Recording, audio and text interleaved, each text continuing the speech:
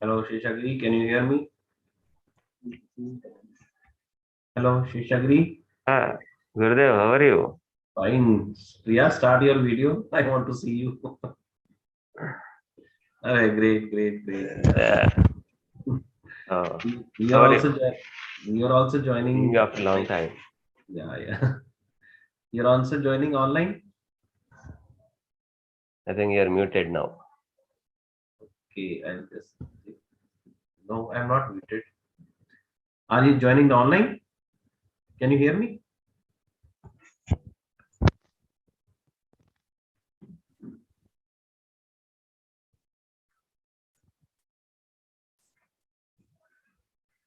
Can you hear me? Yeah, right now. Okay. How are you? Fine. Now smile. After a long time. Yeah, really. Yeah. You are exactly the same. No change. You have become more refined. You're looking like a big doctor now. Good, So nice to see. you are joining online? Yeah, I'm joining online, but this is different, no? This is different platform, I think. Different hall, I think. Hall B. This is hall B. Okay. Hall So B, which... you will Dr. Shishakar is there. I think you and I are in the same hall. Dr. Chaudhary is in some other. We are supposed to be not in the same hall. We are you and I for the panel discussion. Yeah. I think we should change immediately. Otherwise, we will miss that. No, but this is a link which we got. How can we change? Maybe, sir. I think they have sent a different link or wrong link to us. Yeah. So I'll get in touch with him immediately. Yeah. Okay, sir. So you are in like which hall? I'll be on brainstorming. Brainstorming. Okay. So brainstorming is in hall B only. Yeah, but at what time? Is it postponed or preponed, Gurudev? 8 o'clock. Our time was 8 o'clock. In fact, I got a mail, I got a message that join at 7:45 saying that. So I don't know. Sir, Gurudev, which? My talk is at 9:20. That's why. So you came early. Yeah, I came early. So Chalo, good. So that we can meet. yeah. Okay. How are your children, Gurudev? What are you? My elder daughter has passed her NEET exam, Very good.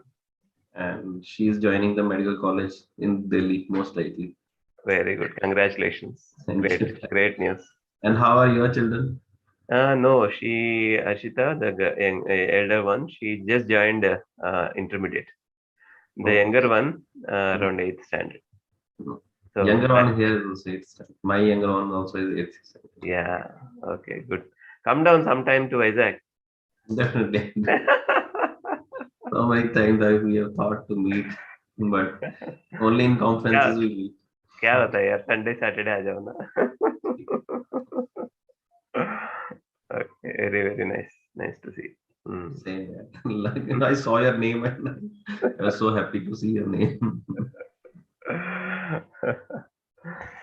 Okay, let's not let's stop talking our personal things on this. No, this is only up to around 8 o'clock we can talk. Then only they'll connect to the general audience. Okay.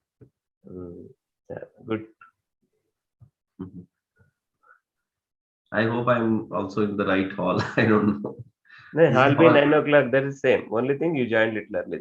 Yeah, I joined earlier, actually. I wanted to like listen to your session also, so that's why. अरे आपको तो सीखने का कुछ नहीं है, आप तो pioneer हो. और नहीं क्या बात कर रहे यार. We daily learn so many new things from each other.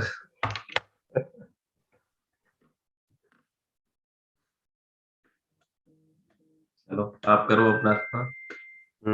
चलो just- follow करो, then I'll follow you. Yeah. Okay. Thank you.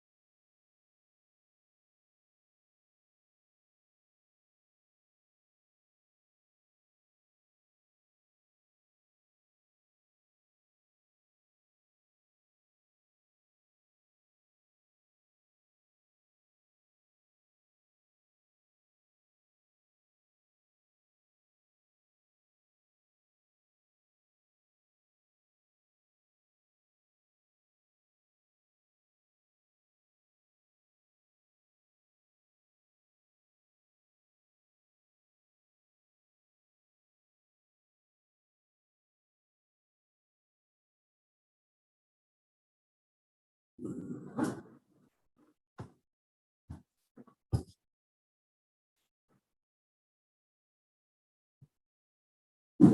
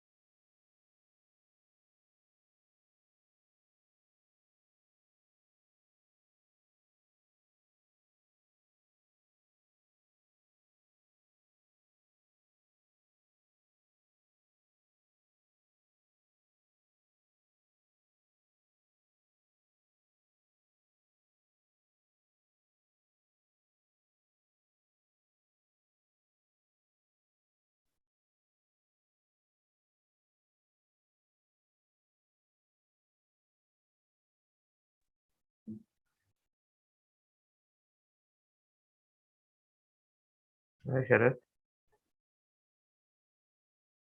Good morning, sir. Hi, good morning.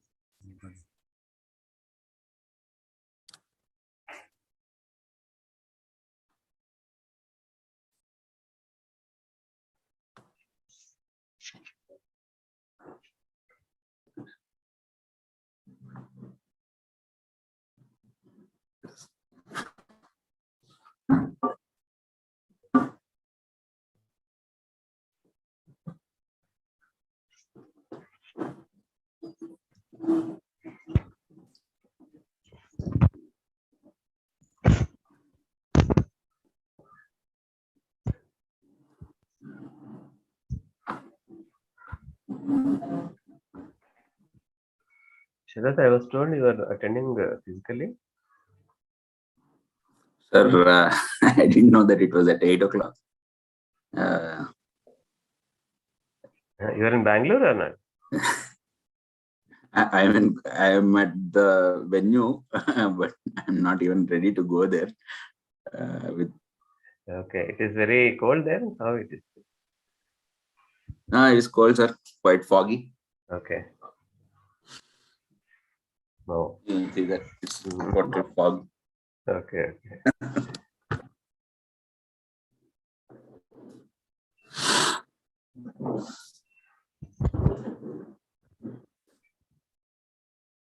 How is conference going on? Okay, sir. I think most of them are attending online. How many attended physically, roughly? Around 400, 450 in between, sir. Good number in this Omicron scare. Yes, sir.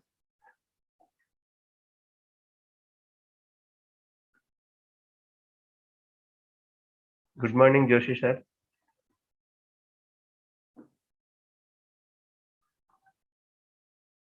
Yeah, good morning.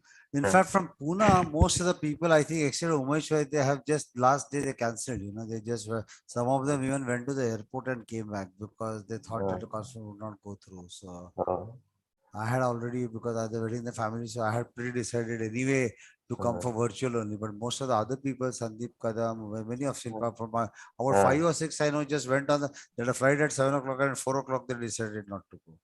Okay. I think there are some restrictions in Bangalore airport, I think. So for us also, Maharashtra, Karnataka, there's a big issue on both the state side. For they are almost like at loggerheads, to trouble both the people as much as possible. Both sides means somebody comes from Karnataka, Maharashtra also retaliates by asking for RT-PCRs and making them. So it's not a very pleasant experience by road or by plane also. Even if you want to go to Goa and if you go via Karnataka, they make you stop and vice versa. It's both ways. It works both ways. Actually, better not to. Yeah, probably. I think the lesson to be learned is still the thing goes away. All conferences should be virtual. I think. Yeah. We should not even attempt to do it because it's so much of this. You plan your days off. You buy your tickets. You book your hotels, and everything just comes. All of these people, my colleagues, they had to just lose their tickets, lose their hotel bookings, everything. They just couldn't do it. Right. So I think it's 8 o'clock, isn't it? Yes, sir. I think it's already 5 minutes late. So I think that doesn't augur well for high technology. Yeah. I thought so. There's no servo control on us, I think. Even they did not share the link till last minute. I was driving. I almost thought that it's not going to be virtual also. I got it 10 minutes back, exactly at 7:40. That is true. They should, all conferences, they are sharing 1 day prior. Once the day is over, after 5 o'clock, you'll get your link. In fact, most of the people have a test, they have a test where you have just to see that your connections are fine because in a conference or offline conference, if somebody cannot connect, it becomes a problem for the moderator. What does he do with that question? He's either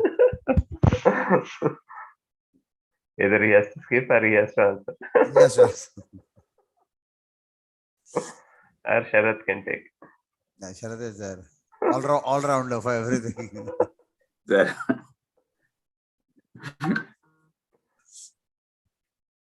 I think that there's been a small change. Mr. Ganesh is unreachable. So Dr. Dinakar has asked me to take over as moderator. Good. So I think we're waiting for one more panelist to come in, Sangamitra. And Dr. Monica, there are people who are attending physically also. So we join them directly. How do you manage? There are some people who are physical. So how do we sync with them? Sir, please go ahead. Sir, there is usually this people who attend virtual, physically they'll sit there, and the screen will be shared so that it is being hybrid. Both can. They also will come on the this line, sir. So we'll be able to see them.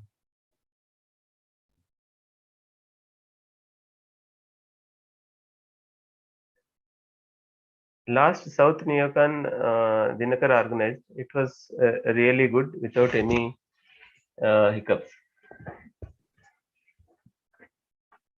Bangalore conference also was very good. I had been there. I think he had the one held on ventilation and things. It was beautiful. It was really very good. But this is very big, na? So many at once, and Hall C, so many things. No, the problems are beyond your control. This Omicron and these things are just, I think it's difficult. It's a difficult thing. The degree of difficulty everywhere is very high.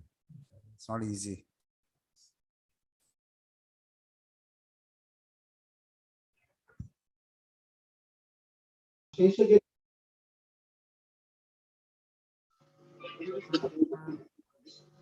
Dr.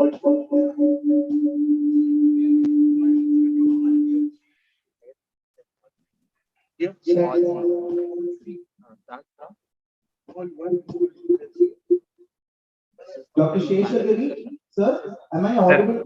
Yes, sir. Very much audible. Good morning, sir. Good morning. Dr. Johnson Joshi, sir, am I audible to you?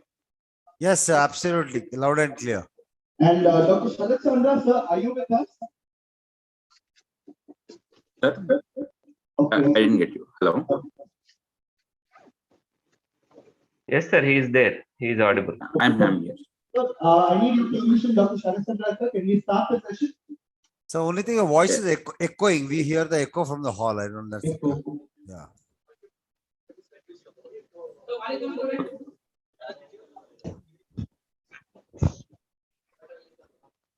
Okay. I think we have two panelists yet to join, but because of the time constraint, we'll be starting off right away. Today we'll be talking about technology and. We don't have Dr. Sanghamitra ma'am with us and Dr. Bindu ma'am with us. Is it okay to go ahead and start the session, sir?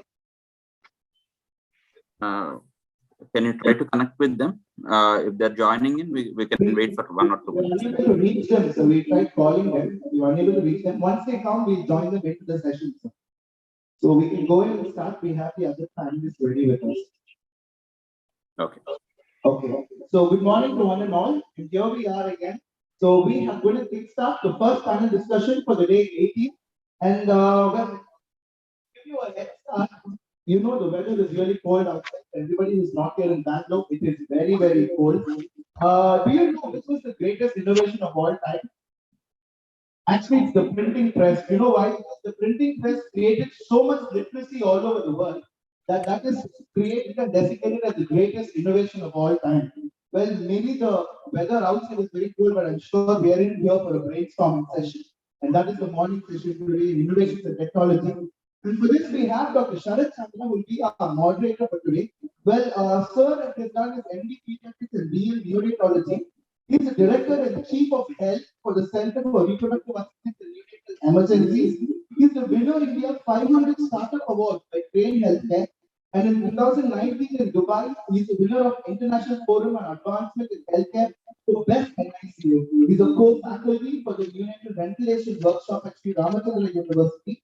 He has a very keen interest in NICU planning, the transport of neonates and peritoneal dialysis of children who are less than 1 kg. Dr. Sharat Chandra, sir, we are so honored to have you with us.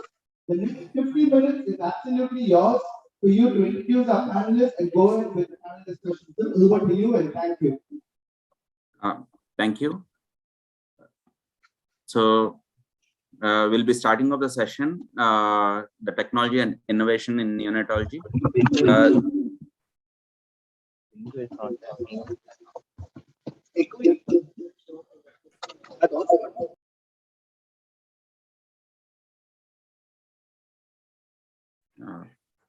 Can I continue? Is it audible? Yes, you are audible, absolutely. To us, at least. I think the main hall, there's a audio issue in the main hall. Yeah.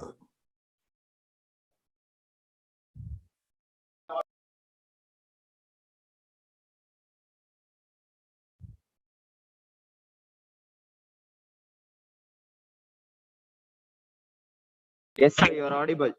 You can continue. Sure. Coming to technology and innovation, NICU is a very nascent branch, and we have lots of areas to innovate, invent, and regrow. So as we look at it, every problem that you see in your ICU gives you an opportunity to innovate over it and overcome it. So as you overcome it, you develop a newer technology to run the show. So let's move on to next slide, please.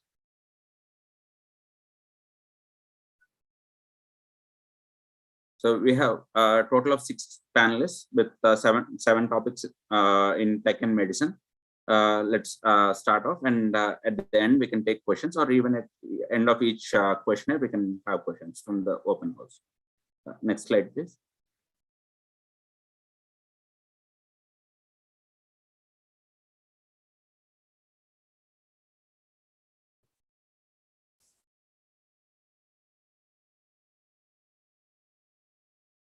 Dr. Sangamitra and Dr. Bindu are currently not available. Dr. Rajan Joshi, sir, welcome. We're eager to learn from you. He's the head of department neonatology and pediatrics from DMH Research Center, and he has successfully completed the postgraduate training program in neonatology and pediatric ICU at Sackler faculty of the Tel Aviv University, Israel, and he underwent training in neonatology at the University of California.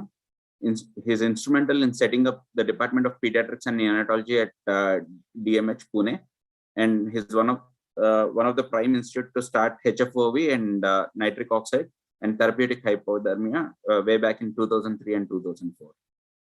Thank you for being here, sir. My pleasure. Dr. Sheshgiri, sir, he is a DM neonatology from PGH Chandigarh. He is the first DM neonatologist from in our state, Andhra Pradesh, and he's currently working as the chief consultant neonatologist and a medical director at Omnia Vizag, and he's the professor of pediatrics at Geetans, Vizag. Dr. Monica Kaushal, she finished her FRC CPCH, a diploma from in neonatology from UK, and a fellowship from Royal College UK, and she's a DM neonatology from AIMS, and she's a master in pediatrics in PGH Chandigarh. She's a consultant neonatologist and head of the at Emirates Hospital, and she heads the Department of Neonatology in Irani Hospital. She has various publications in various national and international journals, and she's the editor of Indian Journal of Child Health, Al-Azhar Medical Journal, and she started fellowship in neonatology in UAE, affiliated to both IAP and NNF. She won the Young Scientist Award at 13th Federation of Asia and Oceanic Perinatal Societies at Malaysia. Thank you for being here, ma'am. Madam is attending physically. I think she's in the hall. I think you already gave my introduction. We can move on to things. So we have clinical challenges. So all these clinical challenges that are faced in level 4 and NICU, and how is it different from level 1 to level 2? We have neurodevelopment and growth deficit challenges, latest advances in resuscitation of babies in NICU, challenges faced by 36-week versus sub-30 weeks, role and importance of screening preterm babies, building efficiency for better outcome, and current and futuristic technologies for reduction of ICU infections. So we are dealing with an age where we have a technology boom, and I think most of these things are still under consideration, and they're being tested to go forward. So this is basically the talk is only to sensitize you about the technologies, and for the PG students to look into these technologies, and probably they can build up their thesis on the newer technology context. Next slide. Okay. Paperless NICU and IOMT. Since Dr. Sangamitra is not there, we're going to answer these on 3 points. Next, please.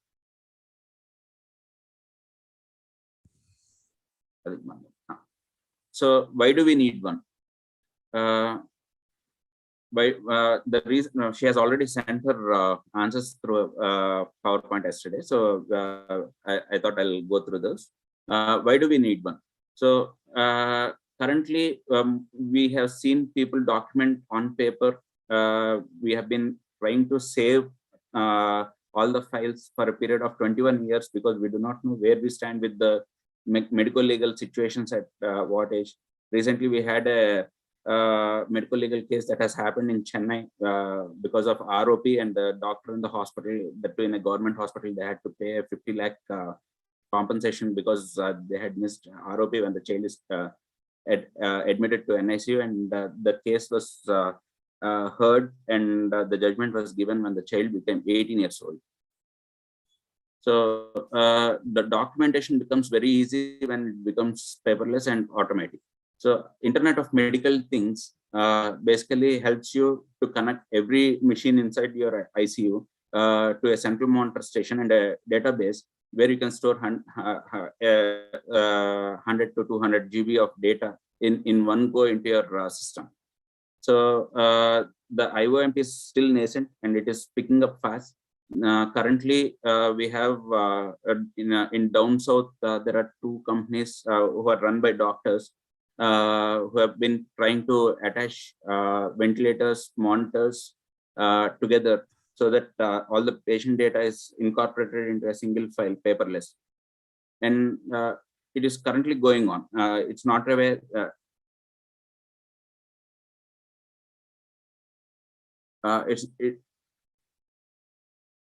Next, is it feasible? Yes, they have been. Can you go back, please?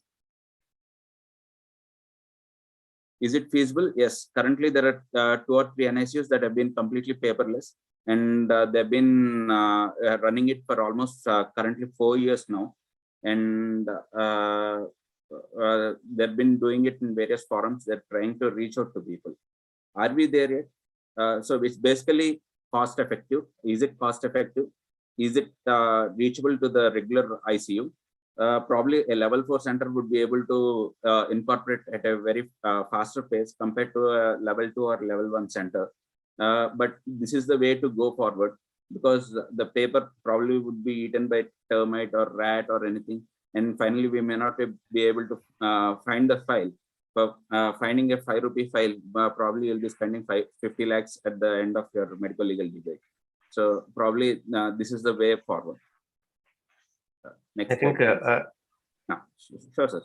I think I fully agree with you, Sharad. The only thing is it needs a motivation to start with, and also training of the people, because whatever the staff nurses and all, they come from a very low training in our setup, basically. Not to talk about the advanced centers in level 3 centers in the peripheries. Basically, they need a lot of training, and with the persistent training, definitely they can learn. And apart from that, it should be user friendly. Whatever we develop the system, it should be user friendly, and unless it is user friendly, probably again the main purpose will not be served. The other thing probably is, again, what you rightly said, long-term issues, like we have to store it for long time, medical legal issues. That is very useful. And the only hitch, I think, still in our system, medical legal system, the signatory, maybe whatever the consent we take, whether it is it has to be on the paper or it has digital signature, is allowed in the court of law. I'm not sure. Maybe you can clarify. We'll hear from the rest of the panelists too, sir. So that, I agree with you, Dr. Sharadhan. I've been privileged to be working on a paperless NICU for the last more than 10 years or so. But and still we are not. Answering your last question, are we there yet? The answer is we still need to get there, because we still find problems, as Dr. Sheshagiri said. The people who are using it, something a nurse is using it, she does not. The data is all there, everything is there, but she does not know where to retrieve it. In the file, she knows, she goes in a chronological order. Secondly, at the end of a discharge, when you're discharging a person, often sometimes the person has to be really knowing that he or she has not missed something, because everything is fine at the end. But ultimately, what matters to the patient is a discharge summary. So we are trying to get into something system that as you keep on writing notes, if you highlight something, they still get into discharge. At the end of it, right now, even our system, because it is a part of a big hospital, and it is just, we are just tailor-made our unit, but it is not an NICU designated system. In discharge papers, still somebody has to remind that, yes, you have to give an ROP appointment, you have to give a BERA appointment, you have to give a appointment for developmental screening. So unless it gets incorporated directly, still it makes it convenient, but the place for human error still remain. I think always, as everybody says, it's not just the machine, but the man behind the machine, which still matters. Madam, would you like to add?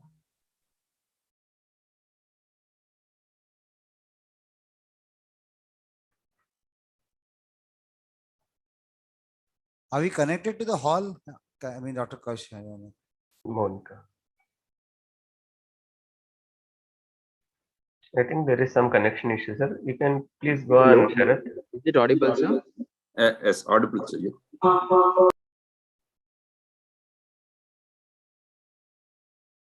Again, we lost it. Yeah.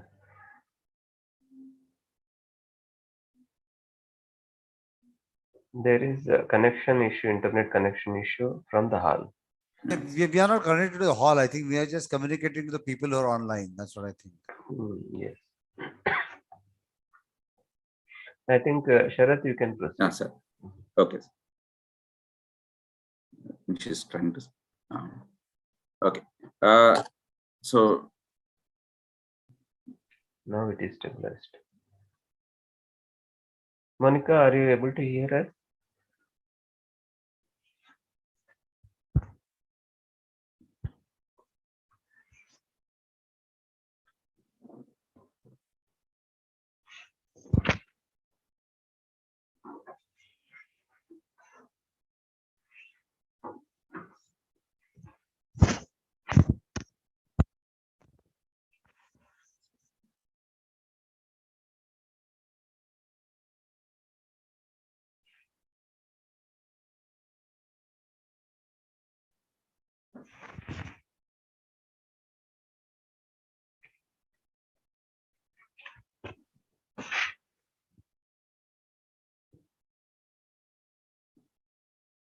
anyone from the hall?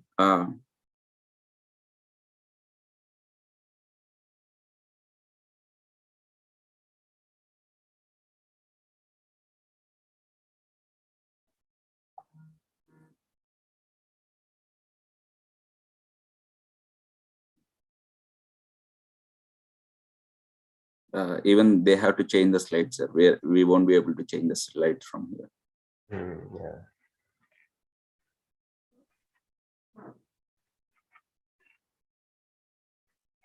I think today, because of weather, the Bangalore internet connectivity, I think it is a bad share.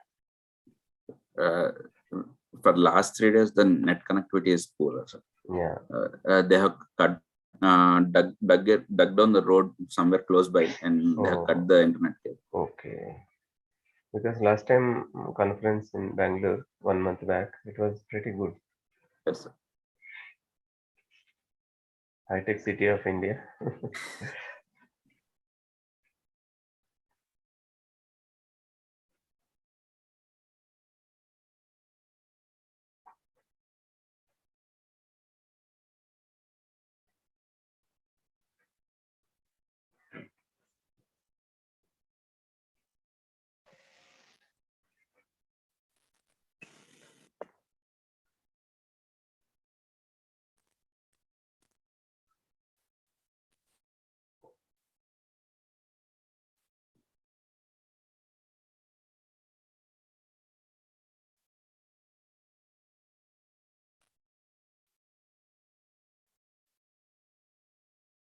Request hall admin to facilitate the further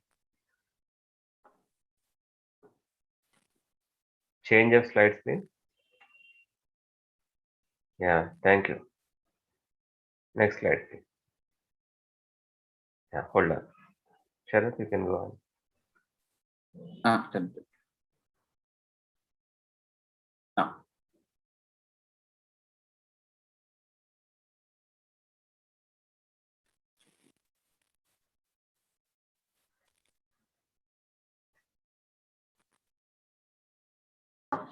So they're able to hear us, but currently no, the audio from the house is not being connected to us. So we'll go ahead with the rest of the slides. Yeah. So smart pumps with drug library. I think Dr. Bindu is also not around. So we have IV smart pumps and with built-in dose error reduction systems, the DERS, and can this reduce the IV medication error? So what do you think? How good are they?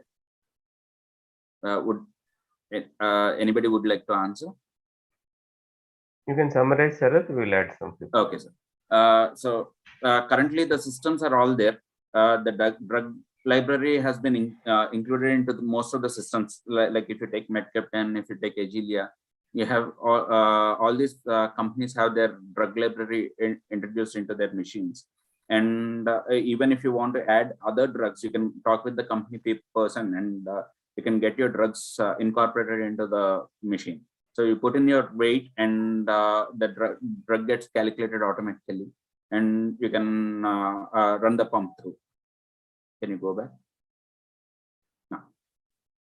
So that's is there a learning curve? Yes, there's a very steep learning curve. Even if you see, we have all these pumps in level 4 ICUs, but hardly even doctors use it. The nurses find it difficult to go there, calculate using the machine, and then sitting down with the machine.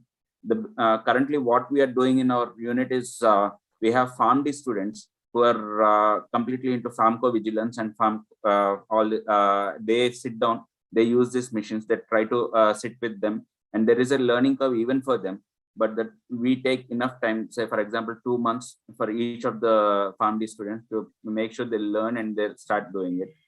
Did we reduce our medical errors? Probably not completely, but it's a continuous QA process that we have been trying to achieve. Currently, we have come down, say for example, in and around 20% from what we have started at. Advantages and disadvantages. Again, advantages are that you don't have to sit down and calculate on paper, especially the younger nurses who have just joined. Probably it will be very tough for them to sit down and calculate pediatric doses through and through. And disadvantages would be the steep learning curve, and acceptance from the unit per se at various levels is something that we need to incorporate and cycle the system through and through till everybody learns. Over to the panel. Actually, I have a question for you, Dr. Sharath. I perfectly understand that this works well, especially it makes them error regarding incompatibility of drugs. But when you are having a big NICU with many patients, is it cost effective? How much does each unit cost? Because I have not used this, and I'm really curious about this. Sir, currently the units are anywhere between 80,000 to 90,000. Okay. So as we go by, probably as more number of units are buying it, probably the cost starts falling. That's okay. That's because your infusion pumps also are not very cheap. So yes. Yeah. I think again this also needs some sort of persistence and training, so that the ultimate goal can be achieved. What he rightly said is learning curve will be very difficult, and we need to train hard, because again people are used to old methods and they continue in spite of whatever new technology is available. We have to force them to make persistence of again we need to continue with our, and first of all we need to train the in charge of the units and the all sisters, major in charge sisters, and then it should be a continuous process of teaching them, and ultimately they will learn and master it, so that once they are comfortable using it, then only any program, anything will be successful.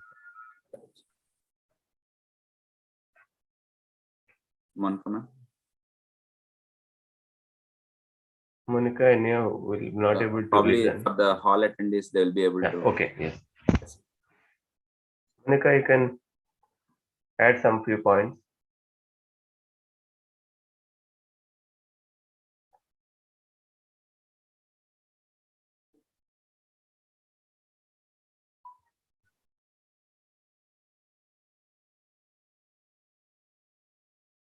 Okay, I think they moved on to the next. Yeah. Okay. Sir, Seshgir sir, question for you. Sensory stimulation of apnea mitigation in neonates. We see that apnea is the most commonest problem, especially less than 30 weeks. So what are the different modalities, and what are the future prospects, and can we decrease our nursing ratio? Thank you, Sharath. And as you rightly said again, apnea is a very common problem, because day in day out we'll be getting this problem with all babies in NICU. And maybe the most important thing is once it is not attended properly by any sister, it results in a very disastrous consequences. And also it adds to, if the baby's length of stay will be extended, and it can add to the expenditure of the, again, already the middle class person, he has to stay more time, more, it adds to the expenditure of that particular patient, so that it adds to the also the length of stay, the more beds will be occupied unnecessarily in the NICU. And apart from that, it results in a chronic intermittent hypoxia, which will in turn have long-term or immediate or long-term consequences. Because of all these things, we have different modalities. Probably the first thing sister will do is sensory stimulation. And right now, because of Apnea, which is available for the last decade, our life made easy, because earlier we used to use the other drugs with very little, because we don't have proper dilutions, we need to dilute it, and with a lot of drug errors. And now it is comfortable, we are using Apnea, and we'll go on to other methods. But the question is pertaining is the sensory stimulation for apnea mitigation. So what are different modalities? Coming to this particular modality, this is a question to answer. There are basically there are mechanosensory stimulation, mechanical sensory stimulation, like manual stimulation, which will flicking of the sole, and the other modalities of sensory stimulation are vibrating or pulsating stimulus given to the baby, and the other one is stochastic resonance stimulation. These are the various sensory modalities of sensory stimulation. Apart from that, olfactory stimulation and acoustic stimulation also mitigates up to some extent the apnea in newborns, apnea prematurity. And for olfactory, keeping the breast milk in the incubator might result in decreased incidence of apnea. And also, apart from breast milk, pleasant odors like vanilla odor, those things also can, up to some extent, there is evidence that up to some extent they decrease the apnea prematurity. And good soothing music also in the enclosed incubator, that also has shown some effect regarding the slight decreases. These are all the various modalities of the sensory stimulation of baby. So which of the things can be utilized more in the NICU? Probably is one thing is a tactile stimulation, which sisters are being trained whenever they pick up the baby with apnea. Immediately they'll stimulate the baby and reposition the baby, administer oxygen. This is the common thing which our sisters will do, and it has some disadvantages, like it might result in fact, because you're handling the baby with in emergency situation, so there is chance of a cross infection is there. And also because you're stimulating, there is some sleep disturbances in the baby will be there, and ultimately these things might result in the long-term growth and development issues. Probably these needs to be studied. Apart from that, there is already sisters are overworked, and sometimes because they might become with alarm fatigue might come in. Sometimes they might miss this apnea. In that situation, there might be some mishaps if they don't pick up that apnea monitor alarm. And apart from that, to have this, whether you can have a continuous stimulation like water bed with or without oscillation. But they have proved that continuous stimulation is not effective, either decreasing the apnea or either even the bradycardia. So it is proved beyond any question that they are not effective. So they are not, and also there are a lot of concerns when you continuously stimulate these babies on water bed, oscillating water bed or vibrating bed. So that the concerns mainly are, again, the baby sleep, maybe the alteration of the sleep cycles and sleep, the other things like they might vomit and GR might be increased, and heart rate abnormalities, sometimes IVH, all those things are concerns. So we can't do it on continuous basis. Then what is the next option? What we can do is a automated closed loop system where apnea can be picked up whenever it is there and give stimulus for the baby. Maybe the most cost effective which is available right now in the market, which costs around 70,000 rupees, is apnea boot. And some studies are there, Indian studies, where it has shown that it is effective up to almost around 70% reduction in the apnea, in 70% reduction of the episodes of apnea. So that in low cost settings we can use this, and it's a cost effective one. And where simple heart rate and respiratory rate is being continuously monitored, whenever there is a detected apnea, then a stimulus will be given either by pulsating stimulus or a vibrating stimulus to the soul, and the baby will be stimulated, apnea will be aborted. And this is a simple thing which you can use. And the other thing is, what are the future prospects? And coming to future prospects, maybe development of these, mainly prediction is important. So development of predictive algorithms, utilizing the artificial intelligence and machine-based learning techniques in the future, maybe accurate prediction before it develops. Prediction might be possible, then a preventive strategy can be developed. Maybe this is the future options which are available for apnea. And can we decrease our nursing ratio? Yes, definitely yes, because they're already overburdened, because a lot of sick babies will be around. So if we have something like a closed loop system where the baby is stimulated before the sister picks up, but it has to be again, alarm should be there. They should also know what is happening to the baby. Ultimately, there is some stimulus has to be given to the baby, either through automated system or through the person who is in charge. So there's a few maybe things you can add, Sharad, some other things which you want to. Hello, sir. Thank you for your insight. I think we'll go with the rest of the panelists. Sir, can you add in? I think Dr. Sheshagiri has done a wonderful job. He has told us everything which we need to, and we also have had experience with the apnea boot.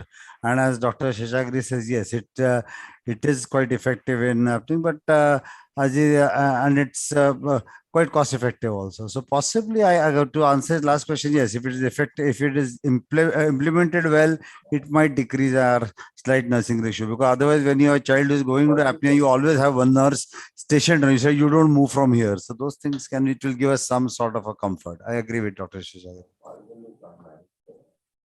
Yes, sir. Can we decrease our nursing? Ma'am?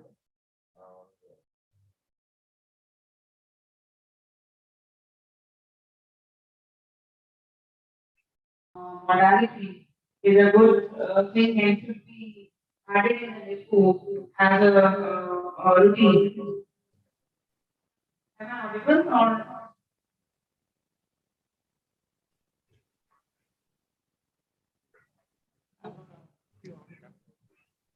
Ravi Chandra, I'm audible or no now?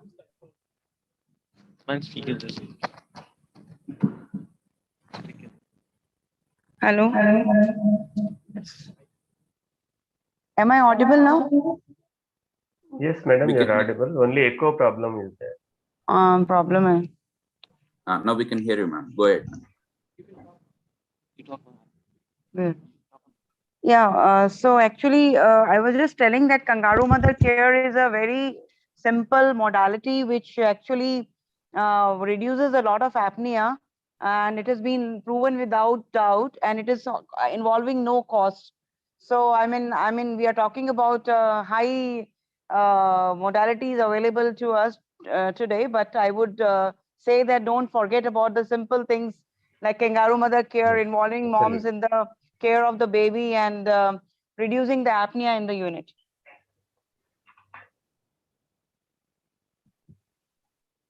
Yes, This madam, will also reduce the nursing stress. Yes, definitely, madam. Definitely, we agree with your suggestion, and it is the best mode of sensory stimulation for the baby. Yeah. Can we move on to the next slide?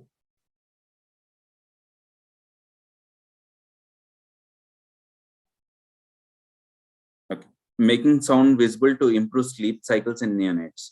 I think Dr. Jagdish is also not available. So what are the modalities, ease of use, and what is the feasibility?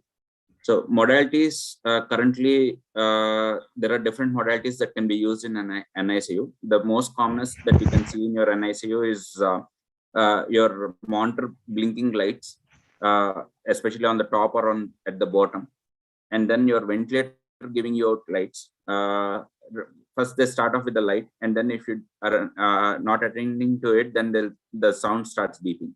So you can also cut down the volume on your monitors, and also train nurses to look at the light indicators.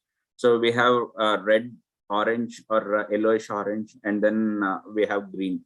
So there are different modalities that can be used. That's the most commonest thing that you'd find in your NICU.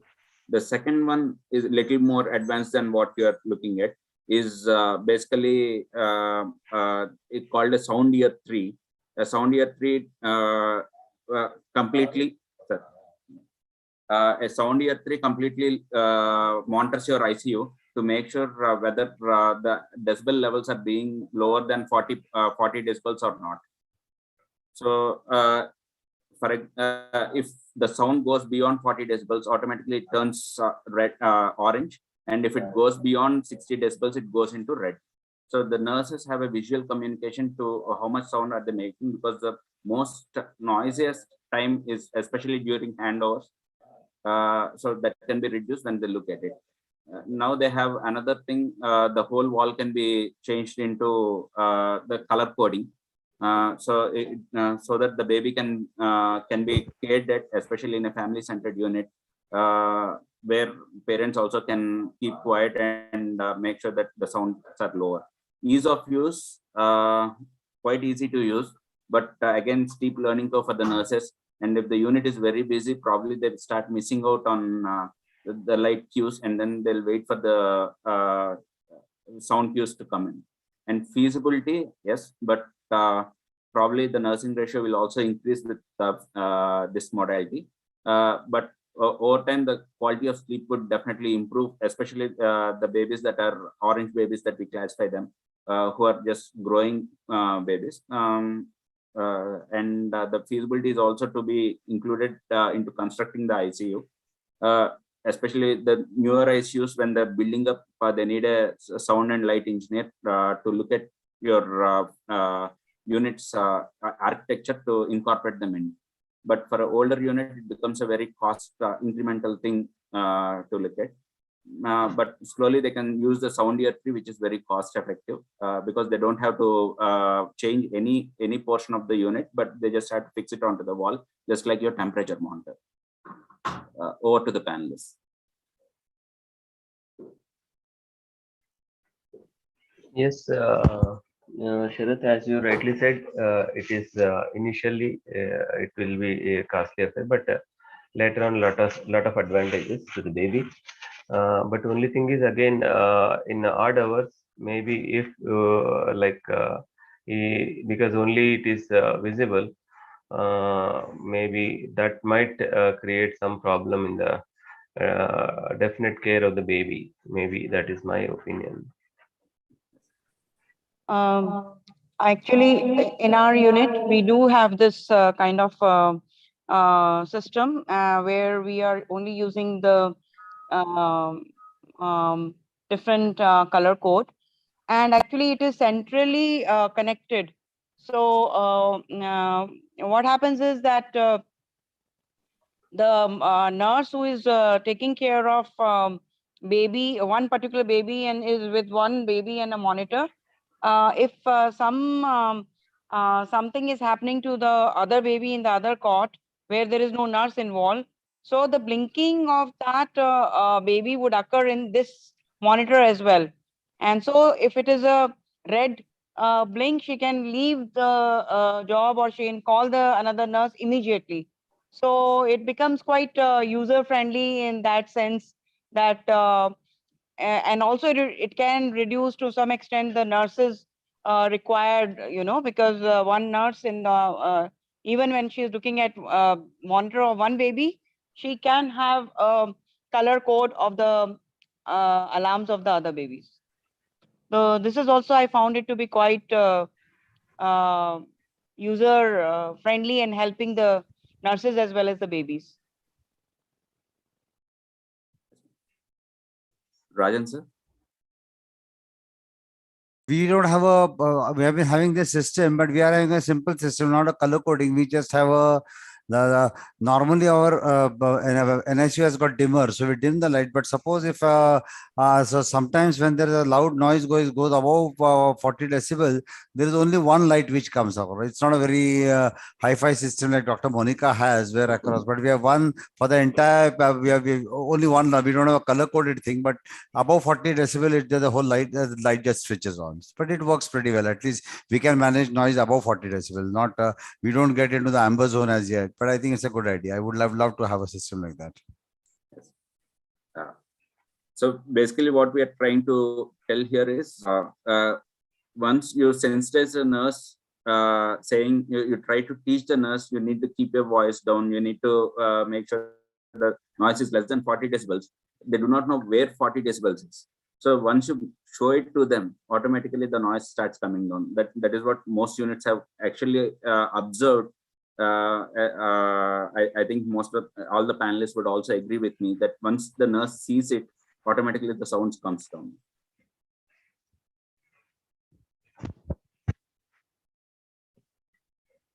Let's move on to the next question.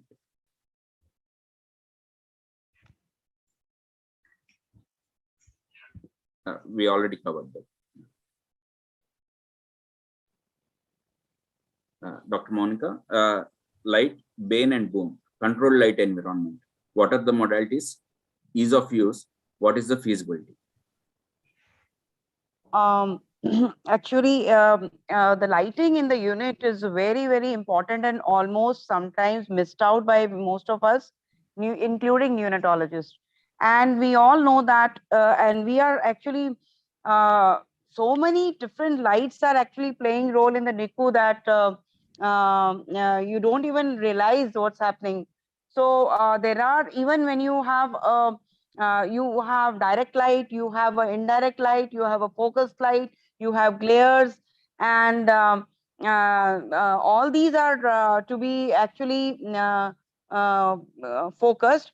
When we say sunlight, and we are all happy about it, but we should know that the direct sunlight also has an effect on the baby's brain and the retina and the visibility. So that should be also curtailed to make it as an indirect light. And also this direct light coming from the sun, when it is going on to the glossy surfaces, like we have, all of us have computers and the monitors inside the NICU, so they will have a reflection on those surfaces and they will produce a glare. And the glare would be, if you have not put a blanket on the baby, the glare would be bad for the baby, and also the glare would be bad for the people who are working in the NICU. So you have to curtail and those things, and you can put a blinds on the windows, but you have to make sure when you put the blinds on the windows, you may actually cause some infections, and you have to be having infection control policies in place to take care of those blinds. And what we have done is we have put the coloring, no, what do you say, that filming on the window, so that it doesn't give a direct sunlight to the baby. The other thing is that when you are doing a procedure, you need a focused light. And when you need a focused light and you put a focused light on the baby, actually it is coming only directly focus on the onto the point where you want to do the procedure.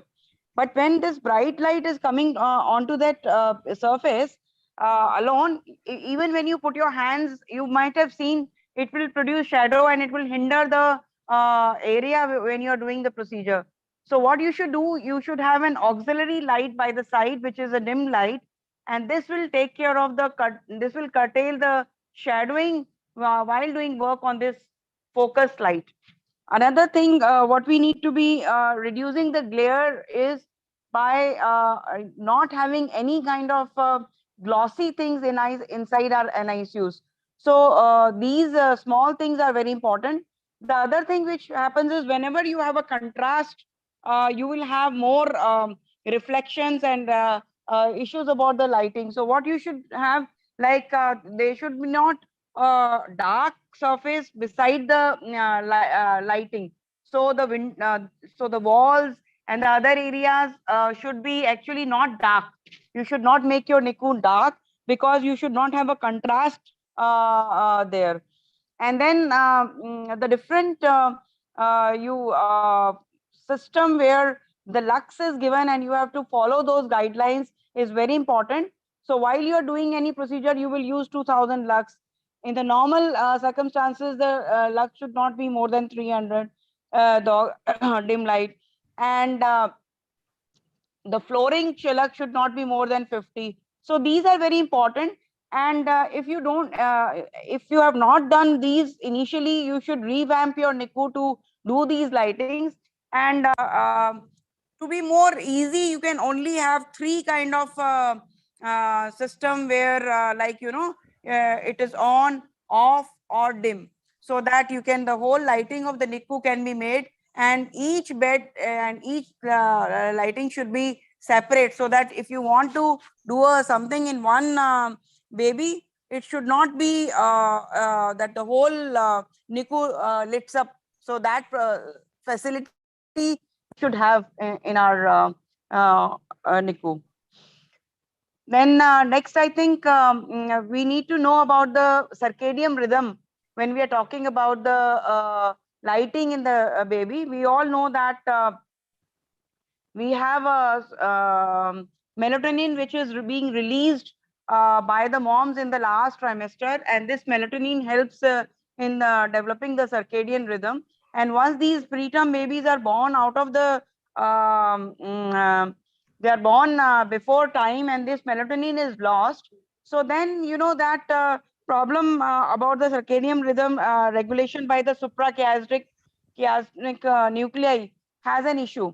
So we have to make sure that we don't lose the circadian rhythm of the baby, because we have seen that when we are giving a circadian rhythm of the baby, that is that we are giving them this is day and this is night, by putting a blanket on the baby during the night, and not putting the blanket on the baby during the day. But because I have seen in the NICU, the nurses are putting the blanket all the time, saying that we don't want to disturb the baby, but that's not how the circadian rhythm is going to work. You should give them 12 hours of day and night, and this will help the baby to be actually developing neurodevelopmentally better. They will be having less fussiness.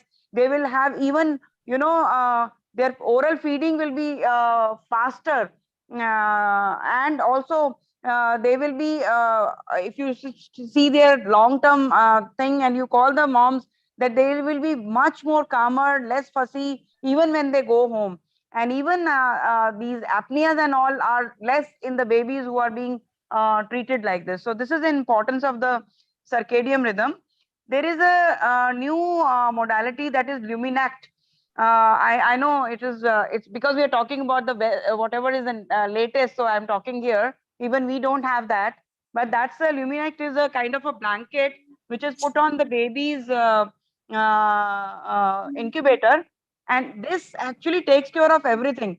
This will take care of the circadian rhythm. It will give night and day by itself. It also, if you need a focus light, it will give a focus light. Even it has a facility of the vein finder, and it has a facility of giving a focus light when you need to do the any kind of a procedure, with the auxiliary light to reduce the shadowing. So this has come up as a, we are innovating new things. I don't know the cost itself, but this is another way to take care of the problems.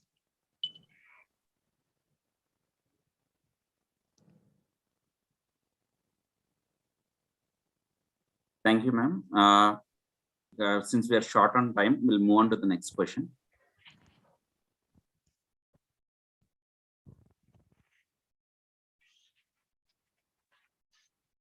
Dr. Rajan Joshi. Yeah. It's about thermoregulation. What are the different modalities and what are the advances, and can we cut costs? Yeah, sure. So here is actually, this is more of my own experience, because see, I have been running an NICU since much earlier than since 1997. So we had you will not believe it, what time it was that time. We started with an NICU which had no air conditioning. And we thought that we had not we could affordability, but that time it was told that AC is bad for the NICU, because we are always talking of keeping babies warm. So why would you want to cool the ACs? And that was the school of thought. Even in the US, they said, no, okay, actually we are forced to have an AC, but it's good if you don't have an AC. Then we realized that that's not true, because you have got good individual warming units. So we've switched to an AC. So I'm just telling you the difficulties which one faces. And especially for the young people who are starting NICUs of their own or in an institute, please don't make the mistakes which I made. So we started with AC with split AC. Then they said, no, but if you're having split AC, then somebody told us that you must have air changes, and you must have air changes, and the air which must come must be filtered. So we got hold of an engineer and we told him that, okay, see, we air changes. He says, yeah, of course I can do air changes. So we read up the books and they said, you must have 6 to 12 air changes, and all those things was done. But this was not, nobody knew how to do it for an NICU. So this machine, it did a air changes. Then we said, we need to filter the air. Then people said, okay, you need HEPA filters. The engineer said, yeah, HEPA filters are available. I'll put in a HEPA filter. So I thought I am having the best NICU in the world with a HEPA filter and everything. But mind you, then this machine started making noise. And just now we heard about how noise can be bad. So the rule of the thumb is that if you start doing a situation like with a split AC, then with a air filter, you are going to have just mix and match, and you are going to add more to the cost and not do good for the baby. So ultimately, when I moved to the new place which I had, which I had the luxury of a new building, and I had the luxury of making my own NICU, there actually, when I sat with the engineer, I learned a lot of things. You can't see technicians and technology. They will give you what you want. So you must know what you want. So there I understood what an air handling unit means. An air handling unit does everything. It controls the temperature of the air which is there. So you want to keep the ambient temperature 24 to 26 degrees, you can do it. So it has a built-in AC, so it's a part of the central AC. There has to be an inlet of the air. You can decide how many air changes you want. You want to know how much air you want to take from outside and how much of the same air you can circulate. That can be done. The exhaust has to be very well placed, because if you place the exhaust near the warmers, you are again going to give cold air to the warmers. So you are again going to make the warmers work more, spend a lot of energy. Then filters have to be inbuilt into the situation, into the system. There has to be less noise, it has to be noiselessly. So now we don't even notice it, but people don't know how much effort went into building that system. And humidity. So the person is going to give you as much humidity as you want, but if you have an air handling which is giving too much humidity of 60%, you're going to have a lot of fungus, you're going to have fungal infection, you're going to have fungus grow. And actually there's times when you see the false ceiling, if you are having, sometimes it starts showing stains. It's the fungus which is growing because of the air handling. So these are things which we have to learn. So this may not be new technology or innovation for an engineer, but for a neonatologist, because we never learned. No, none of our Averies and our Schaefer Avery and ever taught us about this. They just told us that this is what you must need. But when you sit with an engineer, you have to learn. Secondly, we also now have a lot of things that which incubator should I buy, which warmer should I buy. And actually, when you think of Giraffe and Draeger, you say that, yes, why you pay for them? Because they already thought it out for you. But for a young person, he must know what does he want in an incubator. He wants to know that the incubator, other than the other things, it is mainly for thermoregulation. And the heat is lost by 4 methods. Conduction, convection, radiation is the most ways they lose heat. So for conduction, you must have that the mattress which is there should be a heat resistant mattress. They should not lose heat through the mattress which you're using. And nowadays, the modern Giraffe or the Draeger see that you have absolutely good mattresses which do not lose any heat at all. Secondly, why do you need a double-walled incubator? Because there is a hot air circulating between the 2 layers, walls, and therefore you lose less heat by radiation. Convection, there has to be some airflow, otherwise the child cannot be vacuumed. So if you are low velocity in the ventilator, there's going to be less loss by convection. And again, they should also take care of humidity. So these are the ways which you are. So this is the knowledge, technical knowledge, which every neonatologist must know before choosing his equipment. The third thing about advances. Now, the advances, are not really advances, but they are new modalities which we have implemented. And because we require need for transport, you need to intra-hospital transfer. You want to take from the labor room to the NICU, from NICU to the MRI, from the NICU to somewhere else for a 2D echo. If you want to do it not in the bedside, but somewhere you want to move the baby. Now, here where the new innovations are coming, people have talked about what is called as the phase changing materials, that you have a pad like thing, gel like thing, which you preheat it to a certain amount of degrees, and it gives you put on a jacket around the patient, which is called the commercial name is the Embrace one, and that has certain limitations because it can go on only for 4 hours. You would need to recharge it, but it works. We do incorporate in our NSU. It is rather than using a transport trigger ventilator which costs a bomb, we have been successful in doing that. There is another thing which have been used, and actually it's come from Bangalore. It's called a NeoWarm. I have tried it. In fact, I've been on a trial of that, and at least whatever little cases we did was good. It uses exothermic material. The thing is, like, you just open a pack, and the pack is regulated. The chemical material, once it's open, it starts generating heat, and it is regulated, and it does not go beyond a certain degree. So it will keep the baby at 36 degrees, 36.6 degrees, whatever you want. And the good part is it's very cheap, and it can last for 8 hours, does not require recharging. So it is okay for transport from rural areas. Suppose you have a person in a peripheral area and they do not have equipment, and they said, we need to transport, we can't wait for your team. So we keep such packs with them, while transporting. At least something is better than nothing. At least the baby reaches to you not hypothermic and not cold and clammy. So these are the phase changing material and the exothermic material. The exothermic material is cheaper. The phase changing material has the advantage that it can be recharged. Well, if exothermic material, you have to throw it one single use. And can we cut costs? I think I've answered the thing that though air handling unit does look expensive in the initial thing, but if you are going to do it efficiently and wisely, then actually you save money on power, because if you see that you use an air conditioning machine, and if you are the rest of the system does not work, the air is not moving, then ultimately you spend more in the air conditioning. And we are not even here including the cost of infections, sepsis, other Sorry, complications. sir, we have 2 minutes left. Yeah. So I think I'll end there. I would like to have a welcome opinion of my other esteemed panelists on this. Thank you.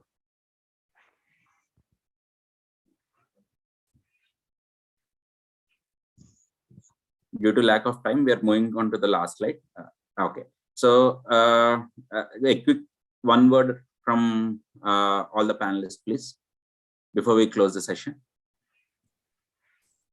Seshgir, sir, I think whatever innovations, they have to be basically our sisters need to be trained with that whatever, so that the purpose will be served. That is, I think, bottom line. Monica, ma'am. I think we should know our NICU, and one by one, we should try to fix the things which are easier to fix, and then go to the higher modalities, so that we have a safe NICU. So we should go towards the safe NICU, and I think from our talk, though it was something which was like high end kind of technologies, but if you see, in the end, even simple things are going to help to begin with, and then we should go ahead and build up further. Rajan, sir. Yeah, I think that I feel that everything which you are doing in NSU at some point of time was an innovation, and now it has become practice. So it is inevitable that what we are talking today is going to become a matter of regular habit daily. So I think we just have to follow it. That's all. Thank you. Thank you for the wonderful session. Thank you all the panelists. Last words. When my staff comes to me with a problem, I tell them, do not come with the problem. Give me a solution to your problem. So I think that should be the way you can trickle innovation into their mind, and always listen to them. Do not close your ears and think that you know everything, because the nurses will give you the most valuable opinions from their side, because they are with them 24/7. Okay, thank you. Thank you so much. Thank you, Dr. Sharath. Thank you, sir. Thank you, sir. Thank you, Monica, ma'am. Thank you. Thank you all. Thank you. Bye.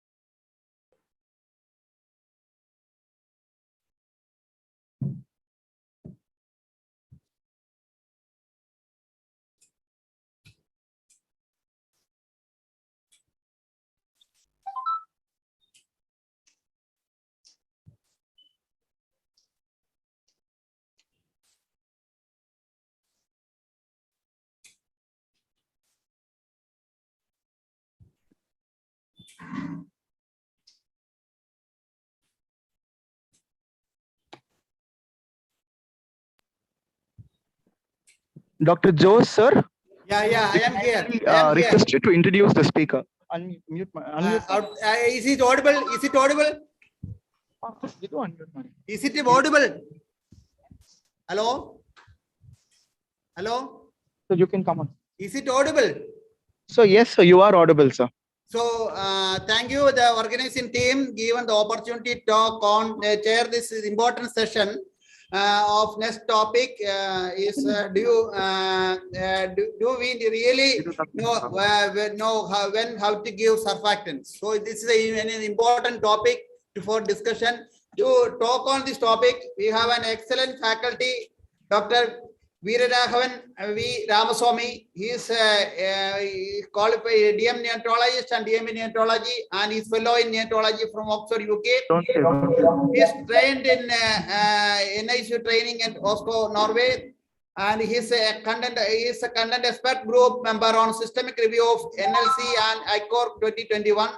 He had a lot of publication, more than 50 publication national international level. He had an excellent faculty in national international level. Presently, he is a consultant neonatalist Angkor Hospital for Women and Children in Hyderabad. Over to the Dr. Veeraraghavan sir to talk on the topic on surfactant. Over to sir.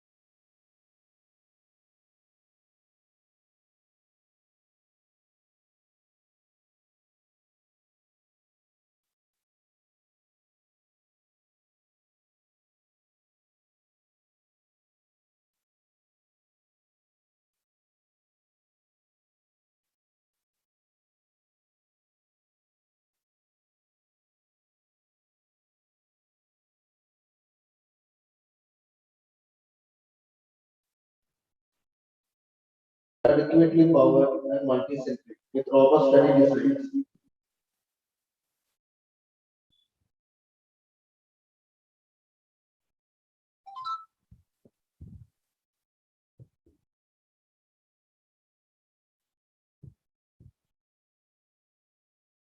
It will be challenging. Within India itself, we have different ways of administering surfactant. Some units, some units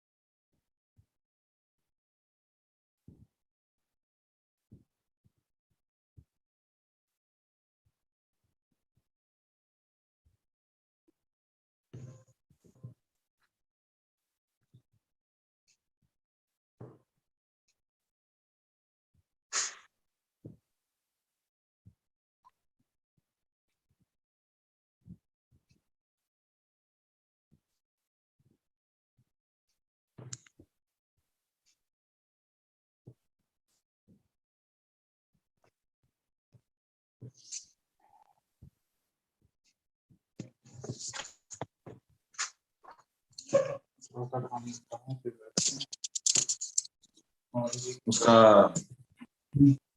मैं कह रहा हूँ उसका कर दिया क्या discharge वो normal है क्यों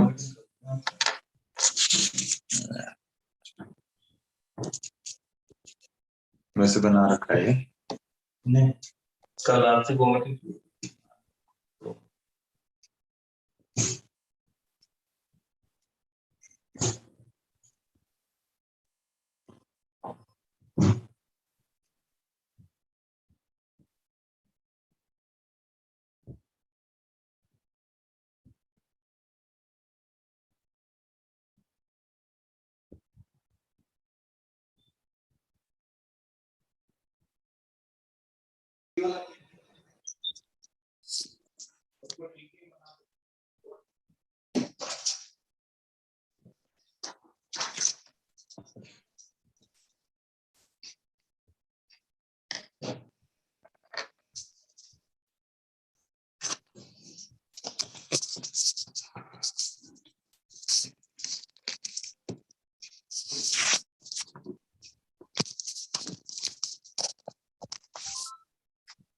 surfactant is around 2 to 3 hours of life in practice.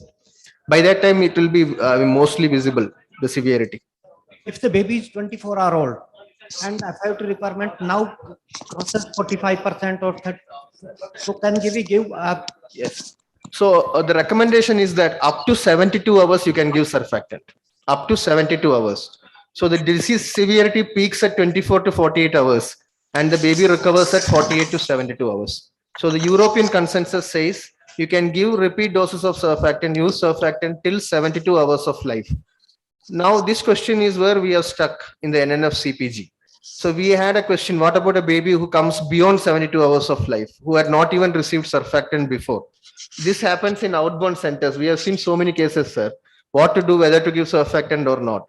And there was no evidence for that. That is something that we usually encounter in peripheries. So we gave a weak recommendation for giving surfactant if the baby had not received prior. But that is where we are stuck now. The question that you asked about the timing, up to 72 hours, yes, we can give. Beyond 72 hours, there is no evidence whether it will work or not, because the body itself will start producing surfactant by that time. Any more questions? It's quite interesting to see that people are interested in this subject.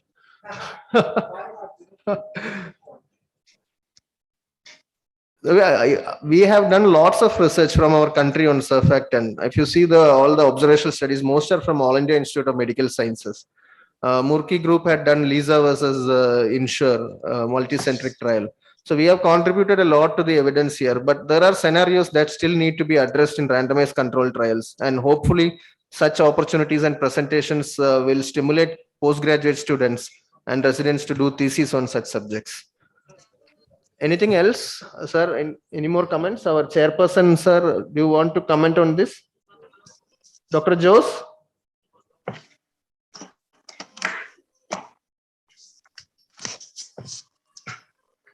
Dr. Jose, would you like to comment on anything? We are going to end the session. So your audio is muted. Yeah. I think I have the audio, video, everything was. I didn't hear anything. Actually, there is a lot of issues in technical issues happen. So I last one word only heard about that surfactant you can have given up to 72 hours. Others, I think this is a very important topic. I think for the neonatologist and even the common general pediatricians concerned, I think we can. Because in view of a total technical issue, I cannot comment on the talk on the thing. So I think we can wind up and proceed to other talks. Thanks, everyone.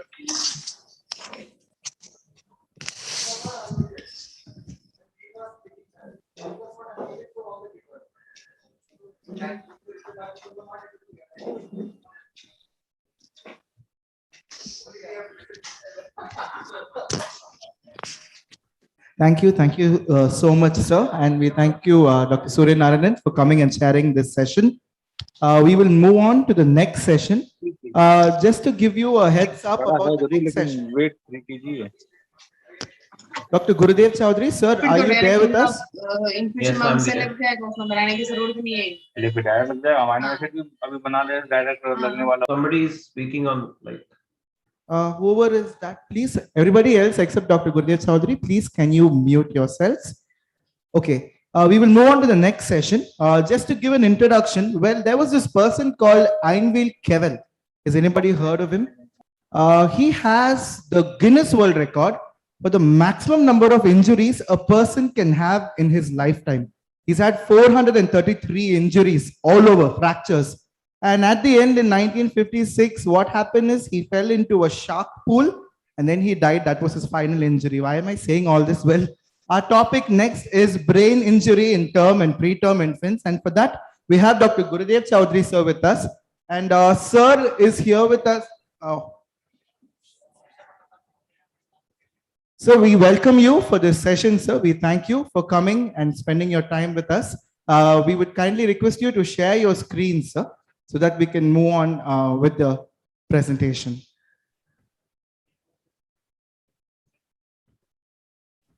Is it visible?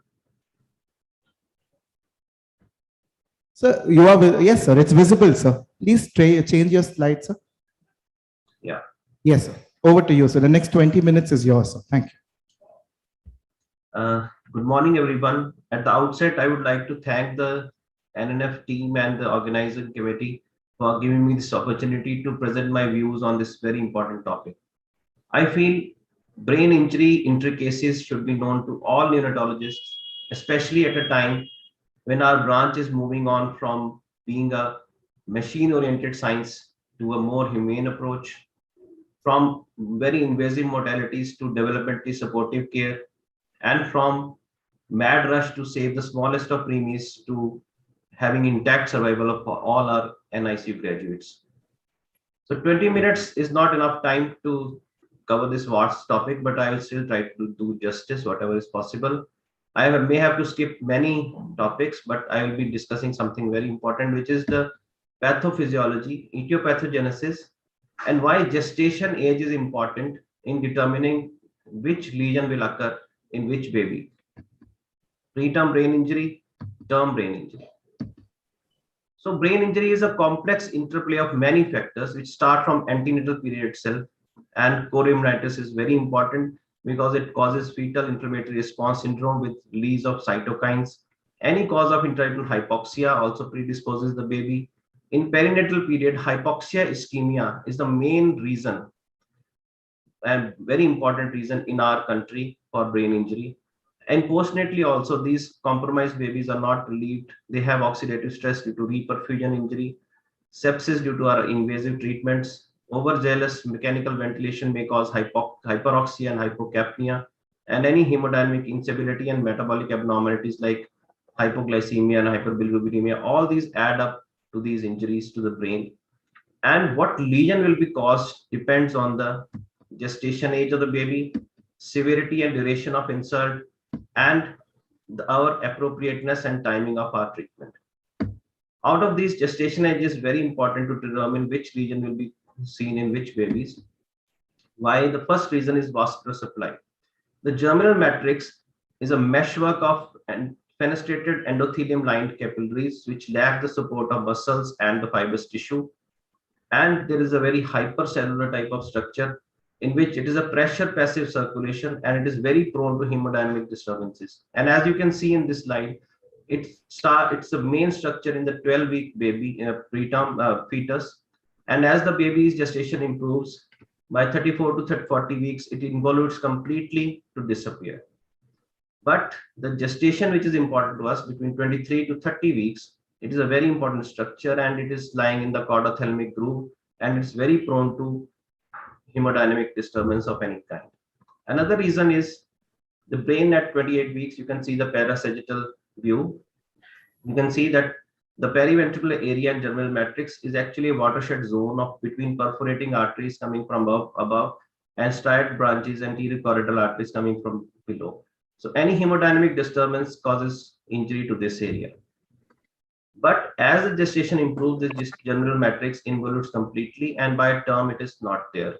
But new vulnerability appears in term babies, which is the parasagittal cortex, which is the watershed area of the term brain between the branches of anterior cerebral artery, posterior and middle cerebral artery. So in case of any hemodynamic disturbance, this is the first area to be involved. Second reason is neuronal proliferation and migration. In this schematic slide of 28-week coronal section, you can see that subventricular zone and ganglionic eminence is the main region from where all the neurons, almost all the neurons of cortex and deep cortical nuclei, they originate, proliferate, and migrate to their respective areas. If the injury takes place at this time, between 23 to 27 weeks, most of the neurons are even the cerebral cortex and even the cortical subcortical nuclei, they also get affected. Myelination is the third reason. This slide shows the cellular sequence of myelin wrapping. At 18 to 28 weeks, we have the precursors of oligodendrocytes, which are in arrested maturation state. Around 30 weeks, they start maturing to immature oligodendrocyte and initiate axon contact. And by more than 30 weeks, they start axon wrapping.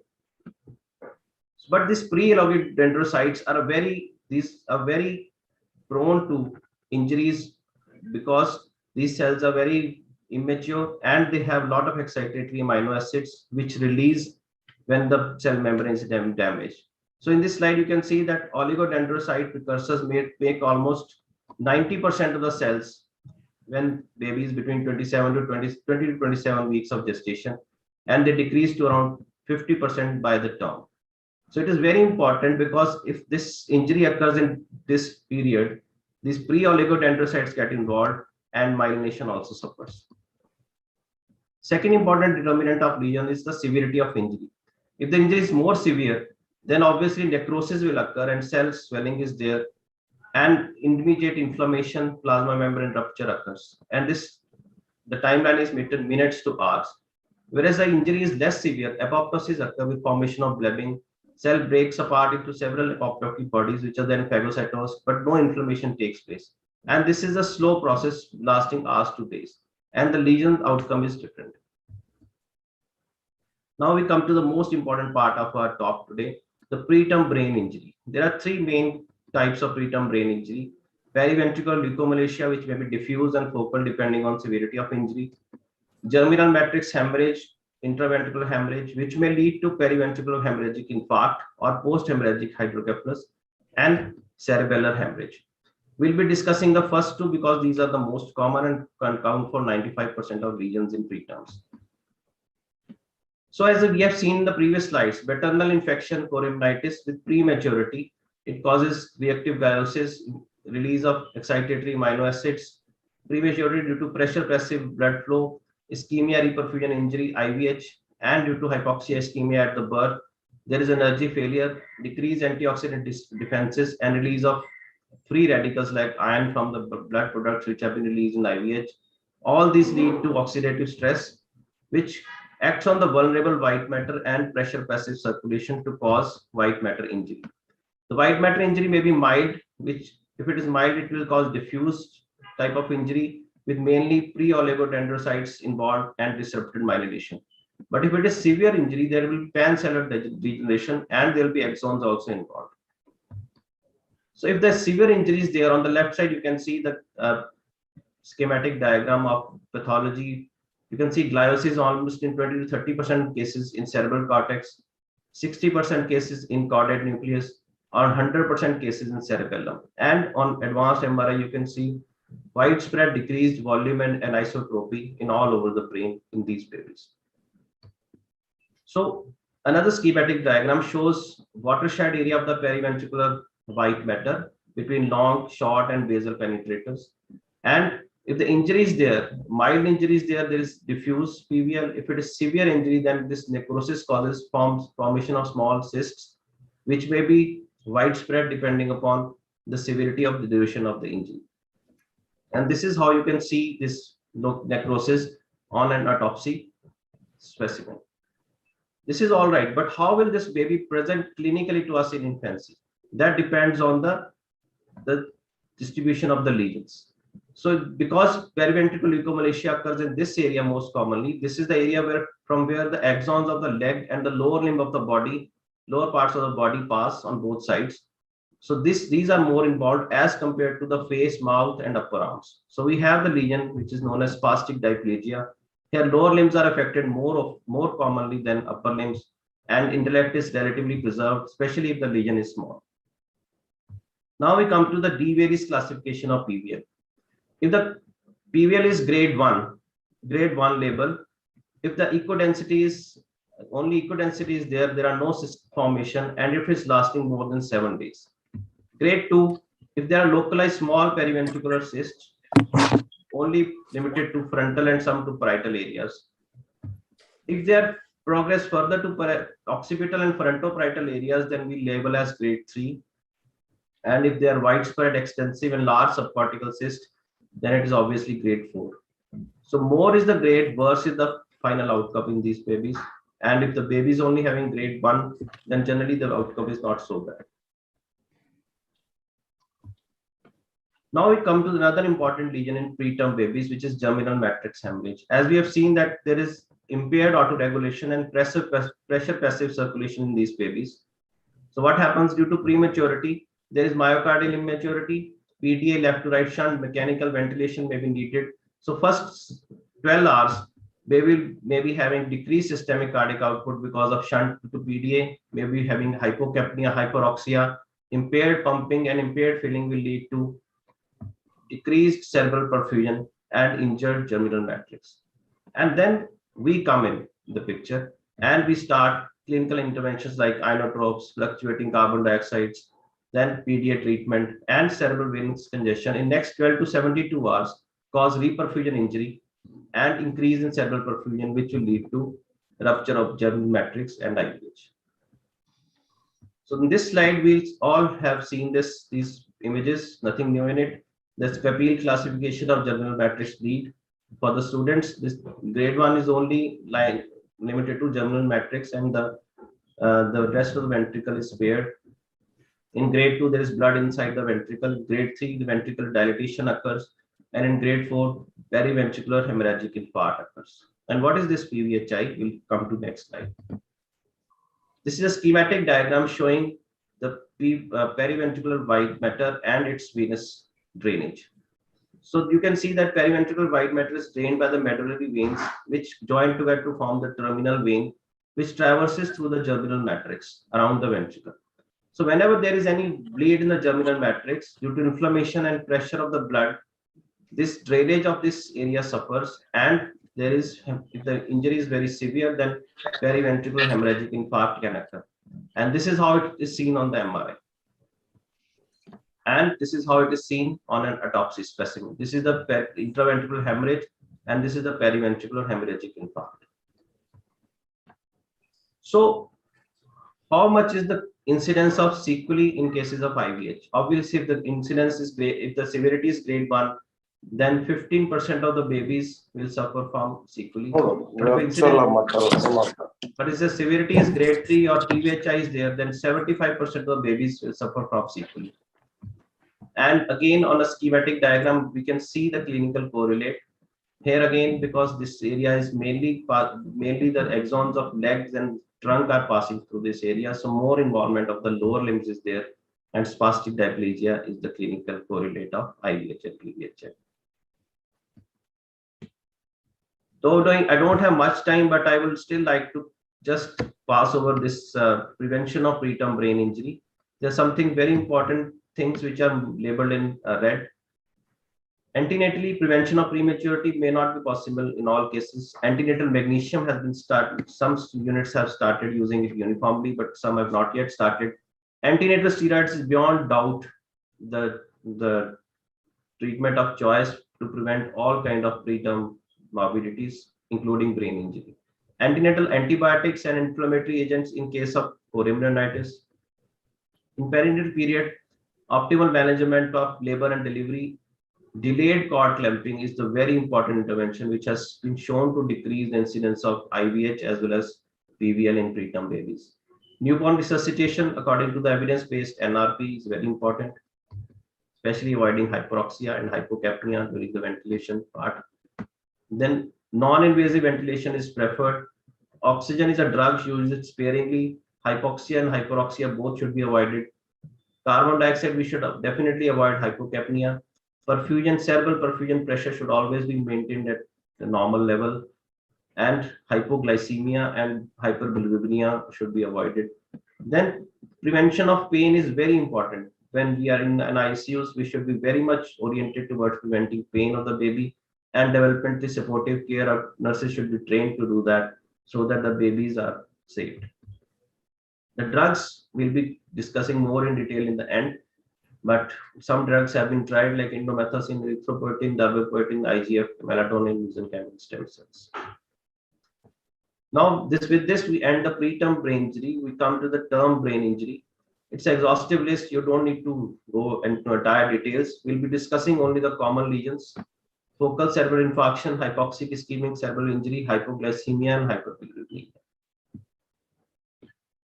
Hypoxic ischemia is a very important reason for brain injury in our country. Even now, daily we come across so many cases. And how this pathophysiology progresses. When there is a hypoxia ischemic injury, there is energy failure. And due to ischemia, there is decreased ATP formation because of anaerobic glycolysis, decreased glucose levels, hypoxia, acidosis, all lead to primary cellular effects, which is mitochondrial failure and cell membrane injury. Then comes the secondary cellular effect, in which there is increase in excitatory amino acid from these damaged cells, an increase in free radicals from the inflammation and the macrophages and neutrophils which come to that area. This all lead to tertiary cellular defects, which is apoptosis, and stem cell also try to regenerate. Sometimes there is direct activation of apoptotic pathway from the primary cellular defects.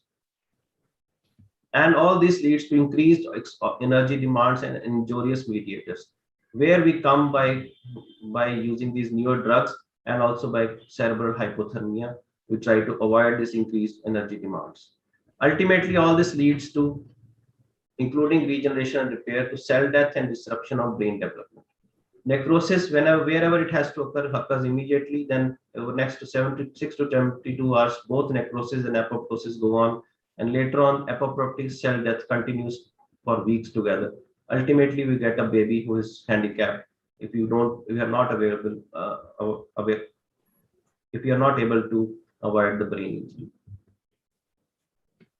Now, these are the lesions which are very common in hypoxic ischemic brain injury: selective neuronal necrosis, parasagittal cerebral injury, and cerebral white matter injury. So, if the injury is very severe, very prolonged, diffuse injury will occur, and spastic quadriparesis, mental retardation will occur. Incidence is lesser because most of the babies die. This is the most common lesion in selective neuronal necrosis, around 40 to 80%, and outcome is choreoathetosis, seizures, cognitive defects, and quadriparesis. Parasagittal brain injury, it is also very common. The cause is ischemia with pressure passive circulation because it is a watershed area. We'll come in the next slide how this happens. And clinical correlate is proximal limb weakness. Cerebral white matter injury is almost similar to preterm babies, but the peculiarity is it occurs in generally chronically hemodynamic compromised babies, except example, those babies who have cyanotic congenital heart disease or have underwent surgery for congenital heart disease. These two lesions are very common: deep nuclei cerebral cortex and parasagittal brain injury. Now we again revisit that slide which you have seen earlier, the watershed area parasagittal cortex. And this schematic diagram, you can see the humanoid projected upon the cerebral cortex, and you can see that the areas which supply the upper limbs and hand, these are lying in the parasagittal area. So definitely when the injury occurs, and this is how it will be seen on autopsy, parasagittal cortex injury. And the clinical correlate is bilateral proximal limb weakness, upper limb more commonly involved as compared to the lower limb. Now we come to another type of term in brain injury, that is perinatal stroke. It is unilateral in 75% of cases and bilateral in 25%.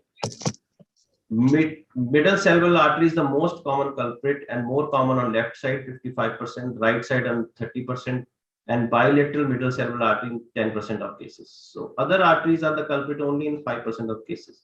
So most commonly seen is left middle cerebral artery infarct or right middle or bilateral middle cerebral artery. And if you put it on schematic diagram, you can see that face, mouth, and upper arm area are more involved as compared to the lower limbs. And clinical correlate is spastic hemiparesis with involvement of upper part of the body more as compared to the lower part. Seizures and cognitive defects are also present along. Now we come to a very important and easily avoidable and very common injury, which is hypoglycemia in brain injury. It is commonly overlooked, especially in near-term babies and preterm babies, especially those babies who are around 2 kg of birth weight, and the gynecologist has not shifted to the nursery thinking that this baby is going to make it by itself. And the baby, especially if it is a small for gestation age baby, they are very prone to hypoglycemia. Hypoglycemia may present in neonatal period with a clinical syndrome like seizures, neurological features, but no seizures and no neurological features. If the seizures have occurred in the neonatal period due to hypoglycemia, chances of baby being abnormal are very high. 50% will have permanent damage, 12% will have transient abnormality, and only 38% will be normal. If there are no neurological features, then almost 80% of babies may escape any type of permanent abnormality, and only 6 will have normality in the follow-up. And commonly the injury which occurs in these babies is occipital cortex is involved mainly, and also the parietal region. And clinical correlate is cortical blindness, West syndrome, cognitive defects, and cerebral palsy. Bilirubin brain toxicity. Bilirubin brain toxicity is increasingly less commonly seen now with improvement in phototherapy and other techniques. And all neonatologists must have seen this kind of baby with kernicterus and opisthotonous posturing, upward gaze abnormality. And on MRI, you can clearly see these lesions in globus pallidus and basal ganglia, bilaterally symmetrical hyperintense basal ganglia. The clinical correlate in these babies are extrapyramidal abnormalities, especially acidosis, gaze abnormalities, especially of upward gaze, auditory hearing loss. Intellect is relatively preserved. In the end, I'll be coming to the neurotherapeutic agents, which are being increasingly used to prevent brain injury, at least in the experimental trials, not yet in the clinical practice. Erythropoietin and darbepoetin. Darbepoetin is an analog of erythropoietin, which is long acting and can be given once in a week. Sir, we need to end the session, sir. Sorry. This is the last slide. So I will be just, this is the last slide I'm presenting. Erythropoietin and darbepoetin, they prevent postnatal term and preterm brain injury. Allopurinol, magnesium, melatonin, topiramate, xenon, all these have been tried and they have their own mechanism of action and clinical trials are going on. But as of now, they are not recommended for routine use. With that, I end my talk. Thanks for your patient hearing. I'll be very happy to take questions now. Any questions from the audience? Or can we move on to the next session, please? Okay. Thank you. Thank you so much, Gurudev, sir. Actually, Dr. Gurudev has done his DM neonatology from PGI Chandigarh. He's a gold medalist at Hyderabad NNF's annual convention. Presently, he's the director of Ankur Kids Hospital in Jalandhar, successfully running the NNF fellowship program there since 2012. Sir, thank you so much for your time and your cooperation, sir. Because of time constraint, we're moving on to the next session. Thank you so much, sir.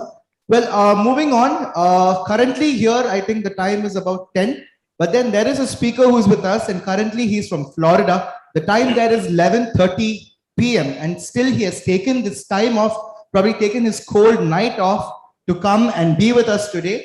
I would like to welcome Dr. Kanikil Suresh Gautam, sir. He's the professor of pediatrics, University of Central Florida College of Medicine.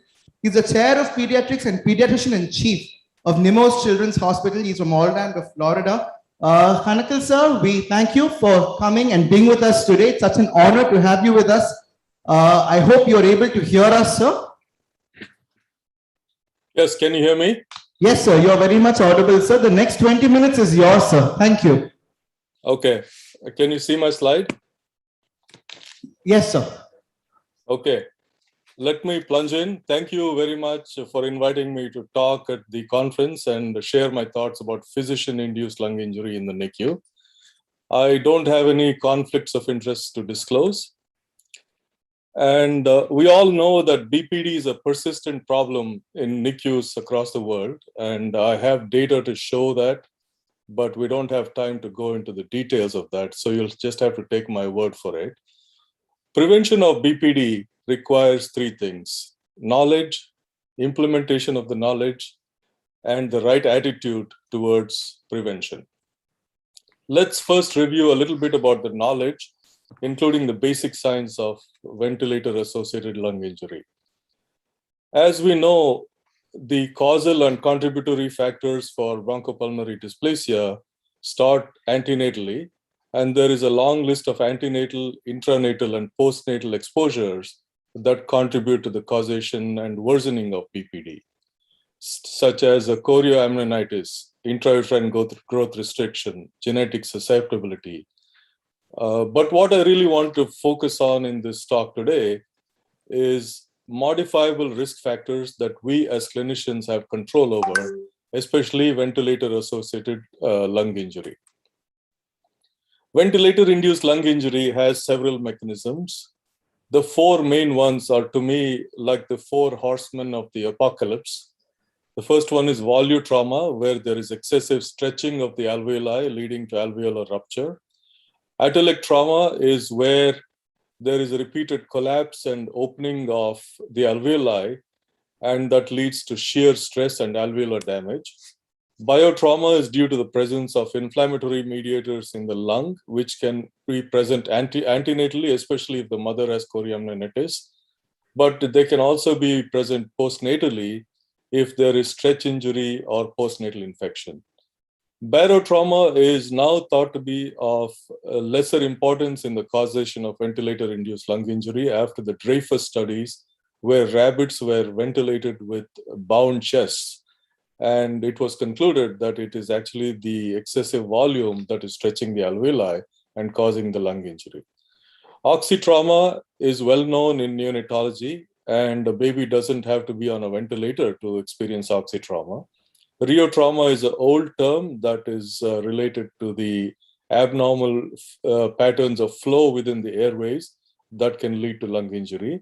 And a new term that is emerging in the adult literature on lung injury is ergotrauma, where the amount of force applied into the lung is being measured quantitatively using a term called mechanical force.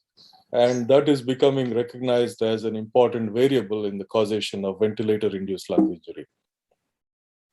Once VILI occurs, there is damage to the epithelium of the respiratory airways, and there is disruption of the alveolar wall, leading to entry of exudate into the alveoli and leakage of inflammatory mediators, both locally within the lung and systemically into the vascular system.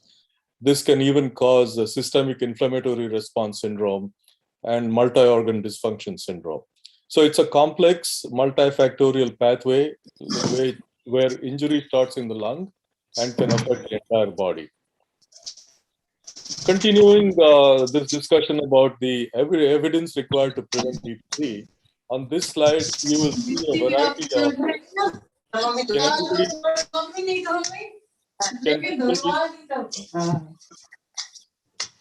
I'm hearing a lot of parallel conversation. Can you silence everybody, please? Thank you. So on this slide, you see a lot of respiratory interventions which have been proved in randomized trials to reduce BPD or a composite outcome of death or CLD. I have shown the relative risk reduction and the absolute risk reduction in the slide, minus the confidence intervals to keep it simple. We don't have time to go into each one of these, but the slides will be available for you to study them later on. There are also a lot of pharmacologic interventions that have been used to prevent BPD, and those are listed on this slide. These are the data from individual patient data meta-analysis published by ASCII et al. In JAMA a few years ago, where they took data from the 3 major studies, SUPPORT, BOOST, and COT, and combined them into one IPD meta-analysis. And you can see that in tiny premature babies, if you choose to maintain a higher oxygen saturation target, you have a lower frequency of death and severe NEC, but a higher frequency of BPD. So it's my suspicion that a lot of NICUs have intentionally started targeting higher oxygen ranges. And as a result, they may be experiencing a continued incidence of BPD because of oxygen exposure. I want to remind you that there are also non-respiratory interventions that can prevent BPD, especially prevention of infection and use of breast milk, and the references are listed on this slide. So that was a little summary about the basic science and the clinical evidence for prevention of BPD. Let's talk a little bit about implementation. And when I say implementation, I'm talking about translation of research into practice, quality improvement, or healthcare delivery science. There have been multiple papers published over the last 2 decades of single center reports or multi-institutional collaborative projects where quality improvement was attempted to prevent BPD. The bottom line is the results were highly variable across different studies. In some studies, there was a decrease in BPD. In others, there was no difference. And in others, there was actually an increase in BPD in the centers that initiated quality improvement to reduce BPD. Simultaneously, in the past decade or so, there have been an increasing number of publications about improving resuscitation and stabilization of babies at birth. And those are called golden hour projects, and they too will have an effect on BPD because lung injury begins in the delivery room or even before birth. So why the variable results across all these different studies? One potential explanation is that the interventions used in these quality improvement studies, known as potentially better practices, were highly variable. On this slide, you see an extensive list of all the interventions tried in the various quality improvement projects. And in each project, a different combination of these was tried in different centers. Some of these are well supported by the evidence, as I showed in the previous slide. Others have very low quality and uncertainty of evidence, or there is absent evidence for their use, yet they were tried in quality improvement projects. So this might be one factor for why quality improvement projects did not systematically reduce BPD across all the studies. The other reason is BPD is not a homogeneous single disease that can be clearly defined and packaged into one entity. It's a heterogeneous type, both in terms of the clinical phenotype, the genetic basis, and the pathology. My friend, Dr. Ambalavanan, who is an expert on BPD, is fond of saying, all normal lungs are similar. Every abnormal lung is abnormal in its own way. And this is a takeoff on the quotation from Tolstoy in Anna Karenina, where he says, all happy families are alike, but every unhappy family is unique in its own way. And Ambal actually says that our current state of knowledge about BPD is similar to the state of knowledge we had about sepsis in the 1930s or leukemias in the 1950s. So there is a lot of research to be done in this area. Ambal and Vivek Lal also wrote a paper in 2015 where they kind of visually depict the various factors and categories of influences on BPD. And they emphasize that center effects, which are about how practice occurs in a certain NICU with how you ventilate, how you use fluids, the kind of nutrition you provide, how you manage the oxygenation. All these things are significant determinants in the causation of BPD, but yet they're poorly studied, and a lot of the national databases that collect data about BPD do not have granular level detail about the practices. So I next want to talk about attitude and belief. All of you have noticed that in the past 20 to 25 years, there has been a difference in how we view nosocomial infections in the NICU. 20 years ago, we used to think that they were inevitable, and we used to spend a lot of time discussing how to treat them. But there has been a shift in how we talk about infections. And now we think about a lot of these infections as preventable.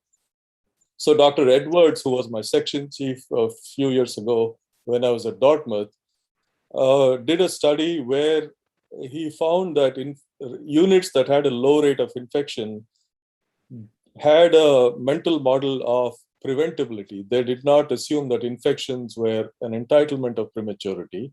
Instead, they took ownership and accountability and felt bad if a baby in the NICU developed an infection.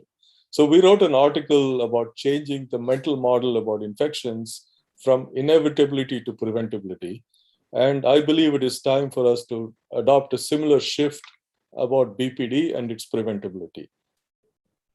So now I want to come to this term called physician-induced lung injury. As I said, I've been focusing on modifiable risk factors for BPD.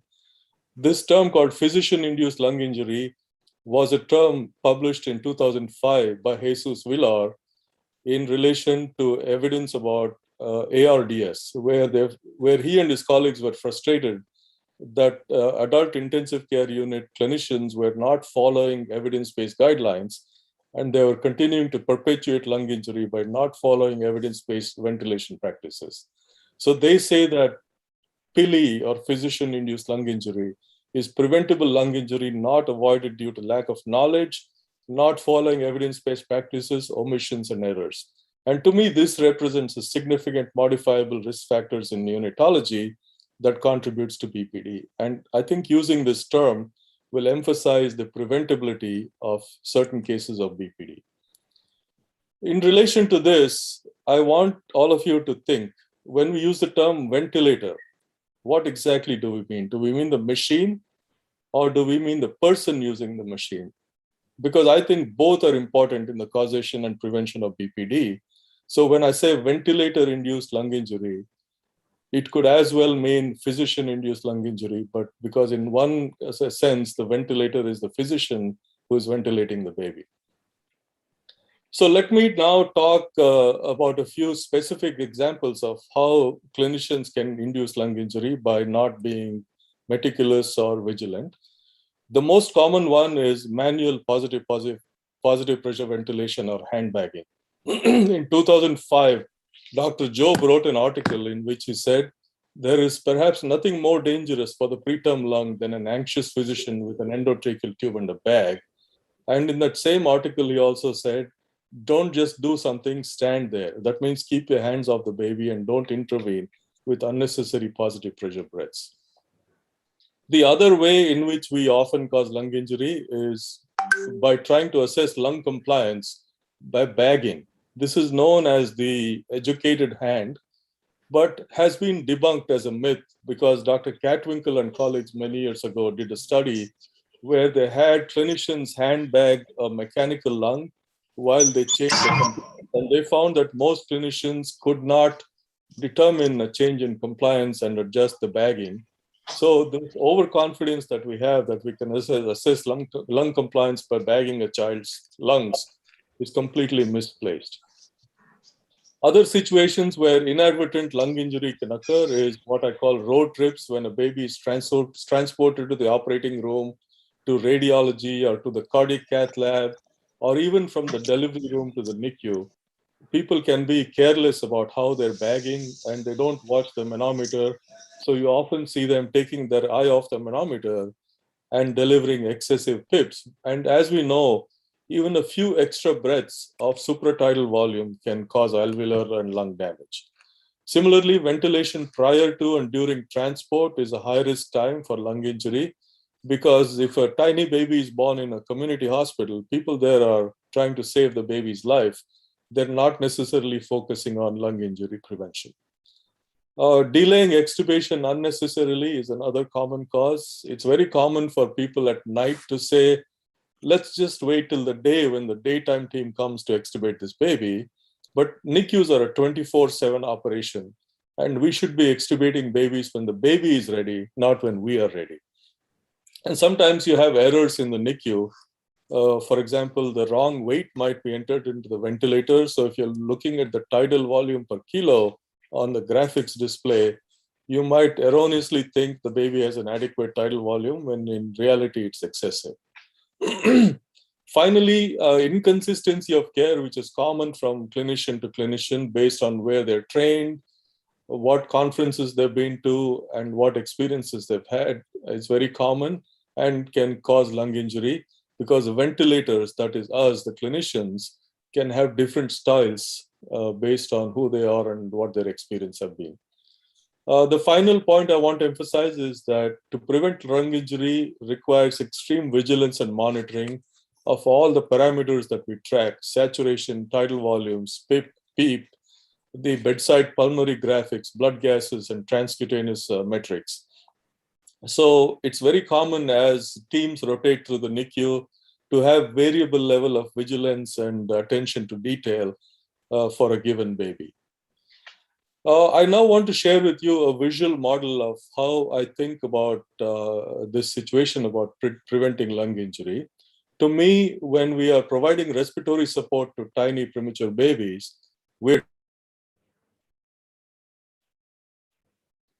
one is lung inflation and ensure adequate gas exchange. The other is to prevent lung injury.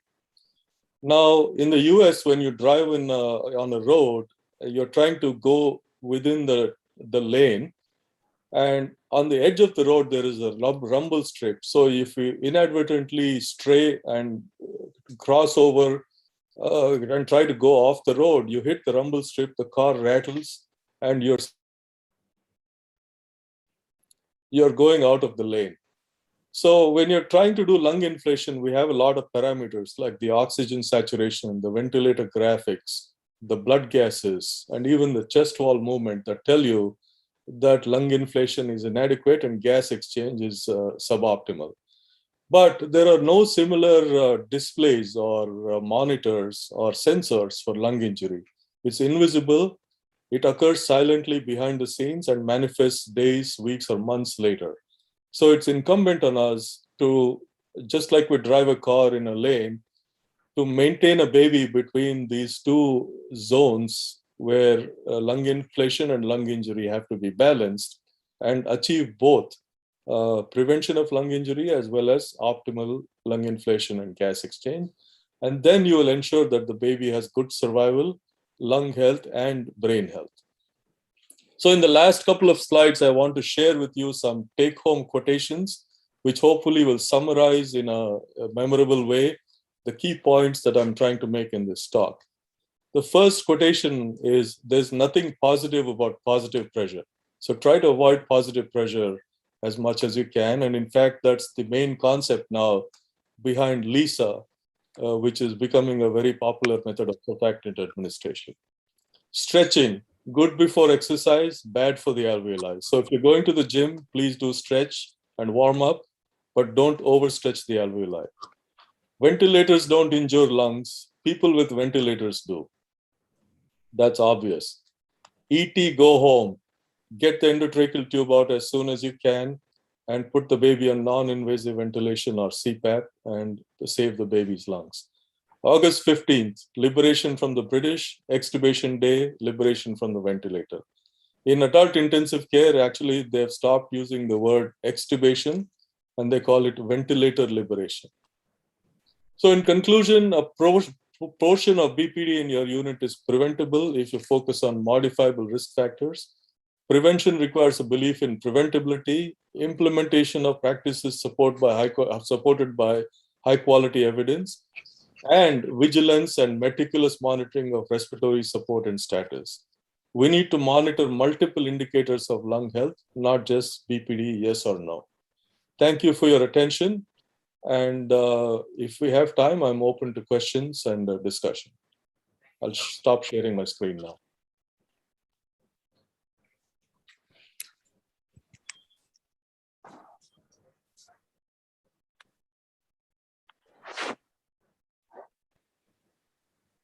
Thank you so much, sir, for your time. It was a wonderful talk. Do we have any questions in the house? We do have time open for questions. So if anybody would like to ask, sir, questions. It's the middle of the night for sir. So you really look fresh for the middle of the night, sir. Just to say. Anybody has any questions, you can ask sir questions. That's the benefit of being a neonatologist. Your day-night cycles are completely blurred. Okay, sir. If at all we do not have any questions, we will end this session. Sir, thank you for your time. Loved your take-home message, sir. We'll practice all those things practically, exercise as well as exercise the lungs. And we will be moving on to the next session that's happening in Hall A. It's the oration program, as well as we have other things happening there up to 12:45 to 1 o'clock. So I kindly request all of you to kindly move to Hall A. If at all you've not had your breakfast, you've not had your coffee, you've not met your friends, you can do so because we still have a little more time left to begin in Hall A. Thank you, Dr. Gautam Suresh. Yeah. Thank you, everybody.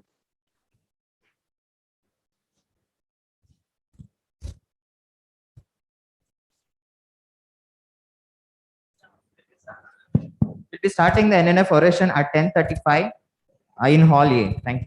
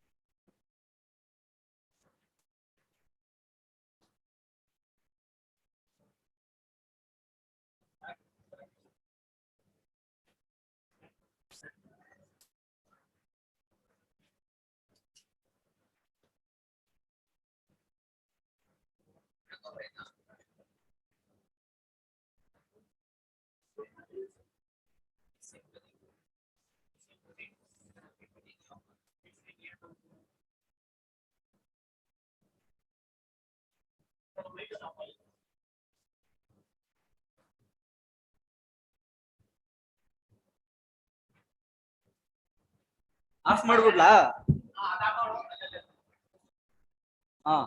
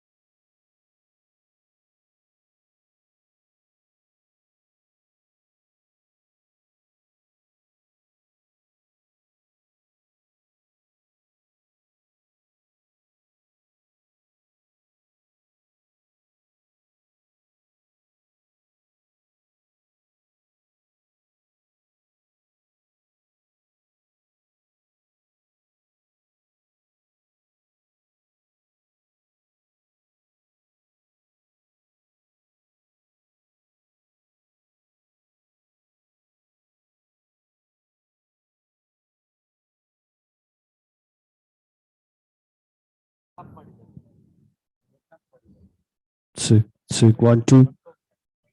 Check, 1, 2. Check, hello, check.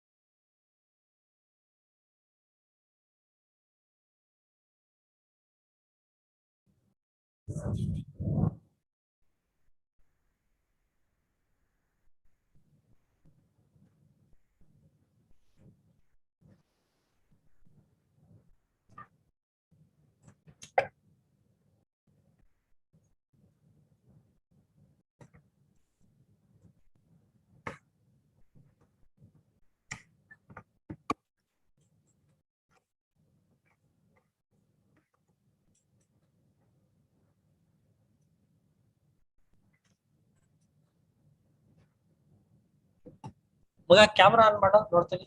ಒಂದು 5 ನಿಮಿಷ camera on ಮಾಡೋ, change ಮಾಡಿದ್ದೀನಿ ನೋಡೋಣ.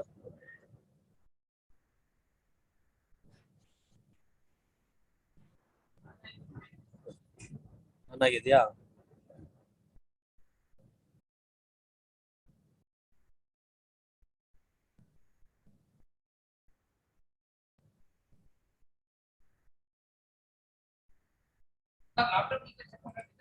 ಹಾ, ಮಾಡ್ತಾ ಇದ್ದೀನಿ. ಅದೇ ಮಾಡ್ತಾ ಇದ್ದೀನಿ.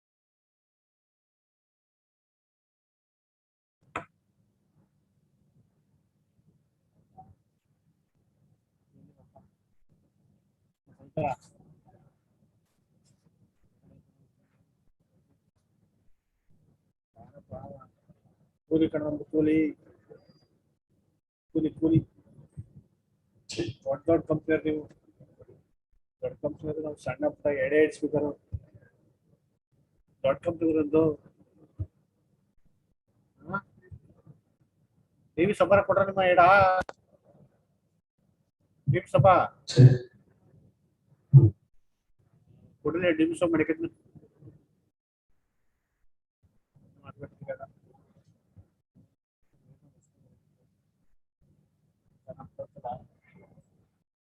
ಏನಾಗ್ತಾರದು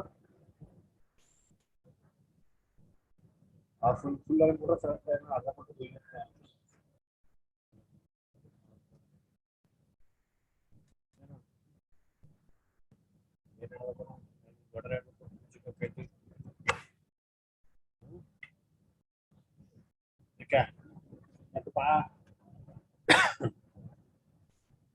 ರಾಜವುಲಿಗಳು ಇರ್ಬೇಕಂದ್ರ ಕೋಳಿ ಕೊಕ್ಕಗಳ ಏನಿಲ್ಲ ಕೇಳ್ತೀವಿ ಅಷ್ಟೇ ಇದೆಲ್ಲ ರಾಜವುಲಿಗಳು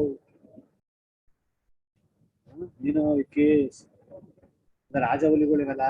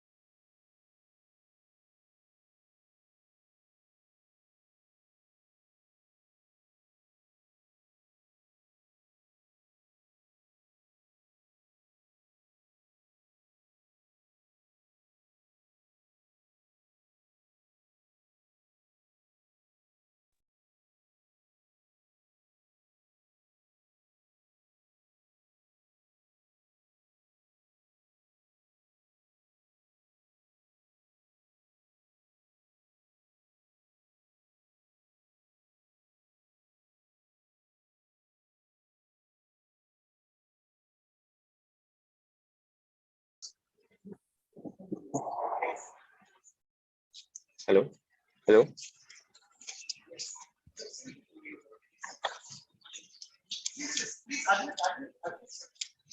Hello. Hello.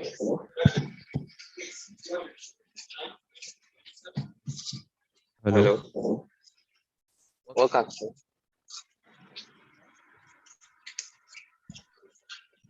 Okay, I'm going to start.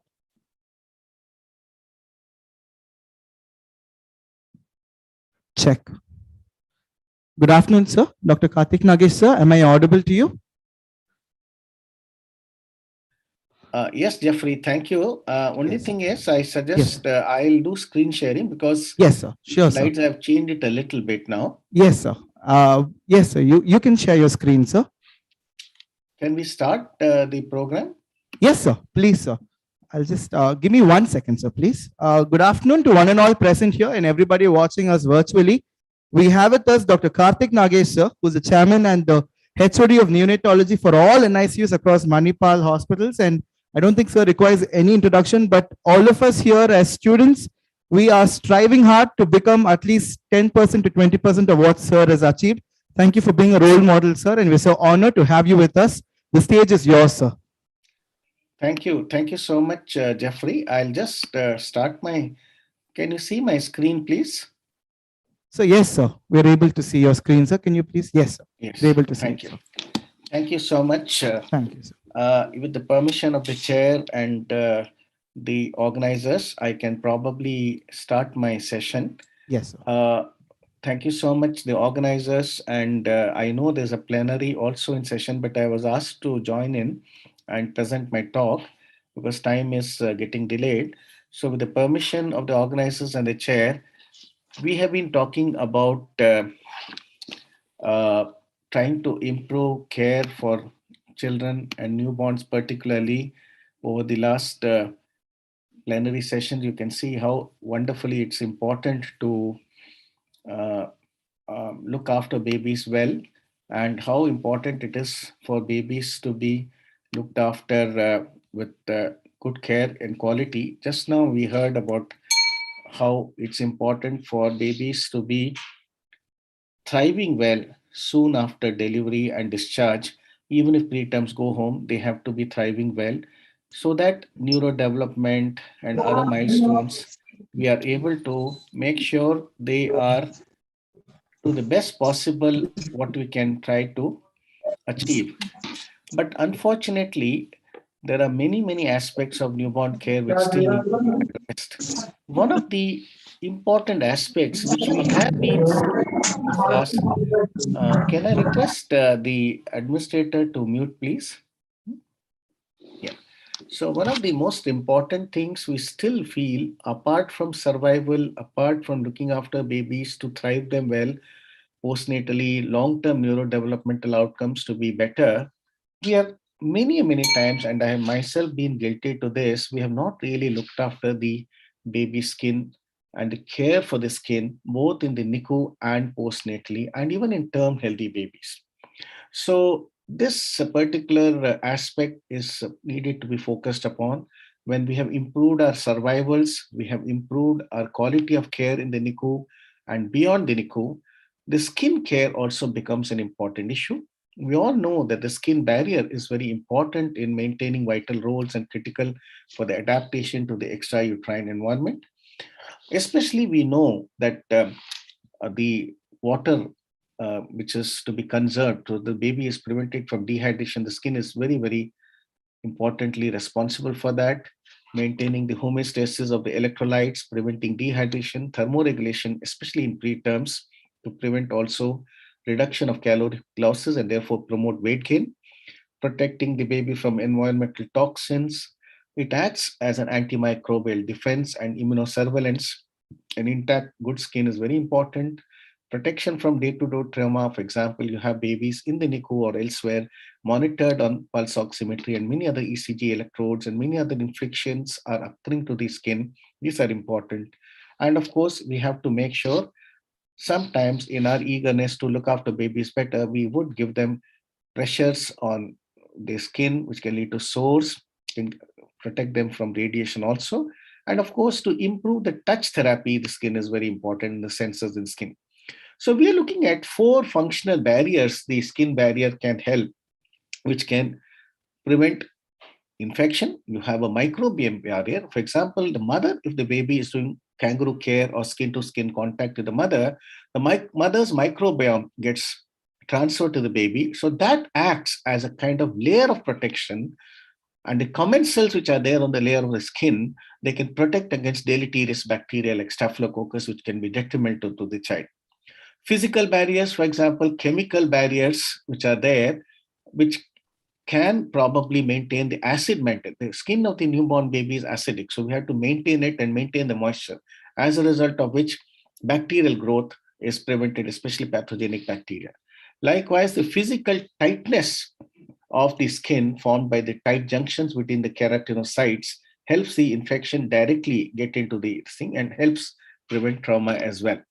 And also the skin is responsible for formation of cytokines and other inflammatory mediators which help fight infection.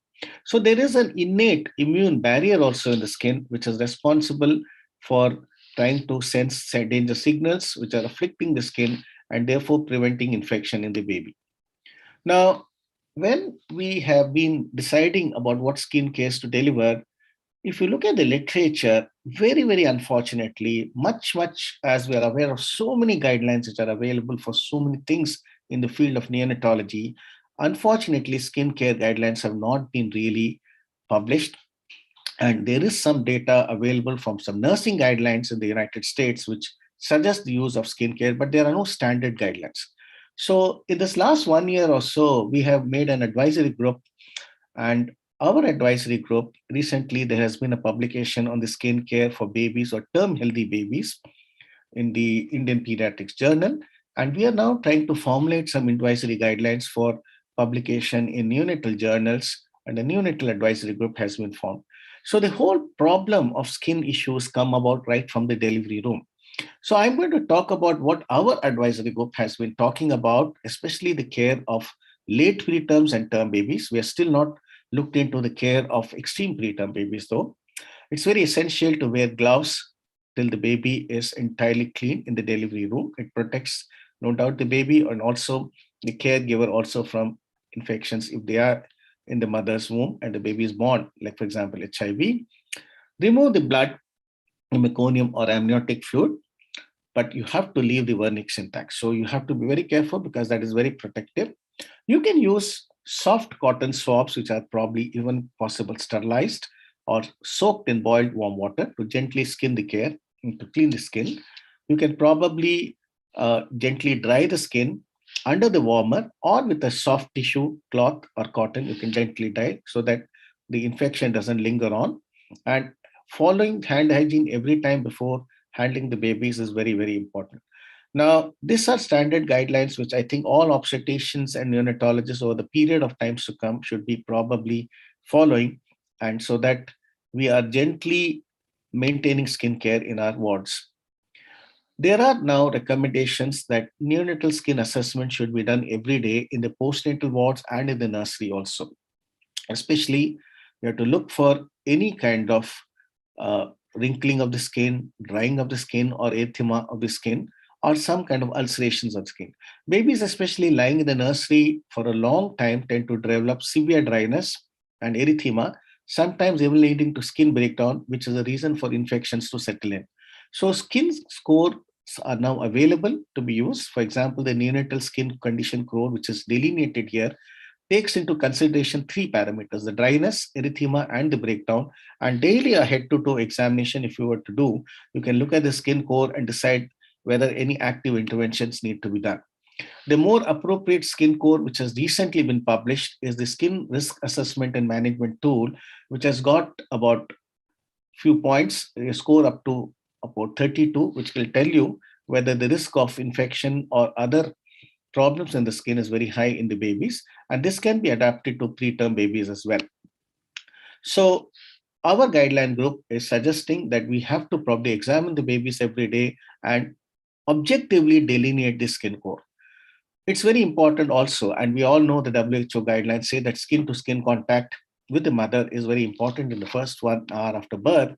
even in preterm babies, as Professor Sashivani was also making a remark, that will probably calm the baby down and the mother as well, improves the physiological vital functions of the baby, and breastfeeding is also probably supported better by early skin to skin contact. So this is going to be definitely a recommendation.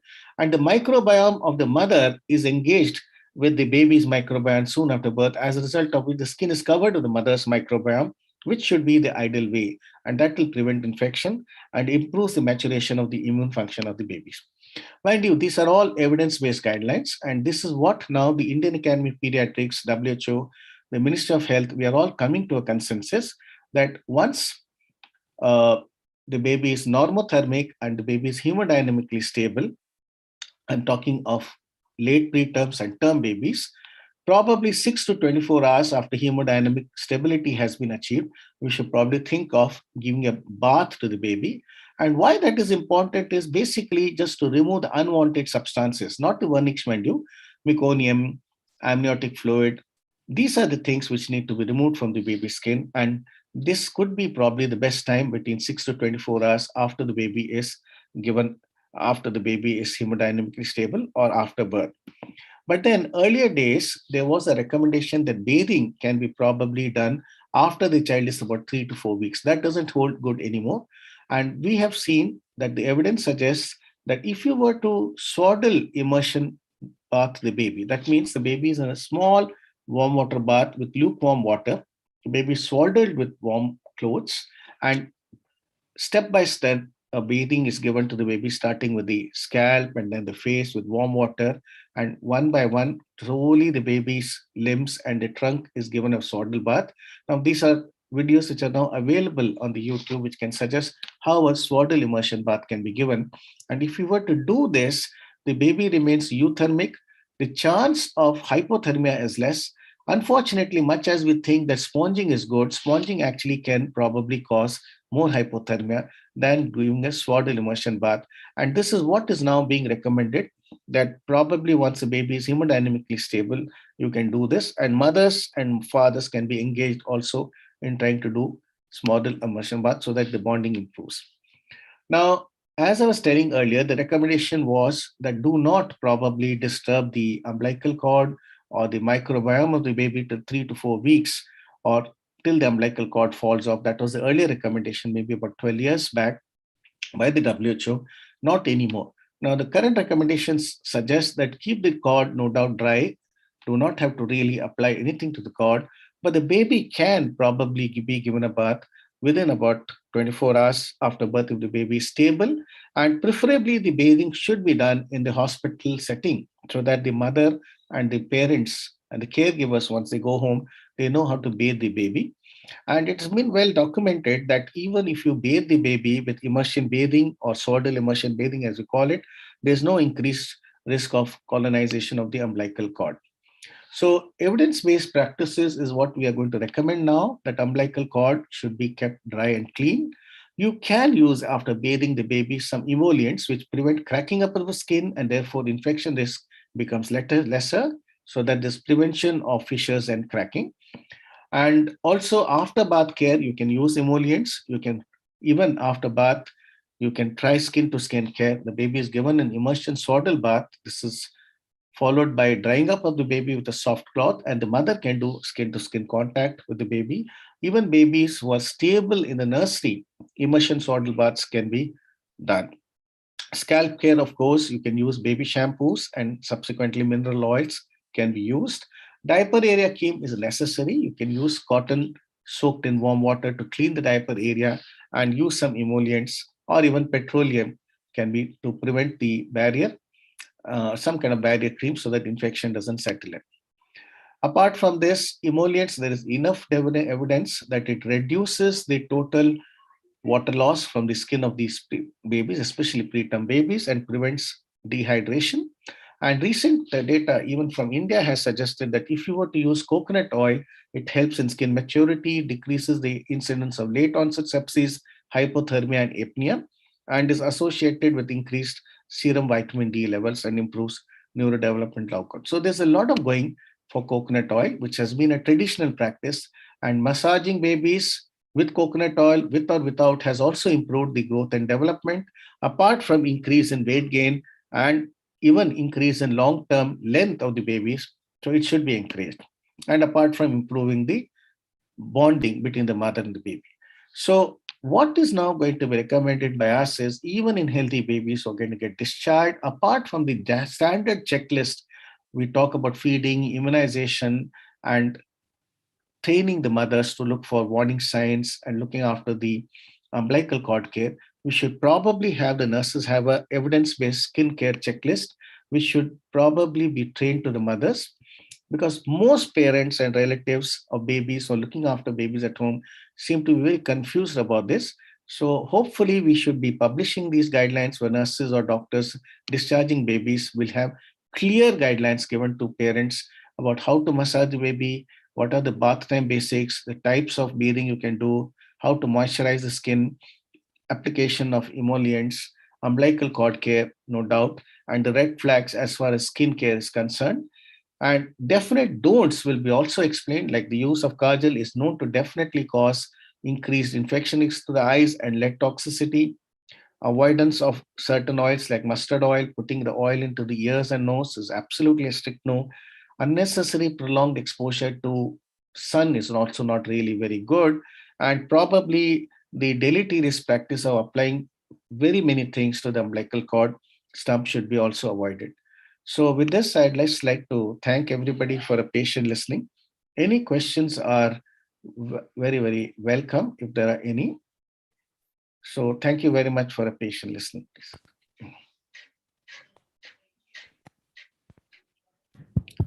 Thank you so much, sir, for enlightening us. So I would request the audience for any more questions to the sir.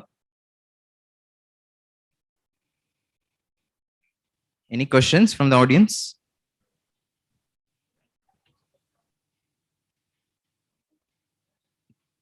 So thank you so much. Skin is the most superficial part of our body, but I guess the knowledge you imparted today is very deep. So thank you, and thank you, Johnson & Johnson, as well, for helping us today with this talk. And thank you one and all for being a part of this presentation. And we will continue with the plenary session. And after that, we'll meet back in Hall B for the paper poster presentations. Thank you. Thank you, sir.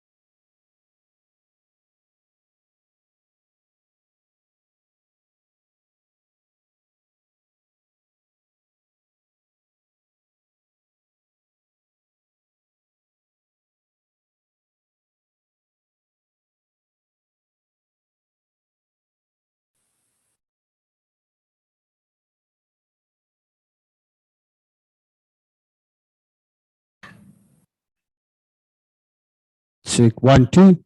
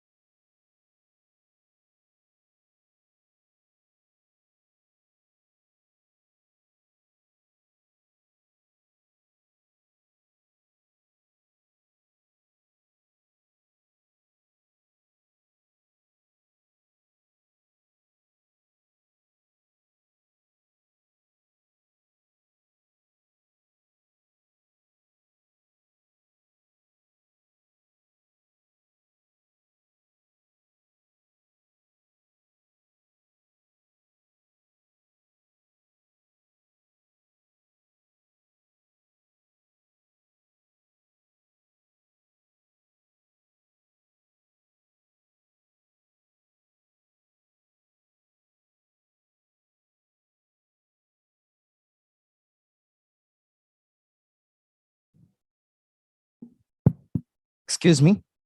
Sorry for the inconvenience. Who is waiting for poster presentation? It's been moved to Tota, next to Hall A. I request everybody who is waiting for poster presentation to move to Hall Tota next to Hall A near the dining area. We have a talk at 3 o'clock from Dr. Kanitkar. This is for those who are waiting for paper and poster presentation. It has been moved to Hall Tota near the reception, next to the Hall A.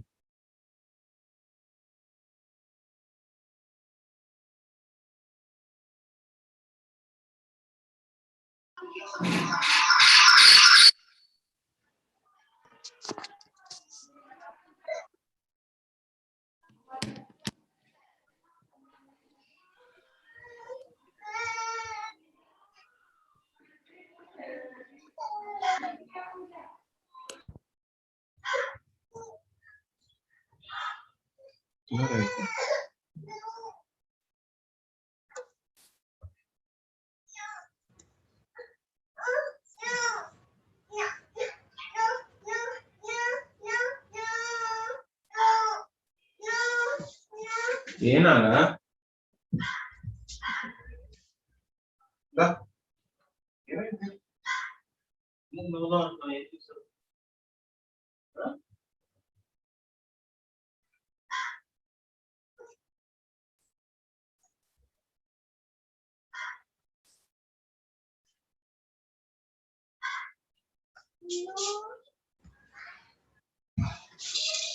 और एक एक एक कुछ ए और B ये तुम B करो भाई, तुम्हारा बी में है ना भाई।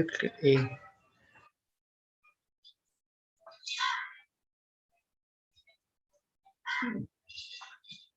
बी में है, कैसे पता चला? अरे हम लोग का यूनिट देखो ना, इसमें बी है ना कृष्णा, ये जो है ये। अरे अगर टू नहीं तो होल बी होगा ना, ये नहीं क्यों जा रहा है? इनमें तो ऑलरेडी चल रहा है ना तेरा, तो हमारा स्टार्ट 3 भी होगा, इसमें स्टार्ट नहीं है, ये 2 है ना, तो स्टार्ट भी कहाँ हुआ? मतलब ये बी होगा पक्का हमारा। तुम्हारा तुम्हें 2 खोलो। हाँ तुम भी 2 खोलो, खोलेंगे ठीक ये है। लड़के पटाखे में ज्यादा है नहीं ओपन है। नहीं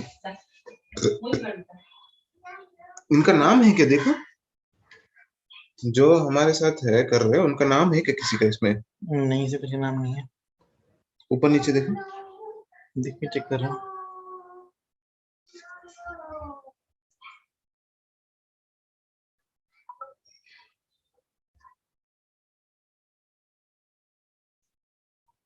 ब्रजेश यादव है या तो नहीं भाई, नहीं ये भी नहीं है।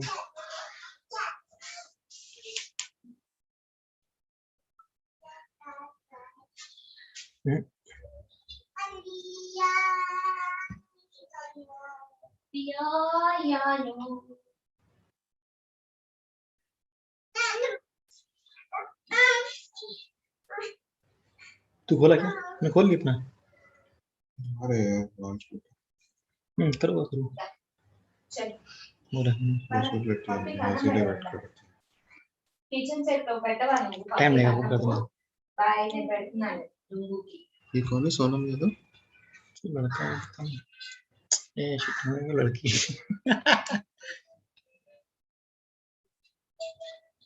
मैं इतना कष्ट नहीं कर रहा, मेरा हो गया, मेरा बन गया। I am not touching too much of things, इतना काफी हो गया बस। किचन सेट का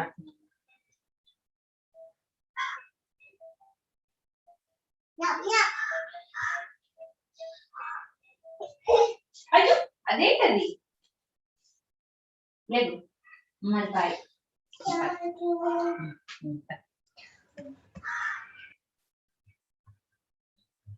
अरे यार वहाँ वो है क्या, तुम इन नहीं कह रहे हो तक।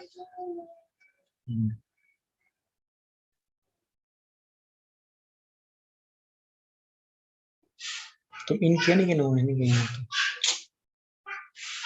नहीं कहना इन नहीं किया है। उस चूते फोन करो ना।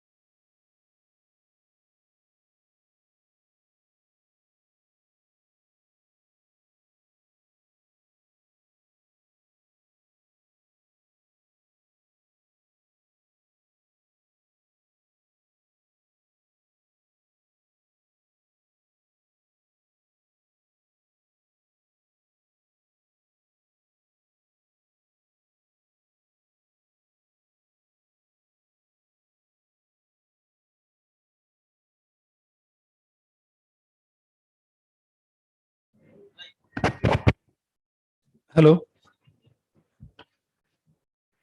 WhatsApp.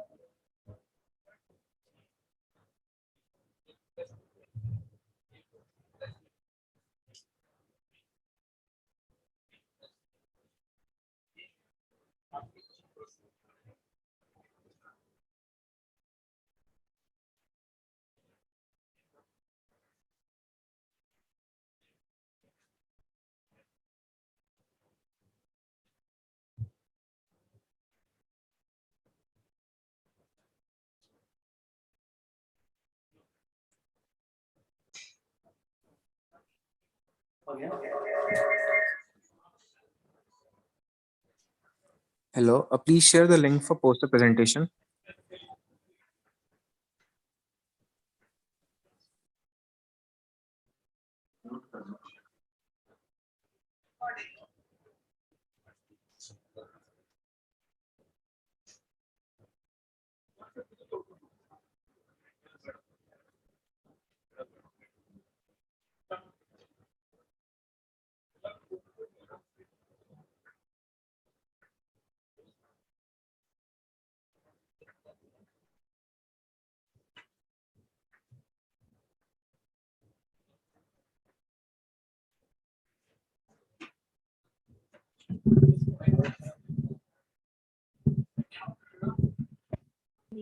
Hello.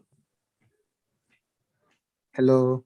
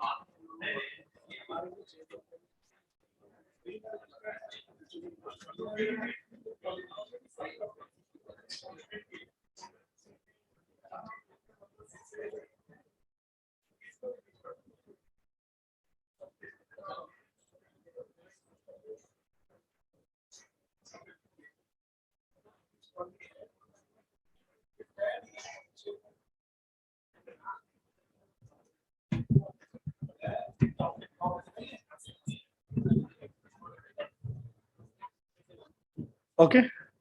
Agata. Yeah. Good afternoon, everyone. I'll be talking on the screening of a newborn baby for heart disease. This is something which is practiced and which must be practiced, and we are practicing it with every newborn baby. This is for screening for your congenital heart disease or critical congenital heart disease or cyanotic congenital heart disease. This is very simple. Why do we do this? We have certain cardiac conditions which need to be diagnosed within 24 hours. And we have to keep sometimes the patency of the ductus arteriosus in order to make the baby survive. And it becomes very crucial for us to identify the cyanotic congenital heart disease, what type of congenital heart disease it is, and that will help us in managing the cardiac conditions which is seen in newborn babies. So all the hypoplastic left heart syndrome, your pulmonary atresia, TOF, TAPVC, TGA, truncus arteriosus, and tricuspid atresia. In all this situation, we have to keep the patency of patent ductus arteriosus, patent ductus arteriosus. So that will help in survival of the baby. So how do we do it? Every newborn baby, once it is born, it is important that we have to apply the pulse oximeter on the right hand and any of the foot. So that will give us the saturation of upper limb and lower limb. And that will give us a difference. Suppose if the saturation is more than 95% on both and with less than 3% variation between the upper limb and lower limb, that is the right hand and any of the two legs, that is normal. In case if the saturation is less between 90 to 95%, if it is fluctuating, and there is difference of more than 3%, we need to repeat that after 1 hour, then again recheck. If it comes more than 95%, that means it is normal. There is no congenital heart disease, critical congenital heart disease. If it comes less than 90% or between 90 to 95%, recheck after 1 hour. This is how the screening is done. Anything less than 90%, we call it as positive screen for critical congenital heart disease. And anything above 95% with less than 3% difference in the upper limb and lower limb saturation, we call it as normal. So as I said, it is very important to do this newborn screening. Usually it is done at birth so that we can initiate and plan the treatment accordingly at 24 hours. At least before discharge, need to practice this. This is the standard protocol. And we have a number of good equipments which can pick up the saturation with patented technology like SET. So this has been helping in diagnosis of critical congenital heart disease in more accurate way. But screen the baby, check the screen for critical congenital heart disease. That should not be forgotten. We have to place the probe first on the right upper limb, that is the right hand and any of the lower limb, and then switch on the machine. And this is all given in our NRP protocol, the latest NRP protocol, and even in the earlier protocol as well. So this is how you connect and then switch on at birth. Post if kid is fine, but never miss to screen for critical congenital heart disease. So thank you very much. The whole idea of this talk was to create an awareness to make sure that we screen all the newborn babies for critical congenital heart disease and not to miss any of the babies. It is important and it is very helpful in terms of management and in terms of identifying as early as possible critical congenital heart disease. Thank you.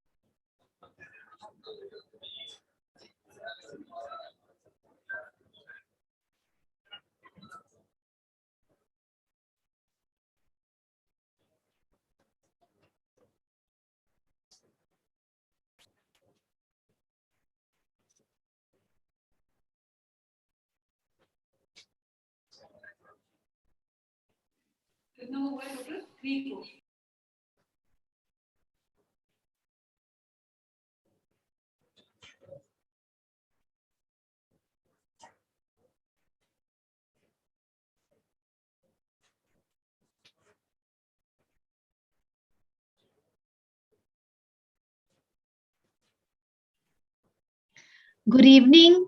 May I know whether this is the platform for poster presentation?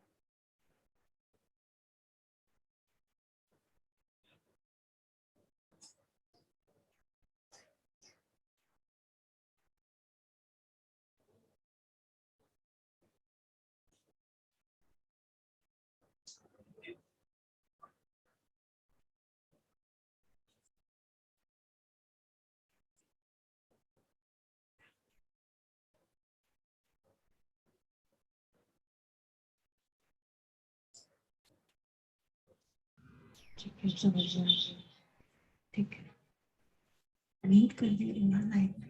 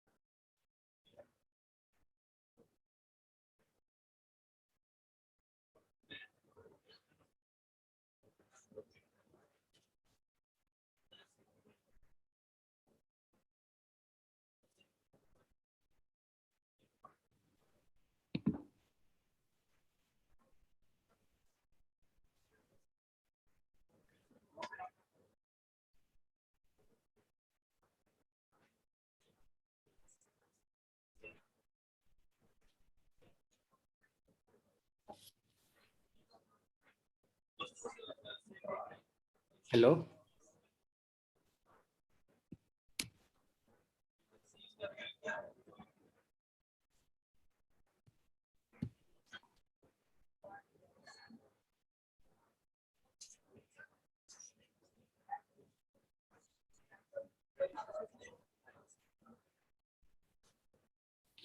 Hello.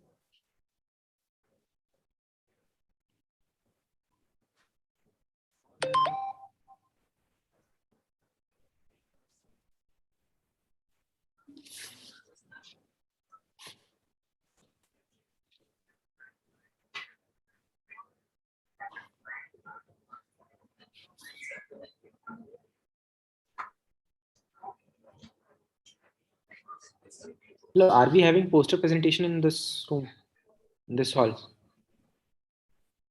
Hello.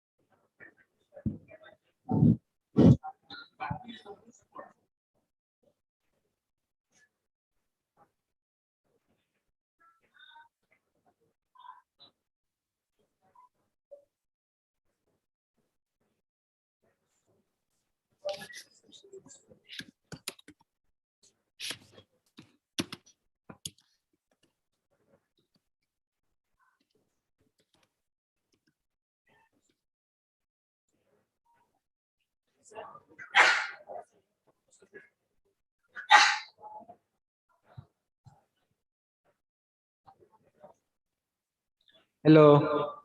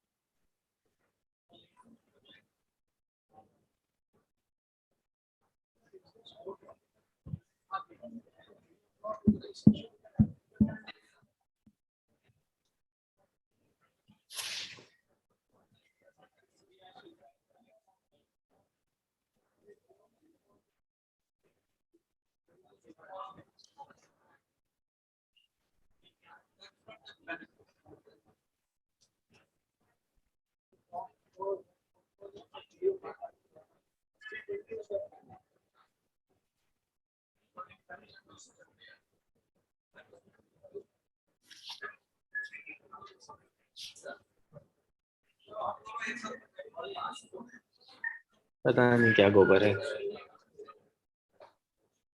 1 minute, sir.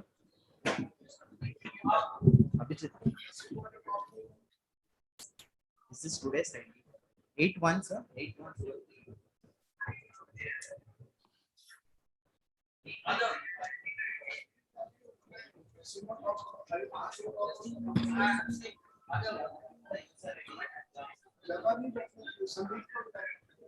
Hello.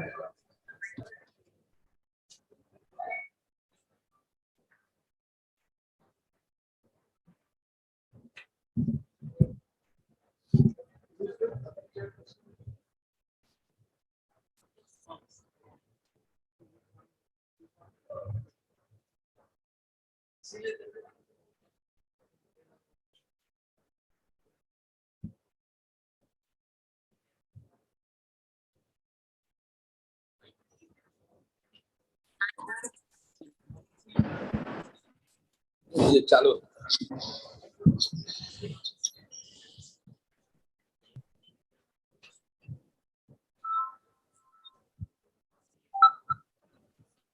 Hello.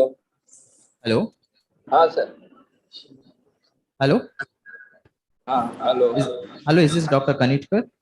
हाँ yes. Yes. Okay. Okay. Thank you. My Am I audible, sir? PowerPoint is there, no, with you. Yes, sir. PowerPoint is with us. You want us to share or you'll share the screen, sir? No, you share because I have problem. You share it. Okay, sir. We'll share the screen. Okay. देखिए. Good afternoon, everyone. So we'll begin with our post-lunch session. So we have our chairman for this talk, Dr. Arup Roy. He's a pediatrician and neonatologist and served West Bengal Health Service for more than 35 years. And he'll be the organizing chairperson of National NEOCON 2022, Kolkata. And he was also a NNF member, executive board member, vice president of Neonatal Society of West Bengal. We welcome you, sir. The Consumer Protection Act was introduced to address the grievances of the consumers and to provide a simpler and quick access to the consumers in industrial area. So this was introduced in medicine to address the grievances of our patients. Now we have Dr. Kanitkar to enlighten us about the Consumer Act in neonatology. Dr. S.M. Kanitkar has finished MD in pathology, then he finished his LLB and PhD in law. He has a huge experience in medical profession as well as medical law. Currently, he is working as a member in National Consumer Dispute Readdressal Commission and has authored more than 500 judgments related to medical negligence. Let's hear from him about the consumer protection in neonatology. Over to you, sir.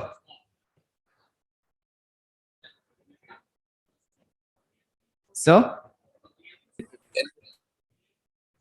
You can start, sir. Hello, Kanitka, sir?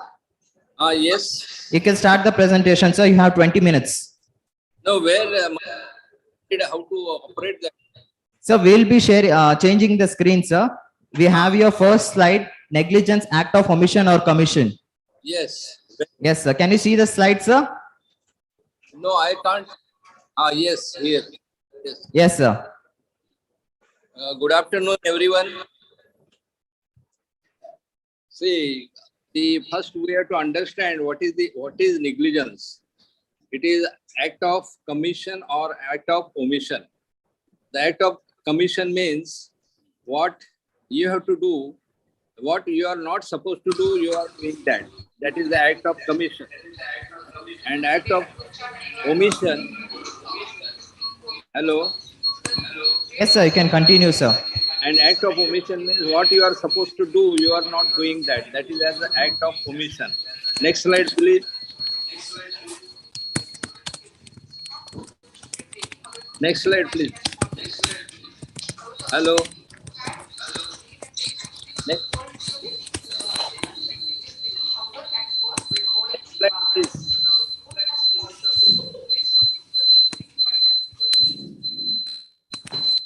Hello.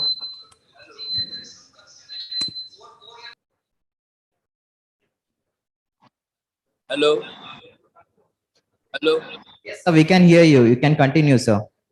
So, yes, the project slide. Then to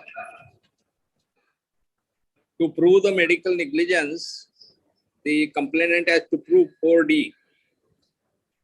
Just wait. It is quite confusing.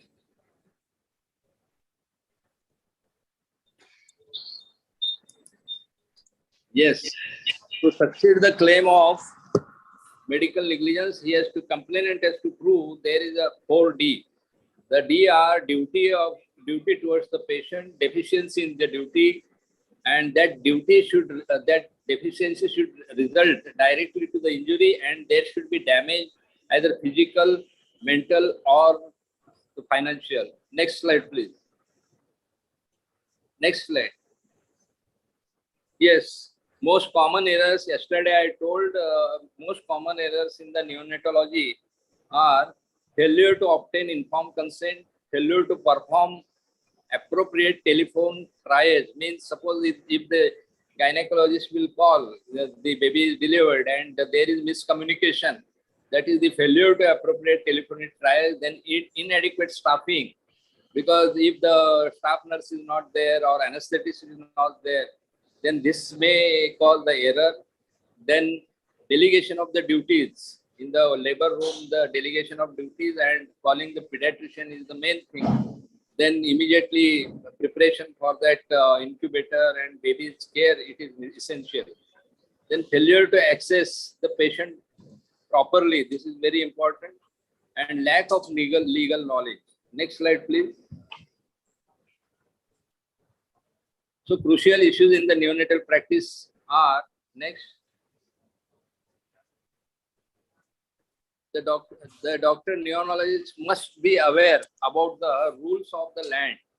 Legal awareness is important, and he should know, if I protect the child, also what are the legal remedies for the child in future. And most important is the doctor-patient relationship is most important in any case of negligence. Next, please. Just I told you about the informed consent. Remember the word brand. The benefits of treatment. What is informed consent? Informed consent is not a signature on the dotted line, because you are a neonatologist treating the newborn. You have a lot of responsibility. So the informed consent means first is benefit of treatment, then risk of treatment. You have to explain what are the risks if I treat this patient. Then alternatives of the treatment, whether there is any alternative. Then whether there is no treatment, if you think there is no treatment at all, let it be. Then you have to explain the patient, and proper documentation is very essential. Next, please. See the slide itself say medical record. What court look into? This is a very important cause for the litigation in the of the medical malpractice. If there is no record, good record is good defense in the court of law. Poor record is poor defense, and no medical record means there is no defense. So remember, the patient treatment record is the most vital evidence to prove your innocence or prove your care which you have provided. Next, please. Next. See, I have listed few important records which, as a neonatologist, you should be very careful. The referral note, discharge note, and if there is any confidentiality, suppose the child is delivered to HIV positive mother, that time you should not disclose the HIV positive status of the mother to others also. So confidentiality, then correcting then if you have corrected the medical record, so it is very important that you have to write why you are correcting this medical record. Then tampering is avoid tampering, because tampering will be viewed very seriously in the court of law. And lastly, you can't preserve medical record for so long time, because the voluminous medical record, what you will do? So you have to destruct all the medical records periodically with giving advertisement in the newspaper that we are destroying so and so. And remember, destruction of medical record, if the court case is going on, you shall not destroy the medical records till the disposal of till the decision of the case. Next, please. Some examples I would like to quote.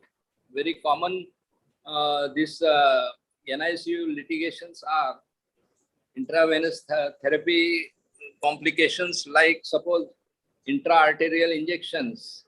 If the nurse is not trained, instead of vein, it will go into the artery, immediately spasm and gangrene also. So be careful when intravenous therapy is there. Then the infections of the neonates, common cause of litigation. Then the brain damage. You remember during delivery, hypoxic injuries. Then the medication error. Yes, definitely the medication error, you should know what the mother is taking, which medicines mother is taking. And next. The presentation is not visible.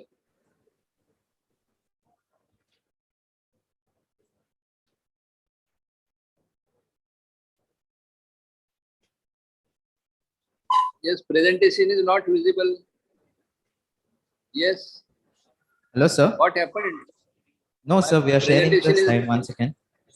We'll restart it. Please. Thank you. Hello, is it visible? Yes. Then the neonatal problems, the respiratory problems like prematurity of lung also, then meconium aspiration is another problem. Then the pneumonia, pneumothorax, you are aware of. Then cardiac problem, metabolic problem like a hypoglycemia of the child, the baby newborn. Then hematological problems like jaundice, immediate birth. It is a severe jaundice, neonatal jaundice. Just check for the blood groups and any RH incompatibility also under this case.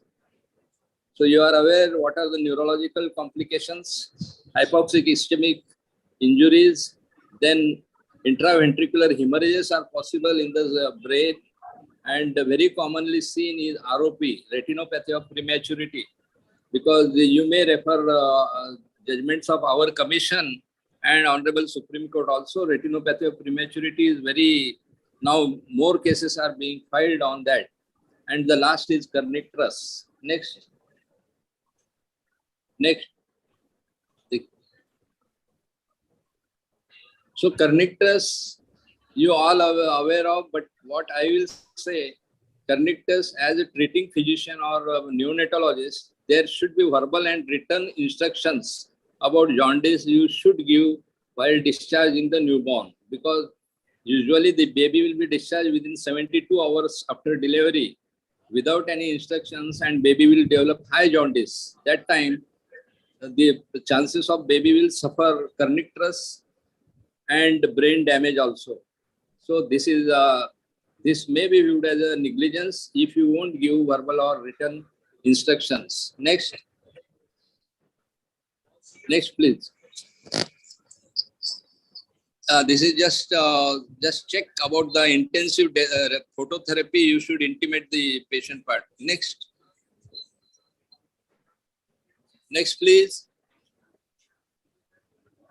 So I will not go into the detail. Just not performing the screening. Now the question comes whether each and every baby after delivery should be subjected for neonatal jaundice screening. It depends on the physician. If the physician feels the mother's blood groups are different, if the baby is RH incompatible, there is visible sign of jaundice, that time evaluation of bilirubin is very important, because few babies, they develop severe jaundice after 3 or 4 days. For example, in the metabolic diseases or G6PD deficiency and other diseases, the chances are high bilirubin, and you have to explain what you have done. Next, please. Next. Yes. Then this is very important, end of life decisions, because the newborn, you are watching the newborn, whether your treatment will help the newborn or there is any problem, you have to decide. End of life decisions are very crucial. You take the parents in the confidence, because the parents are, the baby is precious for them. But if there is no chance of survival, then you have to take some decision of end of life, and counseling is very essential. And you should be aware. Suppose the end of life decision, if you won't tell the patient and the baby survives, and if the baby survives with the mental defect, that time the complainant may file a complaint. Doctor has not explained us, otherwise we would have ended the baby. Yes, next please. Hoga na? Huh? Yes. Next.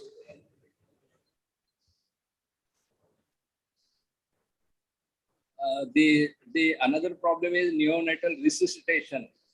It is very important, because the perception is less for the patient's the parents of the baby. In that case, you must write, the documentation will speak. You have to write what steps you have done for the neonatal resuscitation. Next, please. The upper line is not visible. What is the upper line?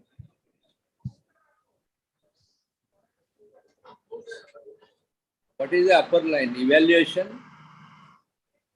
So yes. Ethical and not initiate. What is ethical? Suppose if you won't initiate resuscitation. So resuscitation is not necessary when the baby is less than 23 weeks.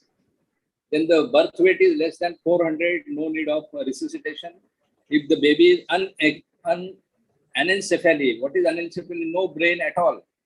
Where brain is not visible, open brain, then the confirmed trisomy 13, the genetic disorders. If you find the baby with genetic disorder, then don't do the resuscitation.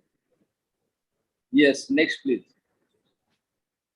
So if you won't do resuscitation, it will not viewed as a negligence, and ethically it is correct. Next please.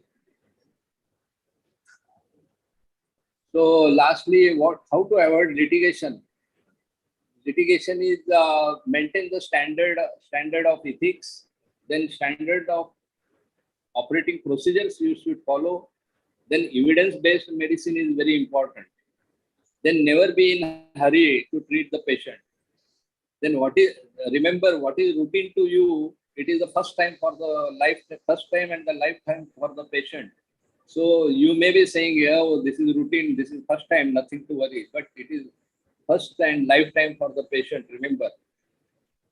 always do baseline investigations. As I told in the kernicterus jaundice, the serum bilirubin is essential investigation you should do if you feel the baby is yellow. Next. This is very important. Don't guarantee about the results of your treatment.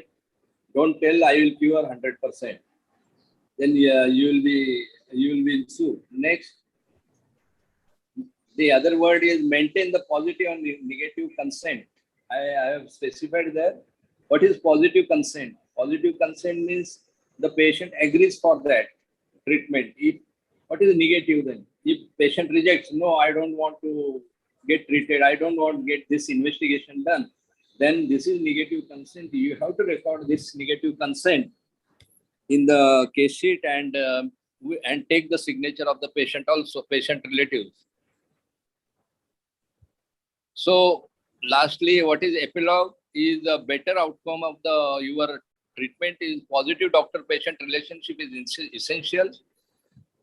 Then there should be communication, proper communication and trust between you and the patient. Yes, next. So thank you very much. So thank you very much, the organizers who gave me the opportunity to present this talk. I am happy to answer your any queries. Thank you. Thank you, sir. Thank you so much. I'll give over to Dr. Arup Roy, sir. Thank you, Dr. Kanitka, sir, for your nice deliberation and important points for our day-to-day practice. This is most important for the practicing pediatricians. At your one slide, we have shown that signature of the patient, doctor, and the witness. Is it possible in our day-to-day practice or OPD practice or any indoor practice? No, indoor practice it is essential. Indoor practice it is possible the consent, but how it can be done in our OPD practice, busy OPD No, practice? in OPD it is not necessary actually. In OPD there is no need to maintain this because OPD paper you are handing over the patient and if patient rejects you have to mention the patient rejected your request. Okay. Hello. Hello.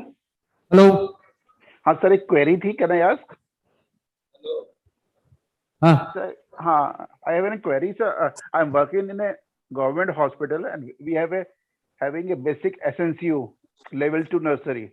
Many times delivered babies are referred to higher center just after delivery, but the parents refuse to take the babies. And we know we can't manage those babies in our NICU. What should we do? Should we admit knowing that the mother is, the baby is lying with the mother in the labor room ward? Hello. Hello. Hello. Can you No, hear, sir? No, I could not get your question. Yes. Yeah, sir. I'm working in a government hospital. We are having a very basic level SNCU. Many times, if the babies, very sick babies who are delivered, are referred from the labor room itself, but the parent refused to take the babies. What should we know? We can't manage those babies in our NICU. What should we do? Should No, we if you are unable to manage the baby, sir, Jana, that time you record that what happened. Hello. Hello. Yeah. Hello, sir. You are audible, sir. You can continue. Yeah, I'm audible. You record that baby parents are not willing to take out the baby. Yeah. And take the evidence from your hospital, either staff nurse or doctor. Okay. Okay, thank you, sir. Any more questions from the audience? Okay, Kanitka, sir. There's no more questions for the audience. We'll move on to thank you so much for being here. So we'll move on to our next panel discussion. In medicine, the most burdensome and difficult decisions are those that involve the treatment of the newborns that have life-threatening diseases or anomalies, because such decisions are troubled with ethical and legal dilemmas. Effective communication between the medical team and the newborn's parents is very vital. Now here is an elegant group of panelists to answer this medico-legal dilemma in newborn care. Here is a senior consultant and neonatologist, Dr. Ashwin Singhal. Sir, am I audible? Yes, you are. Yes, sir. He's a senior consultant and neonatologist in Children and Women Hospital, Ludhiana. He has finished his LLB postgraduate diploma in medical law and ethics. I request you to introduce the panelists, sir. Over to you, sir.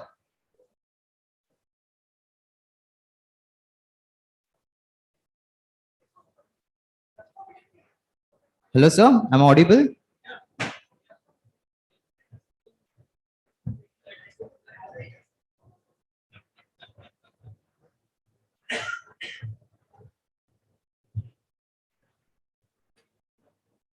Hello, sir. Ashwin, sir.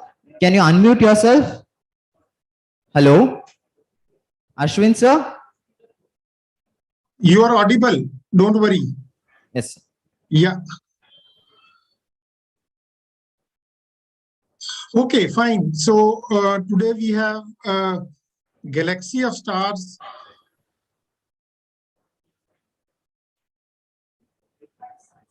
Can you run the PPT from there, or should I run it now here?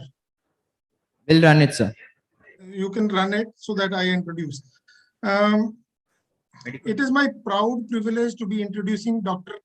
Wait. Third one.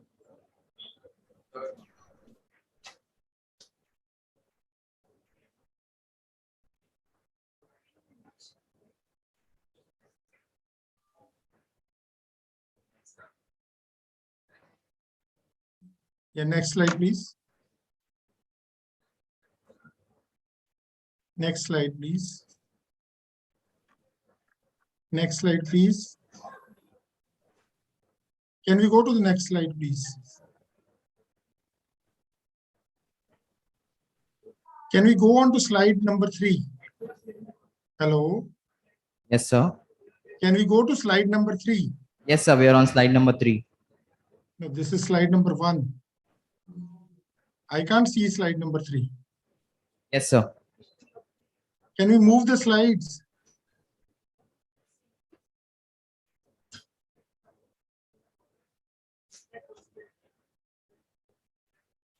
Next slide, please.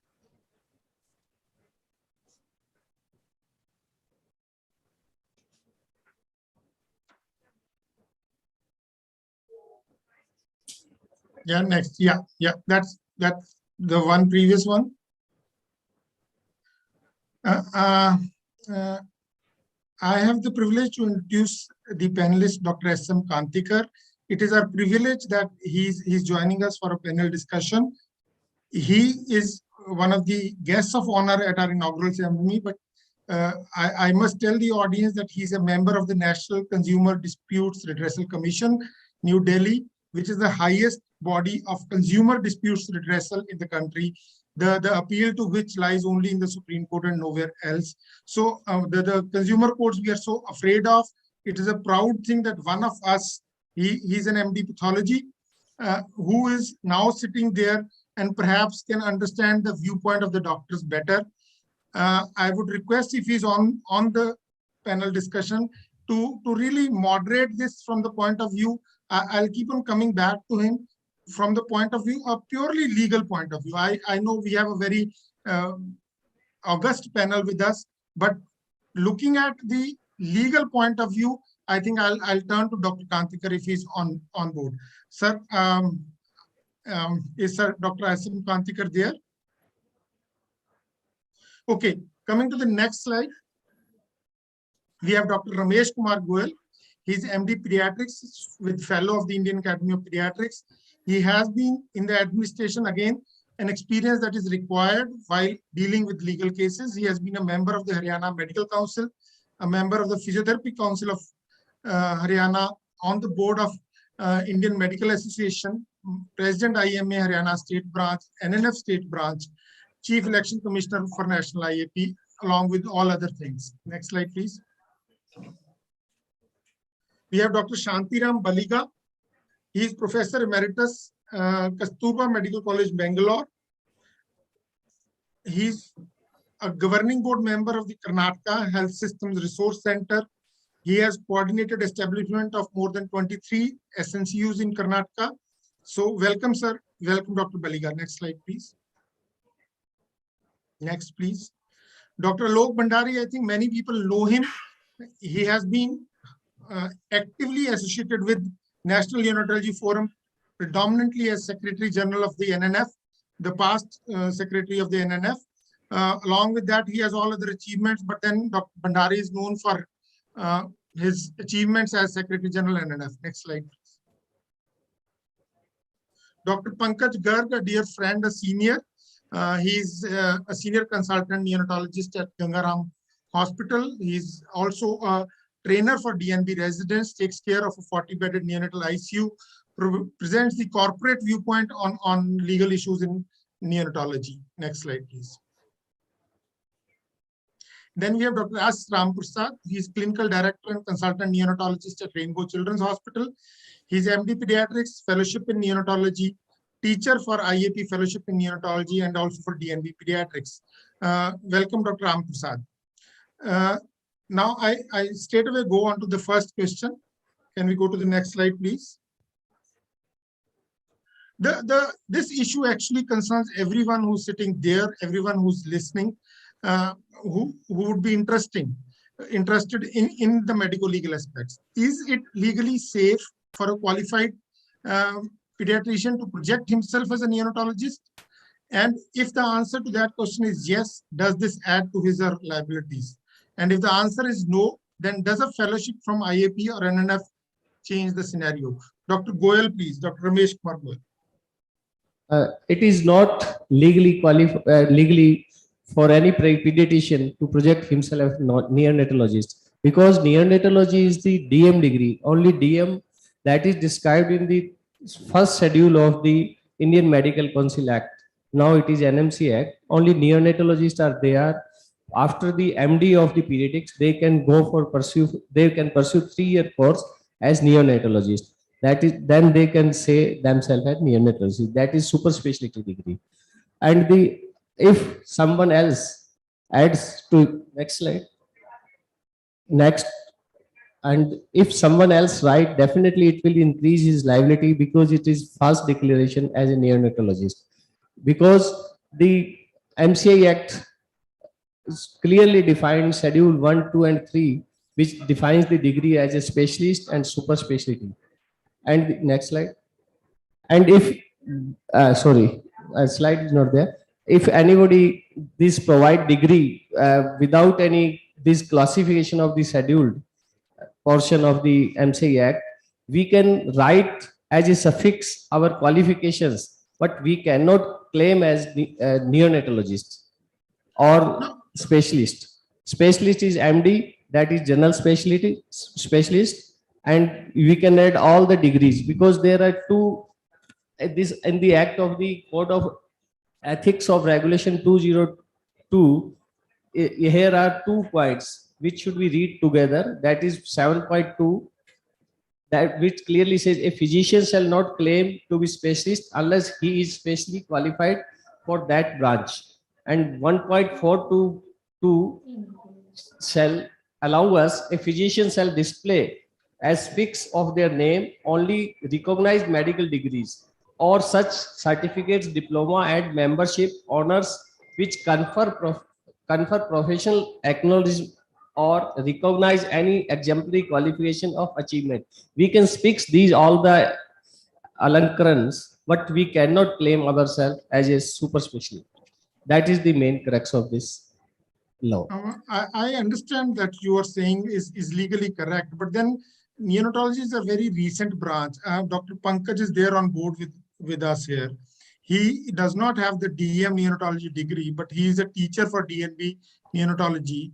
for which is equivalent to a super specialty degree.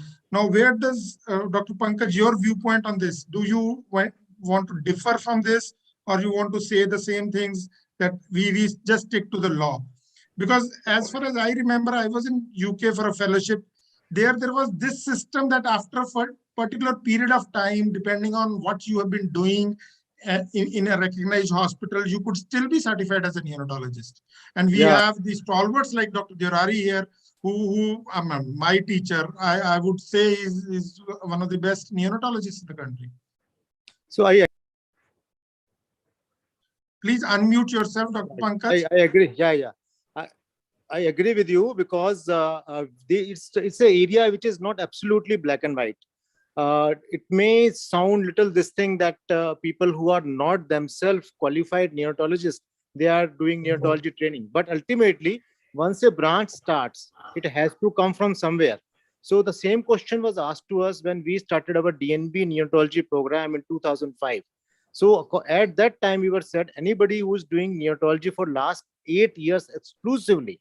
So that's the NBE criteria, which they said that you can be a teacher of DNB neonatology students. So many of us became teacher at that point of time. So I can say that though this is still not something which is very clear cut in legal grounds, but a person who has been doing neonatology exclusively for a certain period of time, there's no fixed rule that how many years of time can call himself or herself a neonatologist and work, because ultimately when a new branch starts, somebody has to take a leap, get yourself trained, and then start the course. So we should not be very strict about it, but yes, number of years will be important. So I want to add here, there is two different issues. One is the qualification for the teaching of the students of the particular specialty, and the another is to call himself as a specialist of the particular branch. They are two different issues, and they have been addressed various courts by various courts also in various time.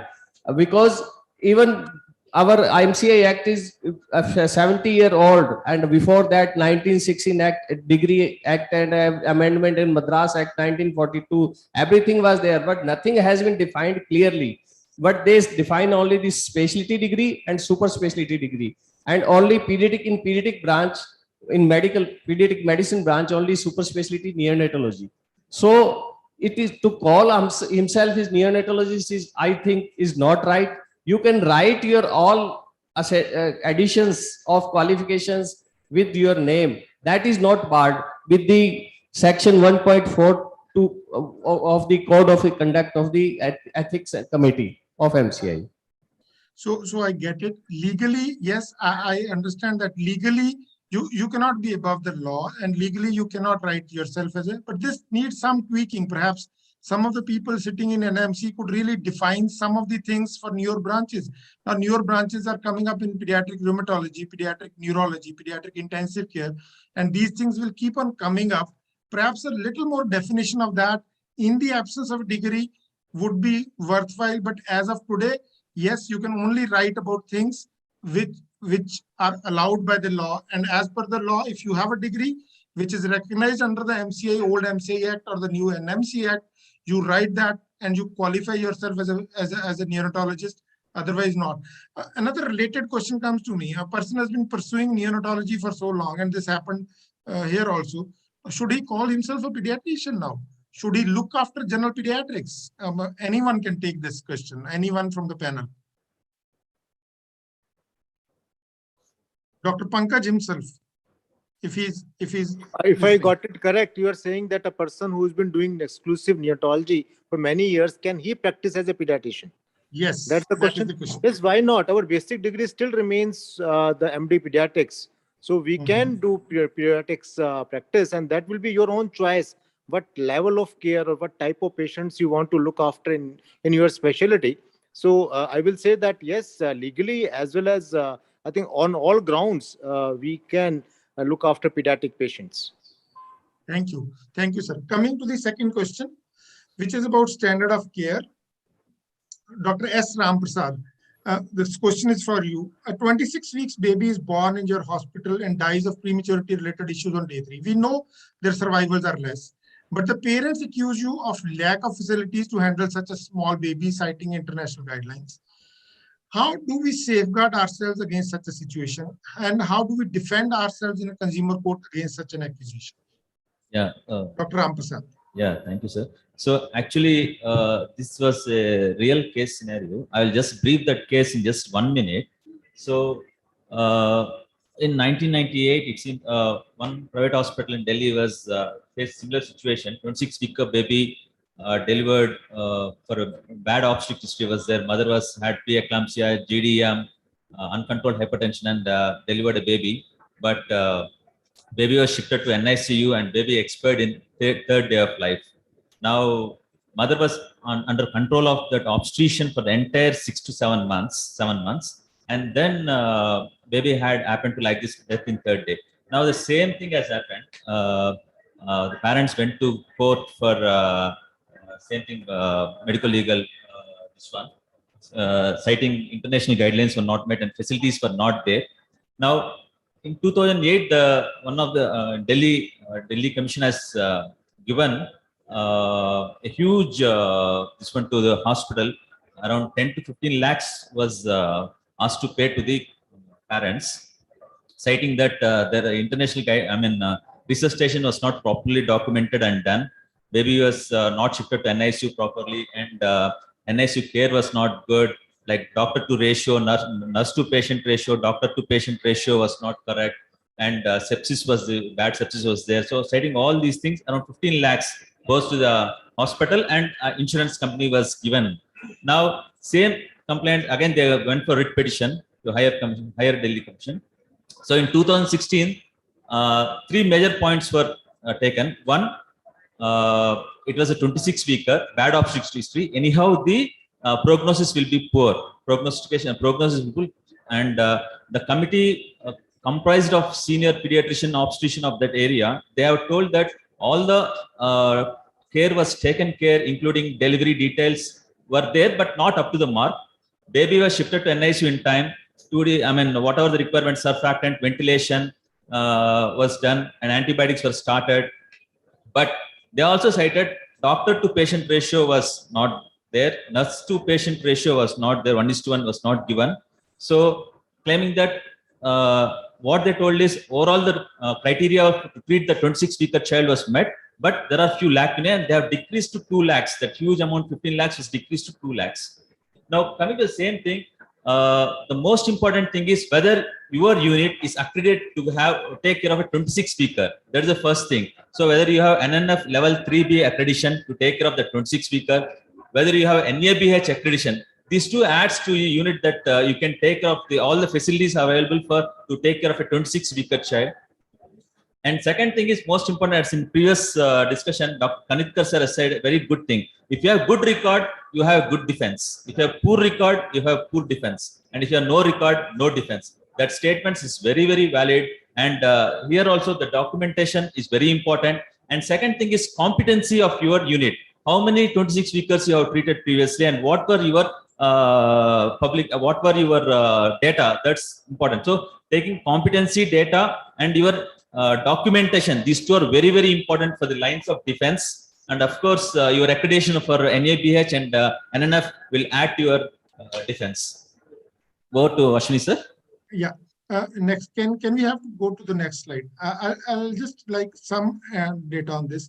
Now, we understand that NNF accreditation does help and NABH does help to say that yes, your unit has some of the requirements to take care of this baby. But we also need to go into some of the, this is for the people on the NNF board, because I got my NNF accreditation maybe last month for the new hospital. Some of the things on board are not really practical. And we need to be very meticulous in devising those guidelines, because if those guidelines are not there, the people would pick up from those guidelines, they are available on the internet, and then say these facilities are not available. How could you be given the accreditation? So one, our guidelines have to be very, very meticulous. Now, there was one of these guidelines, I'm sorry, I'm on the NNF conference and criticizing the NNF, of having one hand wash basin for every 4 babies. Now, that is something which is perhaps not there today in any of the good neonatal ICUs. So I'm just asking for one guideline. There are many other things which we need to be. So once we are making the guidelines, we should also look into the medical legal aspect of the guidelines, whether the units would be able to fulfill them. And if they are not able to fulfill them, is there an alternative which is available? So that is important.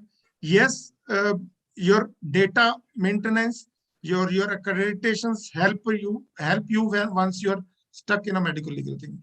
Any comments from anyone would be welcome before I go to the next one. So I can only say that a patient has a right to complain. So you cannot say that the baby was 24 weeker or 26 weeker. So what's the issue? So I'll tell you what happened in our hospital in 1983, when there was no NICU in Gangaram Hospital. 700 grammer was born, and Dr. Usha Saxena, late Dr. Usha Saxena, had to face a case for closer to 25 years, because the father at that time said that how can my baby die? So it's not that you can be brought to court any point of time. That is patient's right. What is important is you have to see that at that point of time, what best you could have done, whether you have done that or not. You're given that option to be shifted to another center, given that option that these things are available to us, informed consent was there or not. Whatever you could do best possible in that situation was done or not. So in this case also, the Apollo case which he was mentioning, the court was said the patient nurse ratio was not proper. So that is something which is there, that you have to be sure that you don't take care. Otherwise, it's a care issue, not that they cannot complain about it.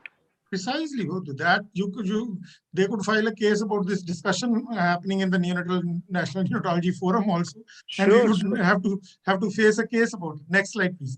So we go to the next question. We cannot stop anyone from filing a case on anything. There was a case against the conference being held in Bangalore, and you could not stop the case. You just have to have your defense ready for that. Dr. Pankaj, question for you only.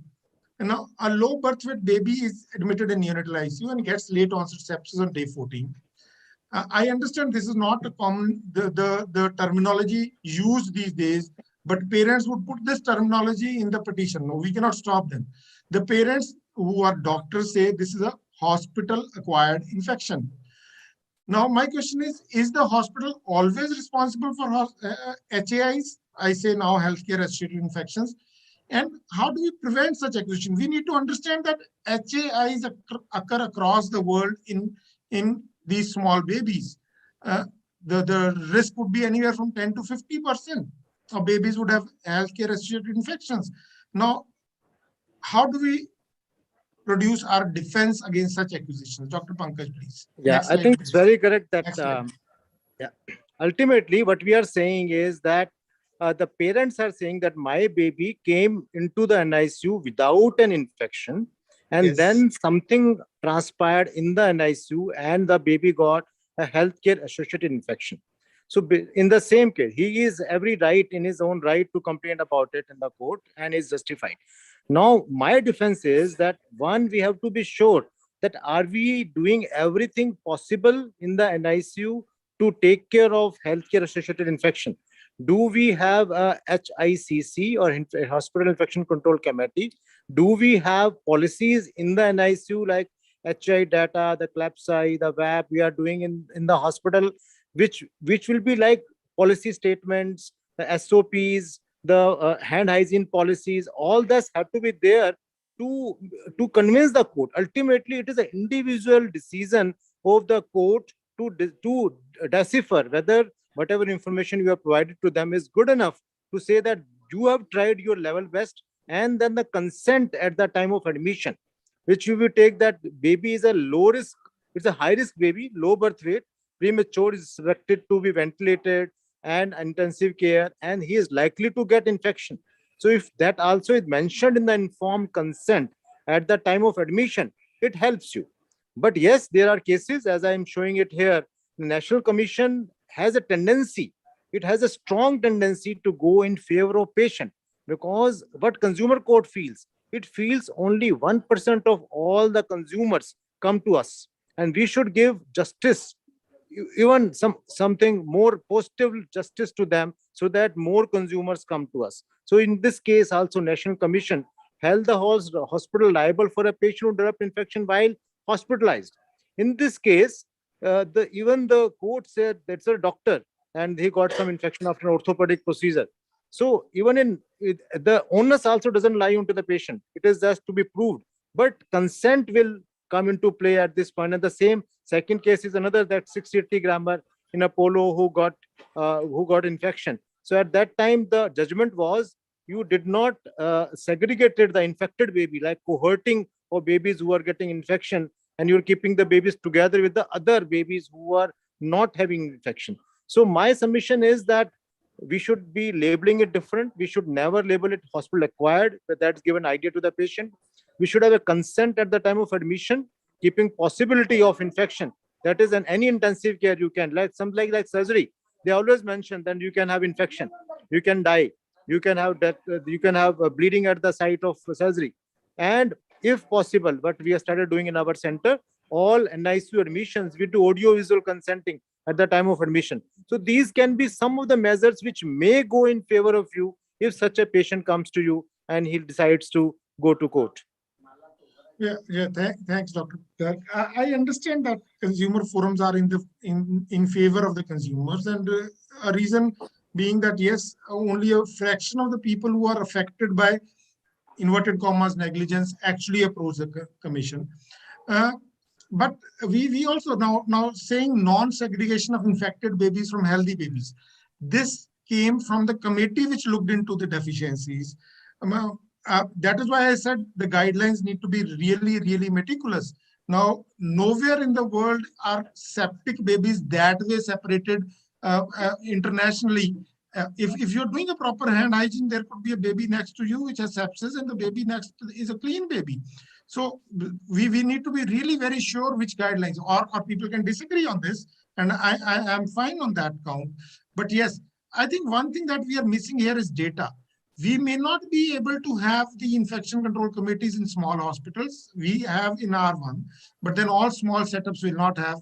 But having a data, if you're not using antibiotics in 99% of the babies, and 1% of babies you use antibiotics and the baby dies, perhaps you could go to the court with the data that this is as per the international standards, that yes, only this percentage of babies do get infection internationally or nationally. This is the national data. So we need to produce that data also. And then perhaps you could have some exoneration. Second is, as said earlier, record keeping. Not doing proper housekeeping only, but record keeping. How many times was the housekeeping, the radiant warmer cleaned, the syringe pump cleaned? Now, having a data on that on a daily basis, not very difficult. We can have that, and that goes to the court. Saying a policy is there, but whether the policy was implemented, having a written data on that would be very important. So maintaining a data on the housekeeping and the web bundle or the centerline bundle charts in the file of the patient does help in protection as you face because this is going to be a recurrent thing. Hospital or healthcare associated infections are not going to go away, but the cases associated with them are going to continue to increase. Any further comments before I go to the next? I just want to say that in such cases, now court has started doing something more. They're starting referring this patient to medical boards.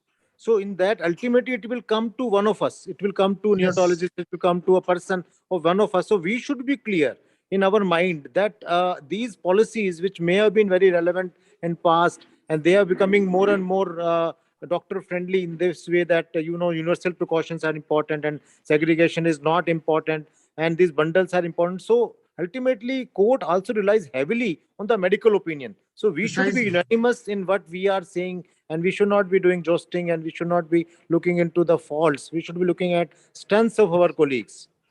Precisely, and national bodies like NNF can really come out with detailed guidelines on almost everything.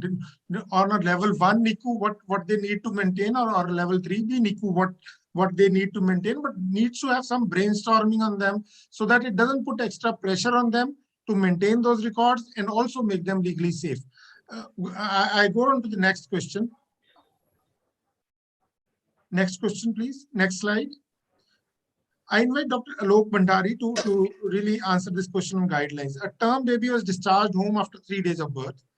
Baby was not on the routine follow-up of the pediatrician. This is from a private hospital, getting the vaccines from a government dispensary. Child was diagnosed to have congenital hypothyroidism at 6 months of age. Parents are furious that neonatal screening was neither advised nor performed.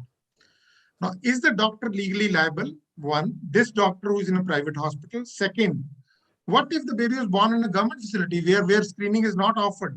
Is the doctor there legally liable? If the answer to the two is different, then why is it different? And the answer to the two is same, then perhaps every baby with hypothyroidism, you would blame the doctor. Dr. Bhandari, please. Well, friends, you know that congenital hypothyroidism is a preventable cause of mental handicap, and courts are usually very sensitive to this aspect. And all metabolic and preventable causes can't be screened, but newborn screening is the new baby on the horizon. There are a lot of recommendations for going for newborn screening, and I can say that even the government is into it. Various state governments have recommended universal newborn screening, and thyroid screening is already on the cards. In many of the states, it is at various stages of implementation. Some of the states, they are saying it is for high-risk cases. Some of the places, they are doing it on the next day of, like, whichever babies are born on the previous day, the investigation is done on the next day morning, maybe 9 o'clock, 10 o'clock. So in some cases, it is done at maybe 3 hours or 4 hours age, which again gives very ambiguous results. So the guidelines have to be specified exactly regarding when and what all investigations have to be done. Yes, definitely what the preventable causes, if medically known, our population should be given benefit of that, and we should recommend strongly universal this screening of thyroid screening and other newborn screening also. And so far as the government is not doing it on its own, the private sector is relatively safe, and there cannot be dichotomy of the issues that government is not doing, but private sector is liable to do it. But definitely it is the responsibility of the pediatrician to give an information to the patient, and then leave it up to the patient as an informed decision whether they go ahead with the screening, go ahead with only thyroid screening, or go ahead with the fancy panel of multiple screenings. It is again a gray area till then. But I understand it's a gray area, and in fact there are some of the observations of the court, I'll not say orders of the court, that you are expected to provide a higher level of care in a private hospital compared to a government hospital. These observations are there. And this was in relation to a triple screen or a quad screen and a baby being born with Down syndrome. I think the similar thing exists here. So it would be in the interest of the private practitioners to really not look at government to provide those guidelines. As far as possible, do tell the patient that these are things which need to be done for the patient, but this is the expected cost of this. This is something like I'll come down to. We've started with a PCV vaccination program in the national program recently, but 6 months ago, when I would recommend PCV vaccine to a child, the comment from the government would be, or the government healthcare worker would be, that these are not necessary vaccines. And in 6 months, that's become a necessary vaccine. What I want to say is, private sector, despite saying that, yes, that there is the equality law. Hello? I request rest of the participants to mute their mic. Yeah, please. So we need to be slightly over and above. Doing over is not going to harm, but doing under, definitely. Also, government releases guidelines periodically. We need to be scanning those or talking to our doctors in the government hospitals, so that becomes our baseline, but that should not prevent us from raising the bar and providing something extra to patients coming in private hospitals. That is my take. I would invite anyone else to comment on this. Fair enough. Sir, ISMA related issue is regarding insurance sector coming into this in a big way, and so-called bargaining and all going on between the insurance cartel of the insurance companies and the private hospital owners. There, the GIPSA rates and all, they are offering a complete delivery package, including neonatal care for maybe say, for even a cesarean section, 30,000 odd rupees. And then the private sector wants OT charges, obstetrician charges, anesthetist charges. And as it is, pediatrician or the neonatologist is getting a neonatal share only of that pie. And once this newborn screening is added into it, they'll say, sir, it is all included. The package writes, it is all inclusive of all the tests. So that is another aspect which has to be looked into.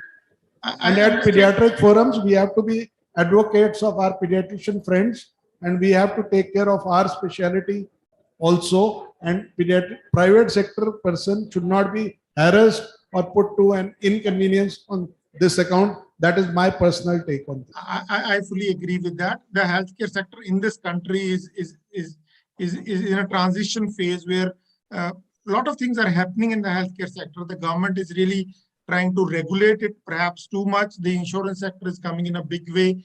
The PMJ, I really don't know what is happening to that. What do we do under the PMJ regarding these things? But then, yes, I'm just saying offering it to the patients, not doing it under the packages, not necessarily. The healthcare, private healthcare has to be profitable for it to continue. So nothing on that yes, it can be loss-making exercise for the healthcare providers who are providing 70% of the healthcare, and perhaps 90% of the intensive care in the country is being provided by the private healthcare. So yes, this is something there, but what I would say is we still offer it to the patient to pay it and get it done. But definitely, if we are talking of insurances not paying it, we need to really move the IRDA for that and tell them to really start paying for it. Coming to the next question. Next slide, please. Okay. Now, this comes from this issue comes from parents of a 2-year-old child with cerebral palsy accused the hospital and the pediatrician of negligence and deficiency of care. The baby was born preterm, remained in the hospital for almost 2 months after birth and spending close to 10 lakh rupees. Their contention is that they had been informed. Had they been informed of the risk, they may not have continued the treatment. Now, how do we defend ourselves on this? This is something almost 2 years after the baby has been born, and we find about cerebral palsy. If Dr. Kantikar is there, I would be really happy if he takes up this question, or I'll pass it to Dr. Pankaj perhaps, if Dr. Kantikar is not there. So I can take this. So one is that absolutely this is a nightmarish situation, because all of us deal with preterm babies, all of us deal with children with birth asphyxia, congenital malformations, and we tell them that there is a risk. And at that time, the appreciation of the parents about that risk is not that great. They feel that even if you say there's a 90% or there's a very high risk, they will be in an optimistic mode and they will say that maybe we fall into the 10%. But once they get into the 90%, then they start blaming. So this is a situation which is nightmarish, can happen to any one of us, and we should just pray to God that it doesn't happen. But at the same time, we can have some checks in place to make sure that if such a situation is happened, we are able to justify our position. Justification at the time of admission, as I said, at the time of admission of such a baby, we should be mentioning that the data supported that what are the chances of survival, what are the chances of intact survival, whatever is the data available to show that whether the chances of cerebral palsy or formation there or not. So one is this. Second, I think more important is whether during the NICU stay, in between, the same thing was emphasized. Suppose the baby gets intraventricular hemorrhage, he gets meningitis, he gets BPD. Whether at that point of time it is re-emphasized and informed consent is done in between the care that whether this baby can have issues or not. Third, at the time of discharge, it is very clearly mentioned that baby is at higher risk of having neurodevelopmental sequelae. He needs to be followed up at 1, 3, 6, 9, 12, 15, 18 months for detailed neurodevelopmental assessment, including retinopathy of prematurity, hearing, and PDI, MDIs, and early stimulation therapy. So that's all we can do about it. parents can always say that they were not informed, but code goes by documentation. So if we have documents to prove that we did our best, we try to explain to them at multiple points of time, which is, as always, witness is there because signature of parents is there, then you're in a better situation. But then definitely, I remember that there was a child, there's a case going on with one of my friends. The patient had birth asphyxia at birth, and now child is 9 years, cerebral palsy. Every time the parents bring the cerebral palsy child into the court to generate that sympathy from the judge, that see how we are taking care of such a difficult child. So that sympathy is always with the parents in this case. But then we can do our best to make sure that the compensation, the issues can be sorted out, because court has a more balanced view in this situation, because the number of cases of these types are increasing day by day. Yeah, here I want to mention one thing about consent, that we should prepare Dr. Pankaj can take lead into that. We should prepare consent format for each conditions, and including all the rare, even rarest remote possibility into that. The second is that if the patient develop complication out of that, we should again take consent for that complication also. The third thing I want to introduce here, that not only the consent on the admission, we should formulate a definite format for the discharge of the different patients with the consequences age related and all the related examinations and follow-ups and all the related investigations should be followed. They should be made so that we can defend ourselves in the court of law. Okay, thank you. I've been reminding that we are running, so I'll not detail on this, although I had a few more points to ask on this. We go to the next slide, please. Next slide. Issue 6. Yeah, issue 6. No, please back. Yeah. This is for Dr. Baliga. A late preterm is born at 35 weeks in a routine obstetric hospital. The baby develops respiratory distress and needs ventilation. The hospital has a small nursery, but baby deteriorates during transfer and expires. And you are accused of lacking facilities to handle newborn despite claiming to have a NICU or a nursery. What is your legal defense? Now, realize that this could happen in any situation.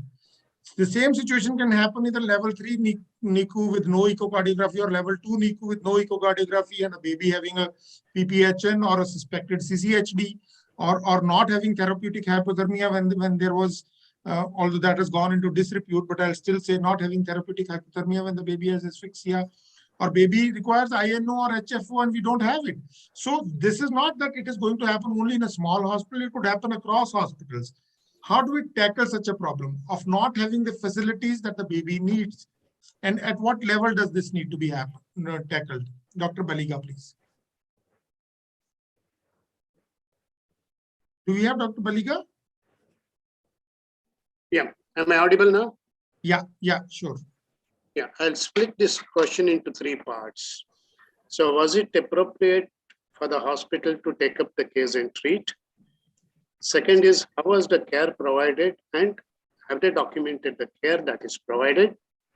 Third is identification of complication and the process of transportation. Now, a 35-weeker can be delivered in any hospital which has a basic facility and basic newborn care facilities. So, mother is the best care provider for a baby, provided for a 35-weeker, provided the weight is good and the baby is stable.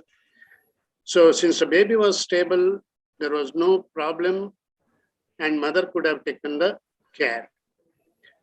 But more important is that since the baby is a late premature, it needs constant monitoring and guidance to the mother. And doctors should document that they have provided the care as per the protocols, standard protocols such as initiation of breastfeeding, thermoregulation, kangaroo mother care. All these advices have been given, and document that and explain this to the parents. Simultaneously, there should be an identification of complications and timely decision, especially monitoring by the nurses. Since the baby developed respiratory distress here, one would look at whether the respiratory rate, heart rate, SpO2, all these were monitored regularly and documented.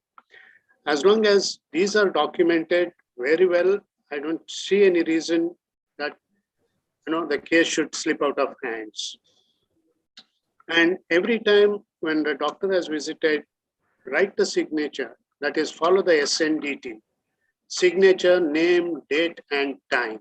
This is very, very crucial when any case is audited or when a case goes to consumer court, because time events that happen in relation to time is very, very important as a defense. Now, whatever we have done needs to be communicated, and this communication also needs to be documented. And most important is that the documentation of communication should be done with the patient's own hands. Because even if it is written by the doctor that I have explained, it doesn't hold good in the court of law. But if the patient writes in his own language that have been explained, the condition and the conditions that is mentioned, and he puts a signature, probably that holds good in the court of law.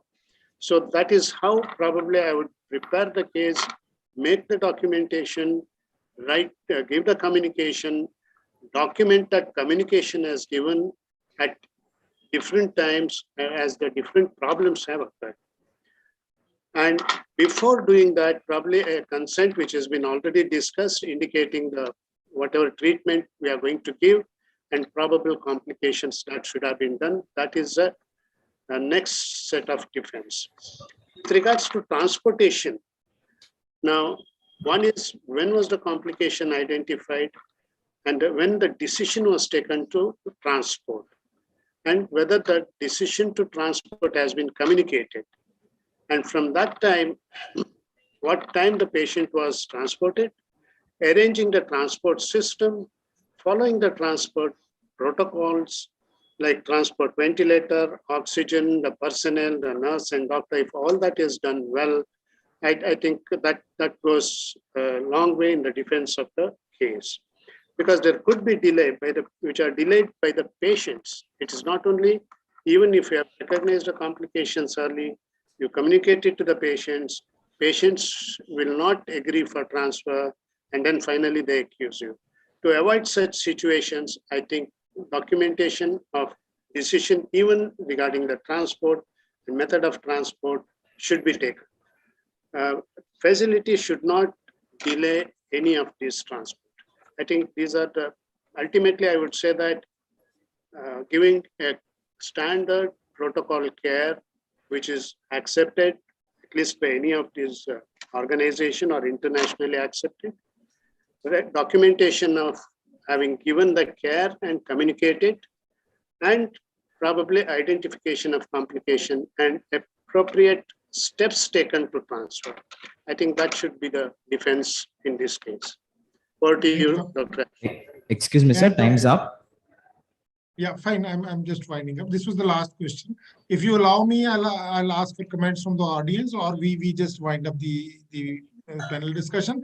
Before I wind up, I must thank all the panelists for the wonderful discussion. I believe 40 minutes is just too little for such a discussion on medical legal issues.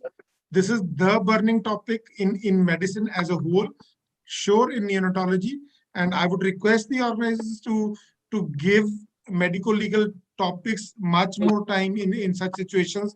Rather than knowing more about neonatology, we need to know how to safeguard ourselves. Thanks all the panelists. I believe it has been wonderful discussion, and we would love to carry on this discussion further so that we reach some tangible place, tangible, and where we can look after our patients without the burden of being saddled with the case unnecessarily. Thanks everyone. Thank you, sir. Thank you so much. And it was an honor to have you here. And I request Dr. Kasturi to present the certificates to our delegates. Dr. Ramprasad, sir.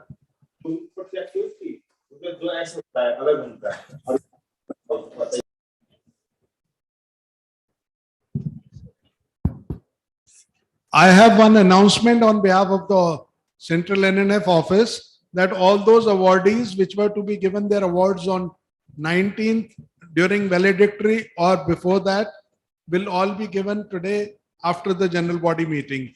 So please be there after the general body meeting to get the awards, all the other awardees of the 19th Sunday. Thank you, sir. Dr. Alok Bhandari, sir.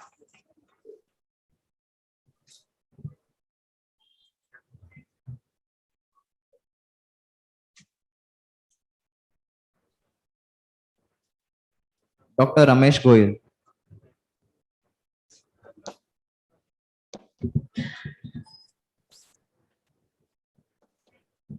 It was an honor to have you, all of you here, sir.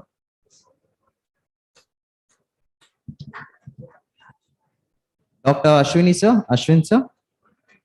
Thank you once again. Let's jump into our next talk, that is hypertension in newborn. I would like to introduce our chairperson for this talk, who is joining us virtually, Dr. Venkateshwar Rao, Professor and HOD of Pediatrics, Chairman of Venkatapadma Hospital. He was the President and Vice President of IAP Andhra Pradesh State. And I would like to introduce our speaker, Dr. Prakash Vemgal, neonatologist in Rainbow Children Hospital, Bannerghatta. He specialized in clinical pathophysiology of respiratory and cardiovascular system. Prakash, sir, yeah. Am I audible? Yeah, I'm audible. Yes, sir. Over to you, sir. Okay, thank you very much. Can I share my slides, please?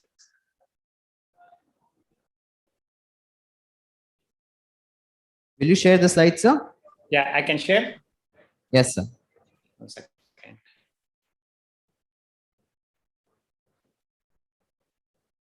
Okay. Can you make it a presentation mode? Can you see my slides now? Yes, sir. Clear. Okay, great. Thank you.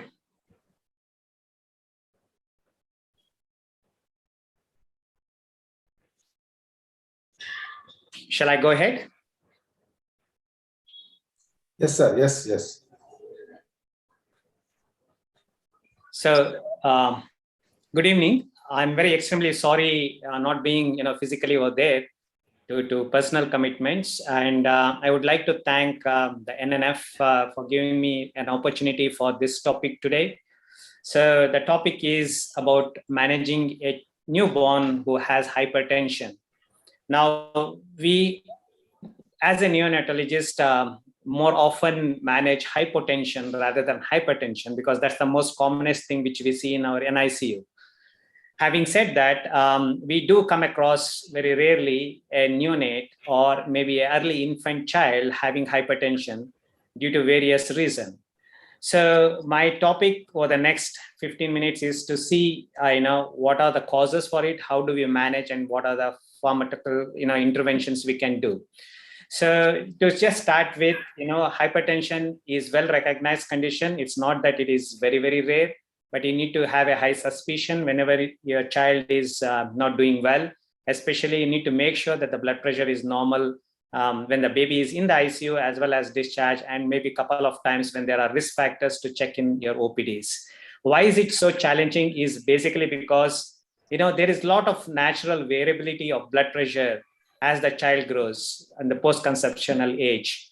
And we don't have much of reference data to different, just at different gestational age.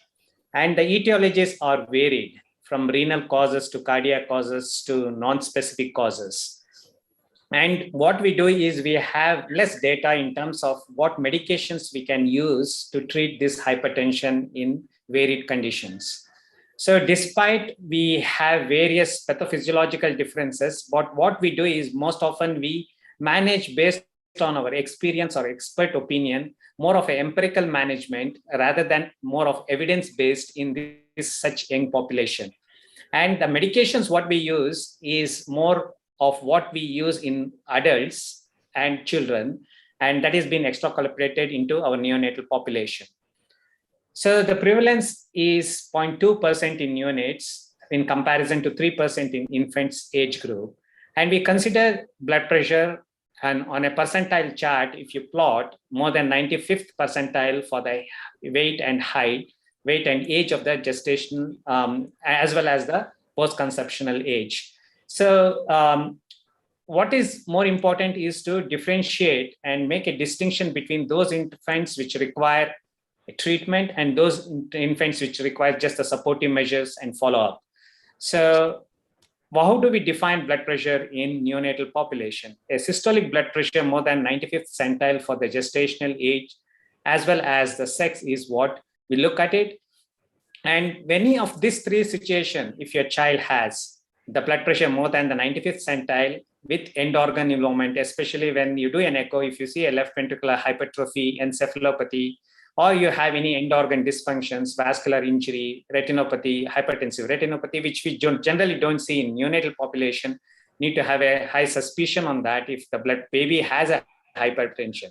So if the baby is more than 99th centile, that is the systolic blood pressure more than 110 millimeters of mercury in term neonates, or in hypertensive emergency, hypertensive crisis, if the systolic blood pressure is more than 130, these are the babies which probably requires extensive workup and intensive care till the blood pressure settles down.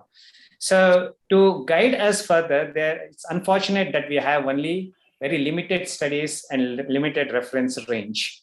Now, this is one of the publications which Doni et al. Had published. They looked at the blood pressures of babies who are born between 26 to 24 weeks. And what is, if you look at those table column, it is more for the babies who are born more than 2 weeks after birth. So EB in intensive care, probably if there is hypertension, we probably would look during the first week of life and the second week of life. Yeah, of course, if there are some babies which might stay for 1 or 2 months in an ICU, probably you would pick up hypertension. So if you look at the 50th centile as well as the 95th centile as well as the 97th centile, so those are the numbers which is being published in one of the articles. And you can't remember all this because of various gestational age with systolic, diastolic, and mean blood pressure. It's quite handy to have it in your NICU and probably follow up after if the babies are born more than 2 weeks. And especially if a baby is born preterm, it is even more challenging because we don't have any guidelines or a proper data to say this is what is hypertension in small babies. This is another graph or a chart which you probably can have in your NICU. This is being published by Zubrow et al. And what this says is the 95th centile. So the orange one is the one of systolic blood pressure and the diastolic blood pressure on the below part of it. So this is the 95th centile range. So any child who is in that range, you probably need to closely observe and find out is there any reason why the baby has higher blood pressure. And most of the circumstances, you would probably see that it's more of iatrogenic, or probably you need to modify a few of your strategies, and then the blood pressure slowly settles down over time. Now, there are two studies which are done by British. They are basically from preterm babies using arterial catheters. They are invasive blood pressure monitoring, and they also use Doppler ultrasound to look for it. And there's another study which basically done by American school. When you look at this, they looked at less than 2 weeks of age, and this is probably the more this is the only study which has the numbers which will tell less than 2 weeks of age.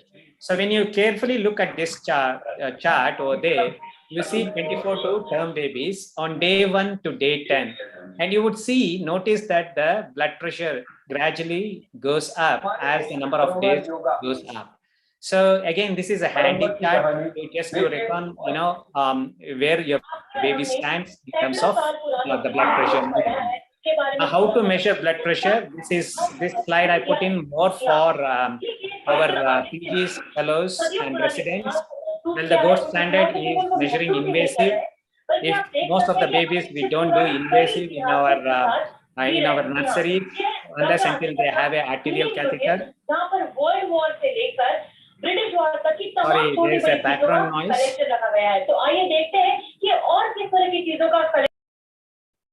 Okay, thank you.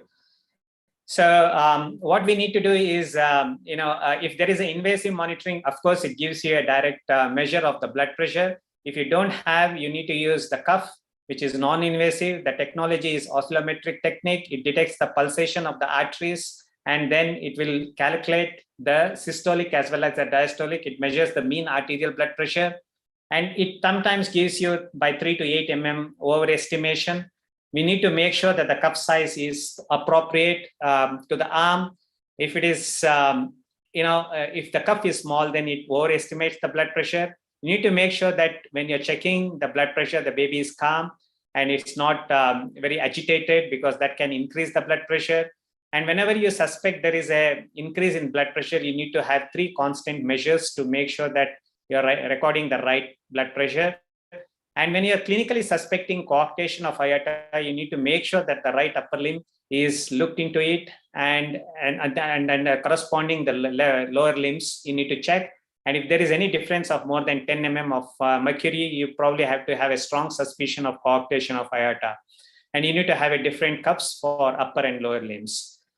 Now, coming to the cause of hypertension, the common ones are the one which we need to always think of in our day-to-day practice. Which are the ones? So any child who has an umbilical arterial catheter, you need to be careful about it. And probably this is the most, and they can lead to arterial hypertension. The next common ones are renal artery stenosis, renal vein stenosis. Sometimes some of the medications what we use, in most of the units we don't use steroids nowadays, but that was one of those common medications 20, 30 years back when NICU used to use steroids for BPD. Other common causes are the bronchopulmonary dysplasia. As the child is growing, they can be prone for later hypertension. If you are using inotropes, of course, you need to wean the inotropes and come it down, so that shouldn't be the cause of hypertension. Other causes for renal, it's more of renal malformation like hypoplasia, dysplasia, or polycystic kidneys needs to be kept in your mind. The rarer causes are the one which you probably see once in a while. You need to have a strong suspicion of congenital adrenal hyperplasia and coarctation of aorta, or recoarctation after surgical correction can cause hypertension. Very rare ones are Wilms tumor, pheochromocytoma, and other ones. So I'll not go in detail of the whole list. Now, when you find a child who has hypertension, you need to investigate. The common ones are the urine analysis. You need to make sure the urine creatinine, albumin is fine, probably a baseline blood count. Electrolytes are important. Creatinine is important, along with the thyroid function test. And if you're strongly suspecting the renin-angiotensin mechanism as the cause for hypertension, you need to rule the renin-angiotensin levels. And if you're thinking of congenital adrenal hyperplasia, you need to do 17-OH progesterone levels, and always followed by renal ultrasound and Doppler assessment for renal vessels. There is a challenge by doing Doppler assessment for renal vessels, and you are suspecting a renal artery as a cause for hypertension. You need to get a magnetic resonance angiography. Echocardiography is very important to rule out any congenital heart disease, especially looking at coarctation of aorta. And along with that, you need to have the other test as the child doesn't improve, like MCUG, to rule out any obstructive uropathy, and DMSA scanning to see for any renal scars, and a chest X-ray to rule out any neuroblastomas. Now, coming to the medications, we have a set of medications which are again extrapolated from the adult as well as the pediatric age group. What are those medications which we commonly use are the beta blockers, the calcium channel blockers, the diuretics, then we have vasodilators, and then we have ACE inhibitors. Now, among this, all the medications, the common ones are the beta blockers, and in acute scenarios where there is a hypertensive crisis, we probably have to use IV medications to reduce the blood pressure. Then we use hydralazine or sodium nitroprusside, and subsequently we can switch over to either a calcium channel blocker or a beta blocker. But never ever think of starting ACE inhibitor unless until you're pretty sure. When you're thinking of ACE inhibitor in a neonatal population, for 2 reasons we don't start. One is most of these babies can be having hypertension because of the renal cause, and ACE inhibitors can cause more renal damage, as well as they can have long-term nephronal injury. So whenever you're starting, make sure that a cardiologist, as well as if you are privileged to have a nephrologist in your unit, take an opinion from them and then think of starting ACE inhibitors. Now, how do we approach a child who has hypertension? Again, this is a flow diagram which mentions how to go about it. So once you establish a diagnosis, you investigate, and once you know that the investigations are done, treat the underlying cause if possible, if that can be eliminated. And if you have eliminated that, then you look at what the blood pressure is, and if the child is asymptomatic and the blood pressure is more than 99 centile, then you start at thinking what medications I need to start. If it is hypertensive crisis, then start IV infusion, and we usually use esmolol or hydralazine or labetalol or nicacardipine. So you need to make sure that the blood pressure comes down very steadily, slowly over the 12 to 24 hours. Then taper the vasodilators or the beta blockers based on the response. And if your baby suddenly deteriorates or there is a sudden drop in blood pressure, especially, think of giving fluid bolus and try to stop the medications and stabilize the child so that you don't land up in hypotensive crisis. Now, if the child is not in crisis, then you can think of using calcium channel blockers and beta blockers. Diuretics doesn't have much role in controlling blood pressure. So, but if it is fluid overload, you can always think of giving a couple of days some of the diuretics.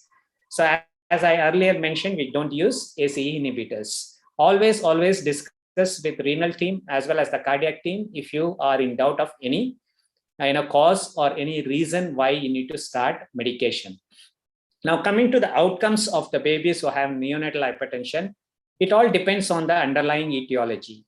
If it is because of EAC insertion and it's because of thromboembolism, and usually this should resolve over time and these babies shouldn't have any problem.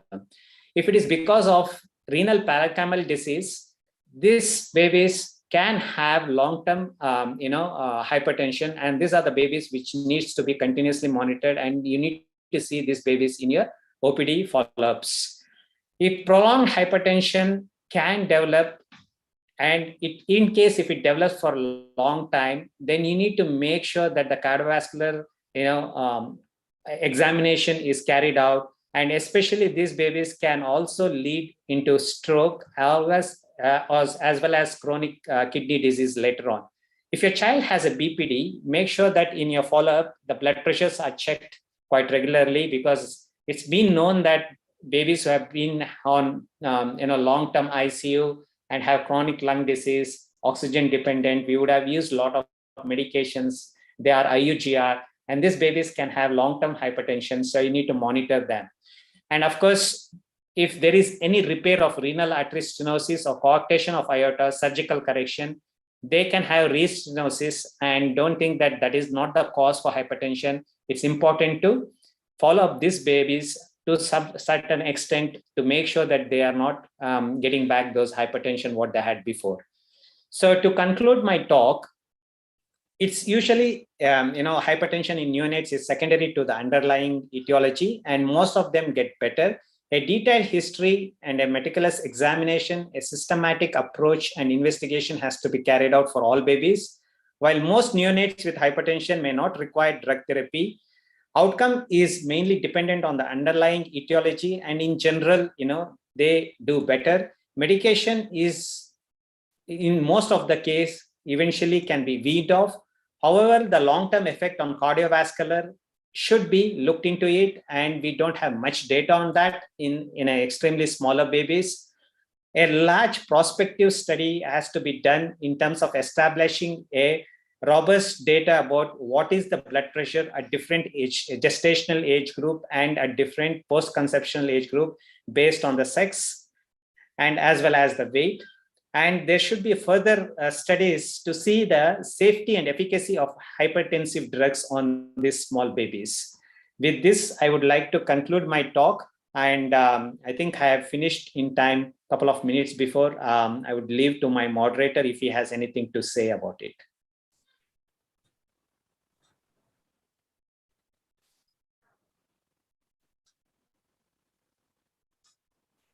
Hello?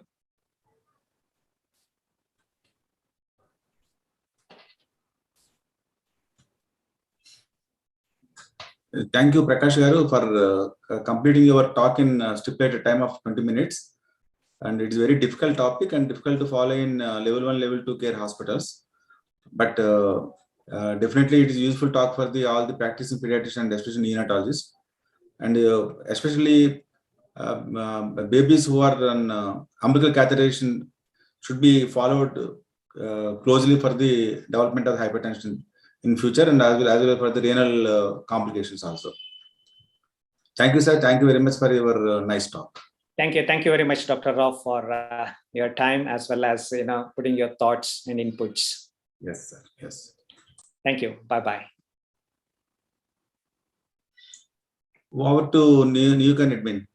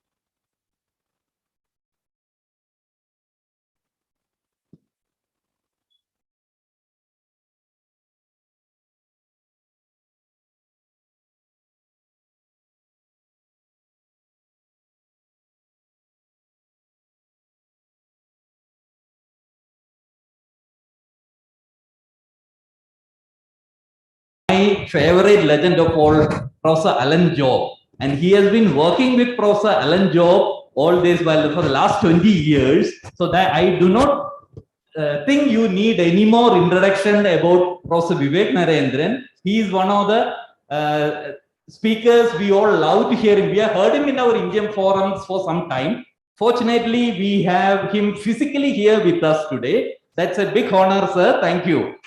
Thank you. Like his interests are specific interests where he is doing original research is in neonatal dermatology, skin, something a field in neonatal skin, something we really don't give any thought or we don't know anything about, I would say. But then he is also an excellent speaker. We have heard him so much on ventilation. This is a respiratory symposium we're going to have today. So, and the topic is something, again, an upcoming topic where we have heard so many new research coming. It's on the inhalation therapy of Budesonide and Surfactant. So, over to Dr. Vivek Narendran.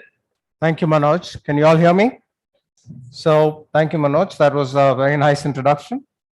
So, today, I thank the organizers first, and it's an added privilege for me to come to Bangalore because it's my hometown and then to talk at NNF.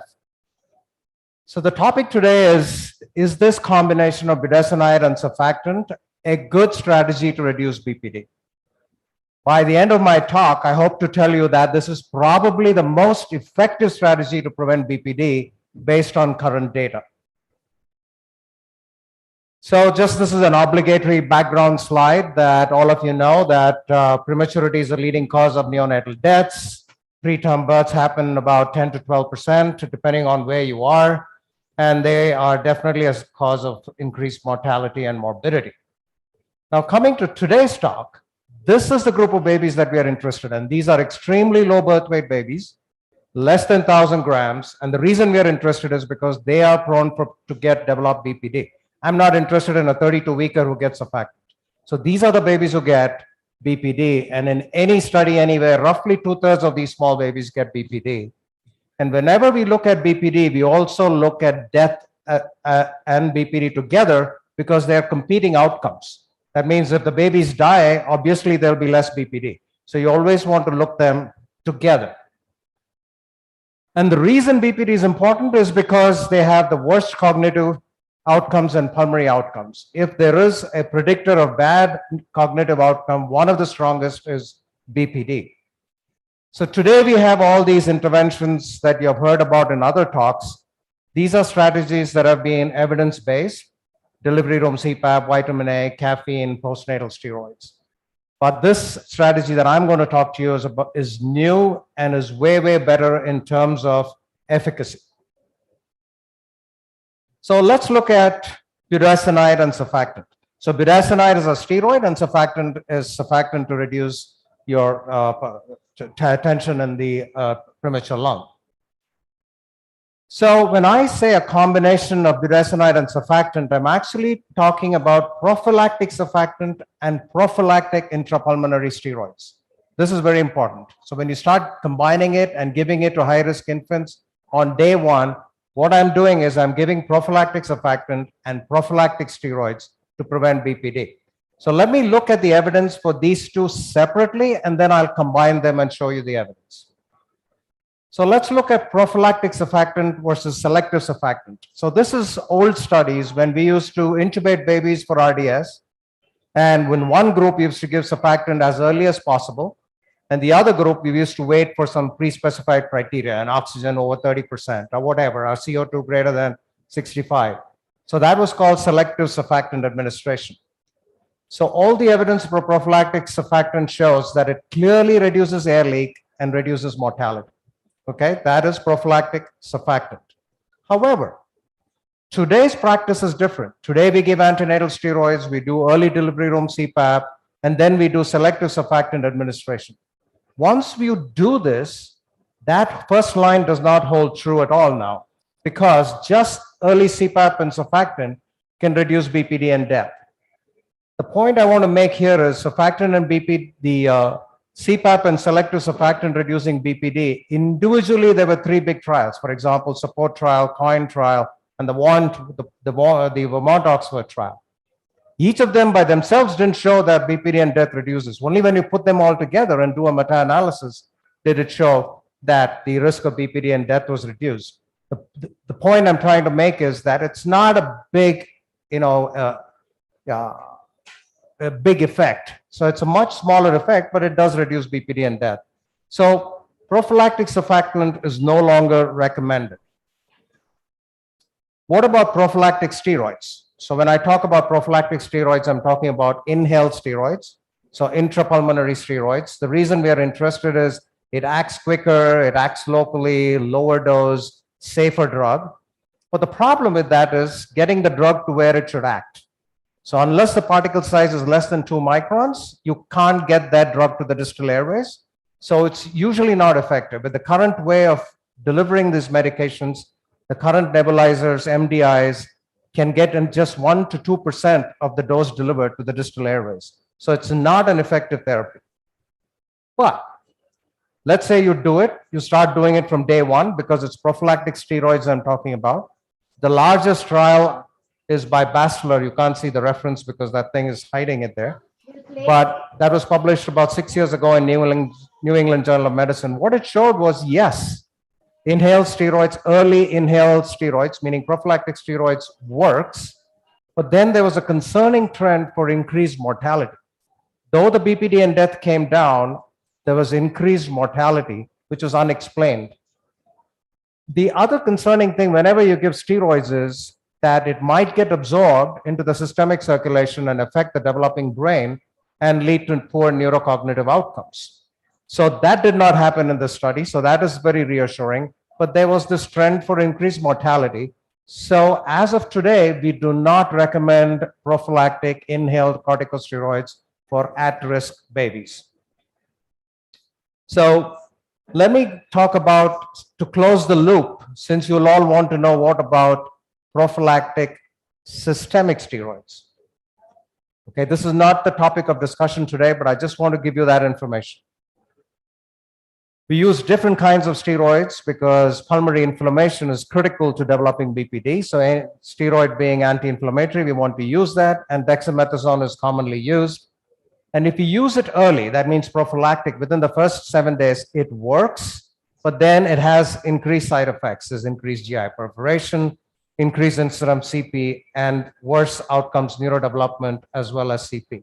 I mean, death and CP as well. So as of today, we don't do that. What about hydrocortisone? In hydrocortisone, there is one large trial, though I've stated 5 RCTs. One of them is the largest, known as the Premiloc, which was done in France. What did it show? They also started day 1. So it's systemic, day 1 hydrocortisone. It works. It reduces BPD and death. That's what it means, increased survival without BPD. And overall, it seems to be effective, and it has increased risk for GI only when you give it along with endomethacin. And there's a slight increase in late onset sepsis, but overall it works. However, there are 2 other trials that have just been published. I mean, they are not yet published, but just completed. These are also hydrocortisone trials. One is a late hydrocortisone trial. These are called Stop BPD in Amsterdam, a Dutch study. They started on 7 to 14 days, not early, not less than 7 days. And then we finished a big trial called the NICHD Neonatal Network trial. We gave it between 14 to 28 days. Both were babies who were on mechanically ventilated, and we were given steroids to prevent BPD. Both of them, no difference in the primary outcome of BPD or death. Again, saying late hydrocortisone does not work. Early dexamethasone does not work. Early hydrocortisone, there is an initial signal that it might work, only 1 study so far.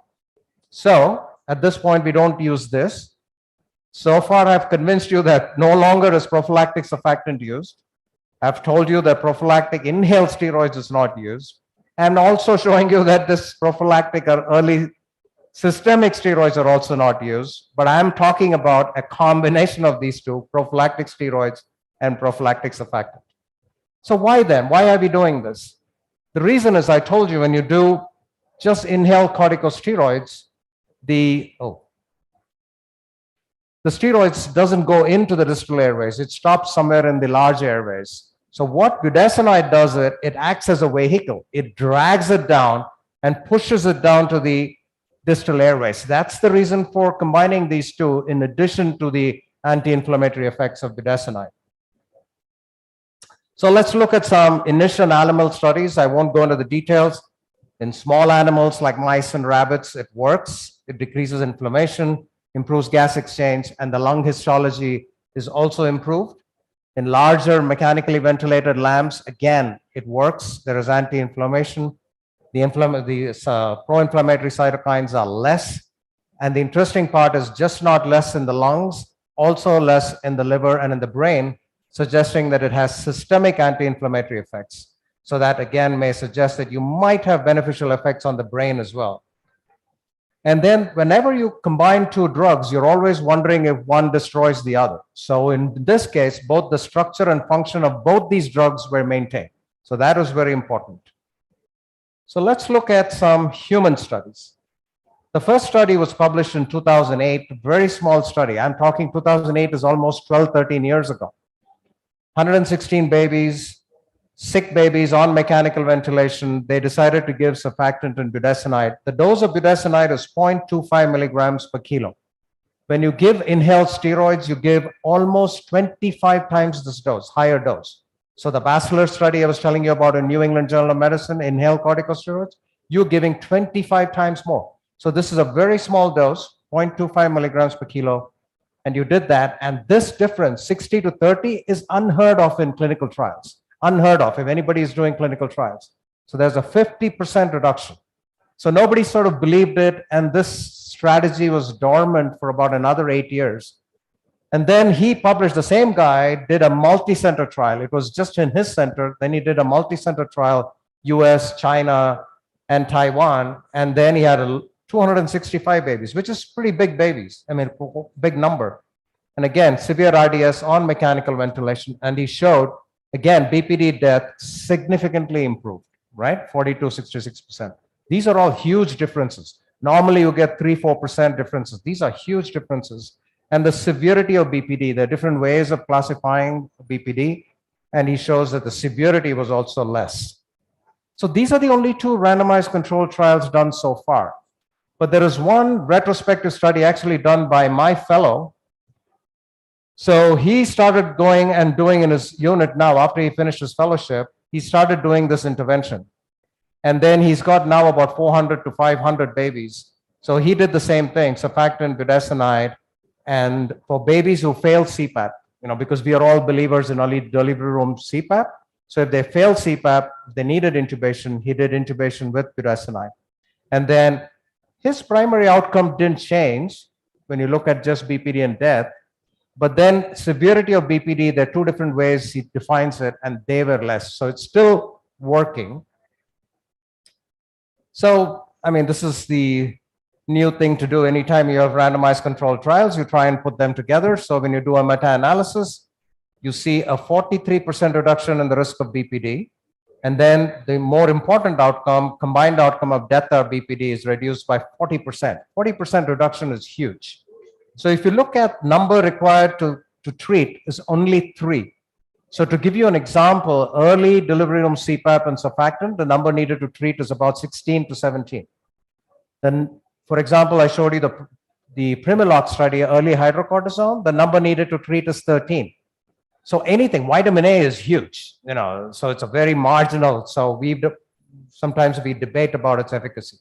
So to have a number, just to put it in the right context, number needed to treat of 3 it's really, really unheard of in neonatology for an intervention study. But the concern, like any other, whenever you give steroids, is what about the side effects? So here I'm trying to say the short-term side effects are usually hyperglycemia, hypertension, and so the risk of sepsis. But the one thing that we have seen in the babies that I have used it, it's mainly the hyperglycemia, and I have just one baby so far that I had to use insulin to control the hyperglycemia. So we believe about 4% of the drug is absorbed, whatever 4% of the total dose you give intratracheally. That's hardly anything. That's the kind of plasma level of steroid you get after you give antenatal steroids. So if antenatal steroids you think is safe, this is relatively safe.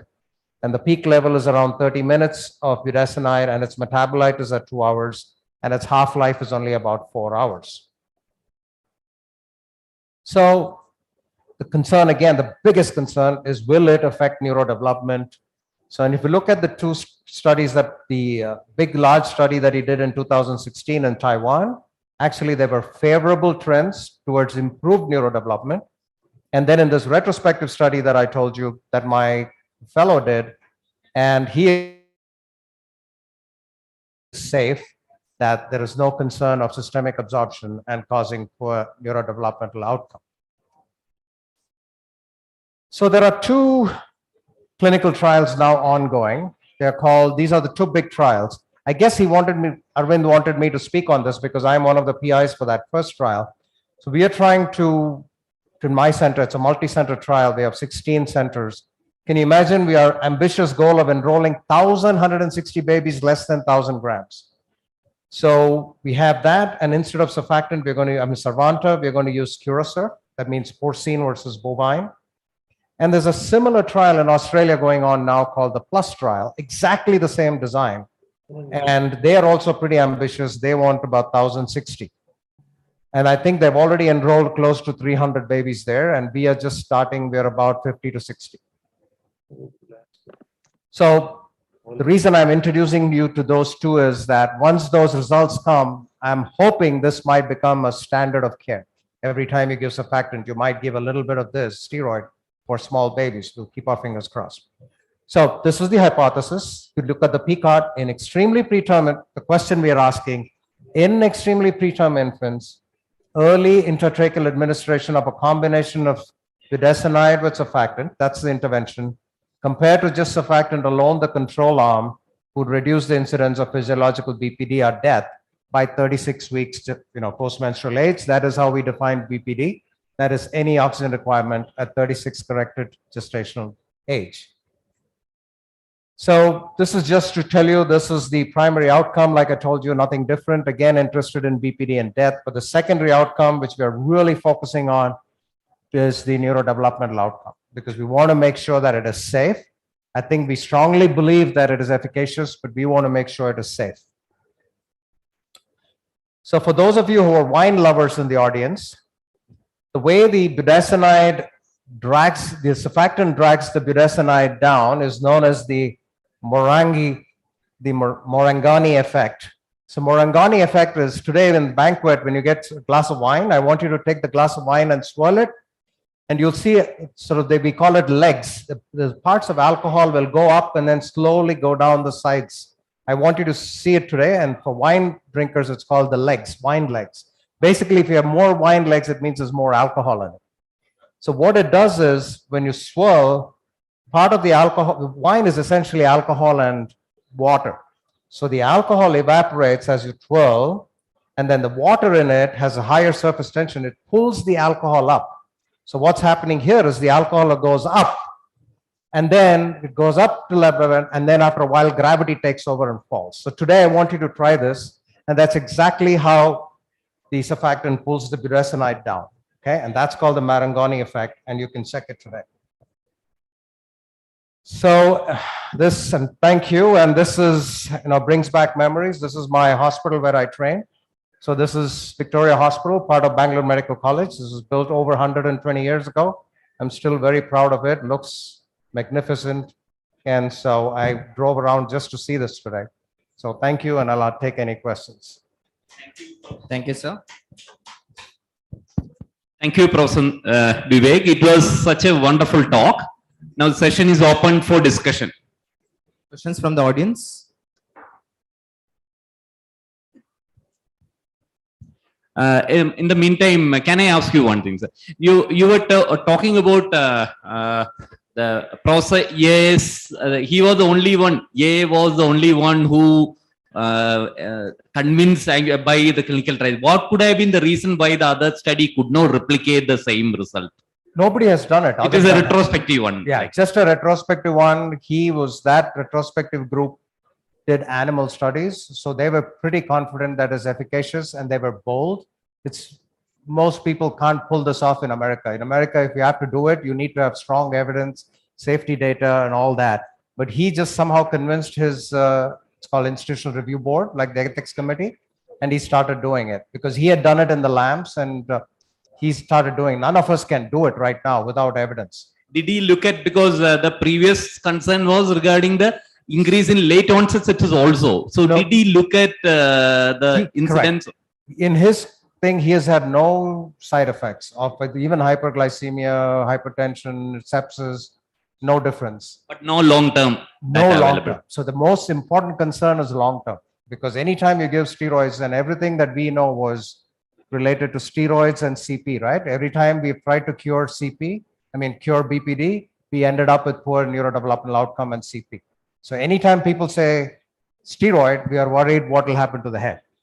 Interesting, very interesting study. Probably this is the way things will shape up. Any questions? Please give him a mic.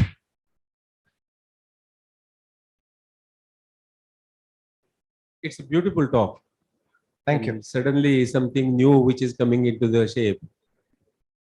See, Indian scenario, you see millions of babies, and some of the Indian people or bigger institutes can take up such types of projects, can get enrolled with the scientific committee, and can do this sort of work. Yes. We should write to NNF to do such sort of work, because we have got the data available with us. So he's talking about extreme preterm babies only. These are small babies, less than 1,000 grams. We have got centers catering hundreds of extremely low birth weight babies, which are under the government medical colleges also and in private institutes also.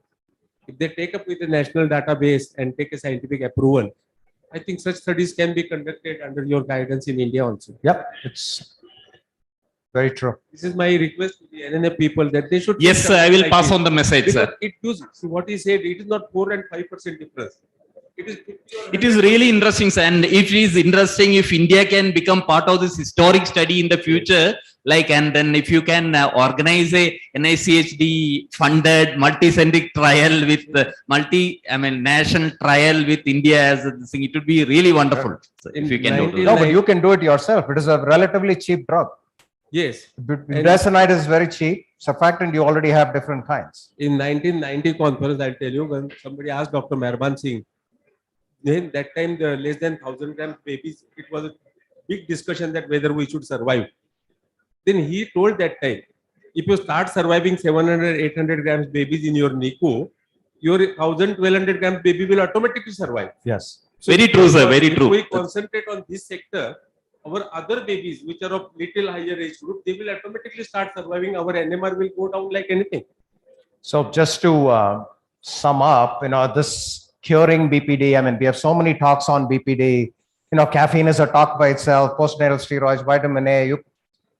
This is like, in 1930s when we were treating sepsis. We didn't know much, but things have changed. Now we know what antibiotics, what bacteria. 1950s, 60s, we didn't know what leukemia was, but now today we cure leukemia in children. We are still in that stage when it comes to BPD. We are still throwing different things. There's a lot more to learn.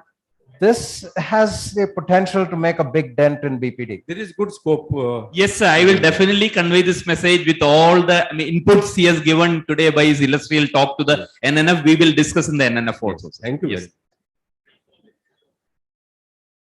Congratulations, sir, for such an excellent talk. I am Dr. Ravindra Gupta from Bhopal, RC. Sir, first of all, I want to ask that there are two kind of modes available. One for budesonide especially. One is by nebulization therapy, another one is NLR. So which mode we should use? First of all, I want to ask you.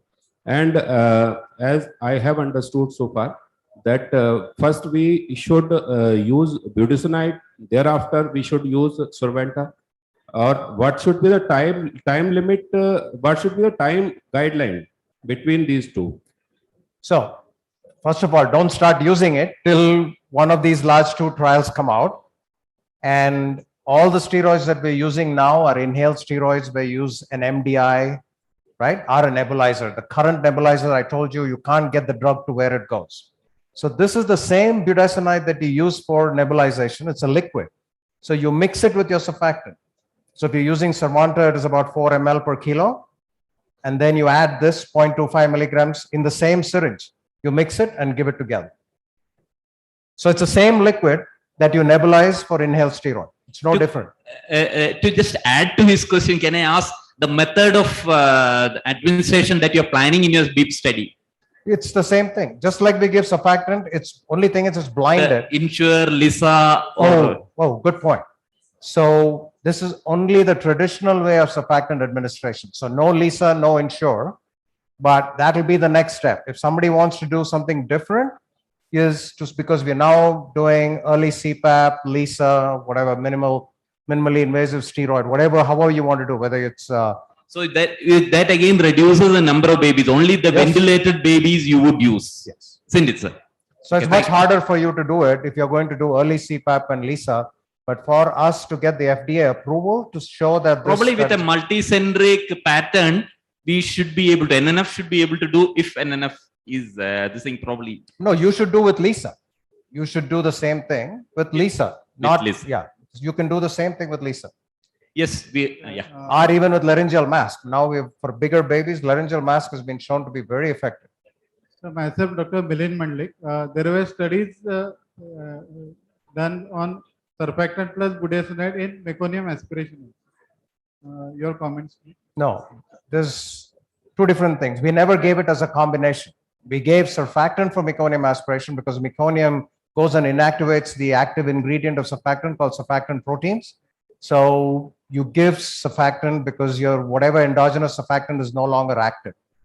Steroids is a little later. The steroids is still debatable whether you should give it for acute meconium aspiration. We never gave a mixture like this. No. Thank you. Any other questions?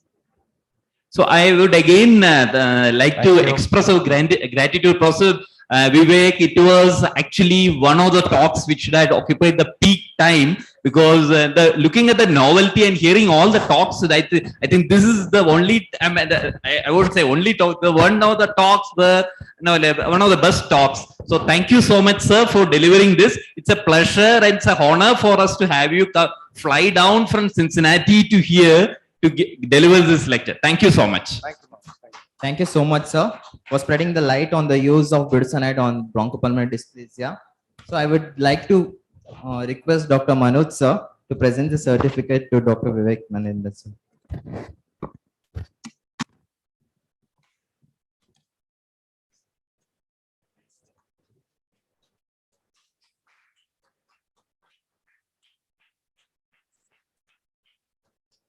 Thank you so much, sir. Thank you.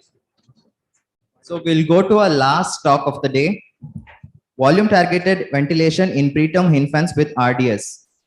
I'd like to introduce our chairperson, Dr. Milind Mandik. He's the director of Color Children Hospital and the president of NNF Nagpur, and he'll be organizing the next NEOCON in 2023. He'll be the chairperson. I would like sir to introduce our next speaker.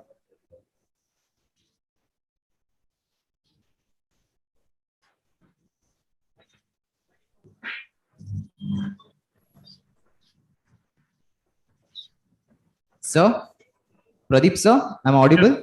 Yeah. Can you hear me? Yes, sir, 1 minute.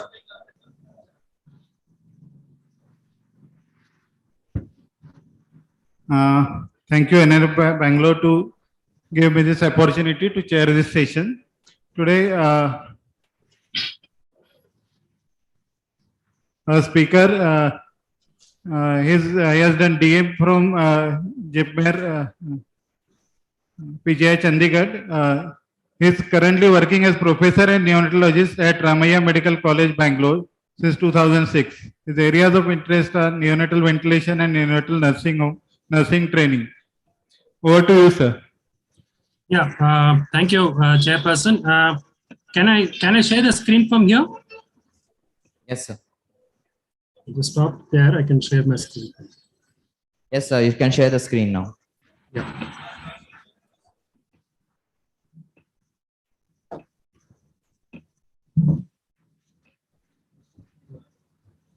So I'm audible. My screen is visible there. Yes, sir. It's audible and clear. Yeah. Thank you very much, Chairperson. Thank you, National NEOCON. Thank you, Karnataka State NNF, for inviting me to speak on this very important topic, volume targeted ventilation. Now, this term might look little, I'm going to go a little broad on this terminology, but I'm not sticking to one particular mode because it's called by different names and different ventilator. But in principle, we are all talking about volume targeted ventilation.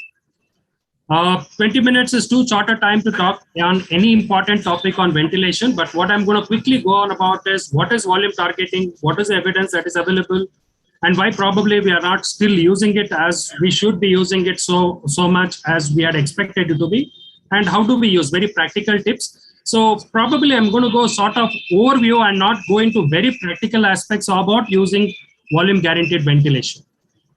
Now, I think when we started ventilation, we were very, very clear. Our primary goal of mechanical ventilation was maintenance of adequate gas exchange. Now, when we probably when we were postgraduates, our main aim was to get the gas exchange, get the baby to survive at whatever cost. At that point, I think our only point of interest was I need to have adequate gas exchange. I need to have a normal blood gas was our goal when we were ventilating. But now I think over a period of time, we have started to understand that ventilation does cause lot of lung injury. And now we say, no, it's not enough we ventilate. We say it's important to achieve this target with the least possible degree of hemodynamic impairment, lung injury and brain injury. I think this is the point which is making us to see what new we can do on mechanical ventilation, because the conventional ventilator, I think we did a lot of I wouldn't say damage, but we did end up having a lot of injury onto the lungs. We had bad injuries in the brain. We had ROPs coming up drastically because of our probably inadequate or inappropriate use of the ventilator. So I think now we are moving towards how can we achieve an adequate gas exchange with a very minimal degree of brain and lung injury. So in that process, we are trying to innovate our ventilator modes again and again. What we were conventionally been doing for last probably 2-3 decades is pressure limited ventilation, which was delivering a fixed peak inflating pressure. And that is what we've been using for last 2-3 decades. And I think somewhere we were very comfortable and we had that sense of belonging that I am the one who's controlling the pressure onto the baby. So I can be very sure the baby will not end up with barotrauma. So we were sort of very proud in saying that I'm controlling the pressures, but then we realized that it is not the barotrauma, it's not the pressure. It is at the end of the day, the volume, the tidal volume that this pressure is creating, that is the one which is adding to the injury. And this is not in your control when you're doing a pressure limited ventilation, where you're giving a fixed pressure. What tells you or what the tidal volume the baby achieves is purely dependent on the pressure that you set. and the lung compliance. So here is a big mismatch because at a given point of time, we do not know what is the pressure that particular lung needs. So I think we realized this of late that it is not the barotrauma, it's a volutrauma. And then people started using volume controlled ventilation. Volume controlled ventilation, what we use in adult is not been new. They did try in newborns, but the conventional volume control ventilator were not optimized for use in neonates. The tidal volume were lost in the gas compression in the circuits. The microprocessor were not very, very sensitive. They were measuring the delivered tidal volume, so there was no idea. There was a lot of the leak compensation was not taken into account. So the proper volume control ventilation did not work very well in neonates, and people gave up on that, saying that no, volume control doesn't work in NICU. Then people said, see, pressure we know works very well, but we have a problem there. Volume control is not being used. I mean, it's not been devised or appropriately devised for use in NICU. So what can we do? The volume target ventilation is nothing but a microprocessor based modification of pressure limited time cycle ventilator with the ability to deliver a more consistent tidal volume. So here we have taken the best of the two.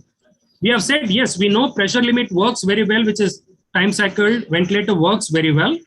Then we said we also need to target the tidal volume, but the conventional volume control is not working. So we sort of merged both the technology, and we said, let's have a hybrid mode, which takes the best of, or it sort of mixes up your pressure control with a option to set or achieve a set tidal volume, thereby avoiding a tidal volume which can be too high or too low for that baby. So in simple word, what we exactly do here is, in a volume targeted ventilation, we set a pressure limit. We don't set the pressure, but we set a limit saying that, see, you're okay, I give you autonomy to decide the pressures, but you can't go beyond this particular point. So that's what you're determining in a volume targeted ventilation. So you're not directly setting the pressure, but you're setting a limit beyond which you don't want the ventilator to go. So you have some kind of a control that, yes, I'm very sure this ventilator will not go beyond 30 or 32 of PIP. But we give the machine an autonomy to work on the working pressure. So what it does is, this is a flow, this is a tidal volume. So what it does is, it measures the previous breath tidal volume. Let's say this was the tidal volume. It measures, and then it decides how much is the pressure that should be given for the next breath.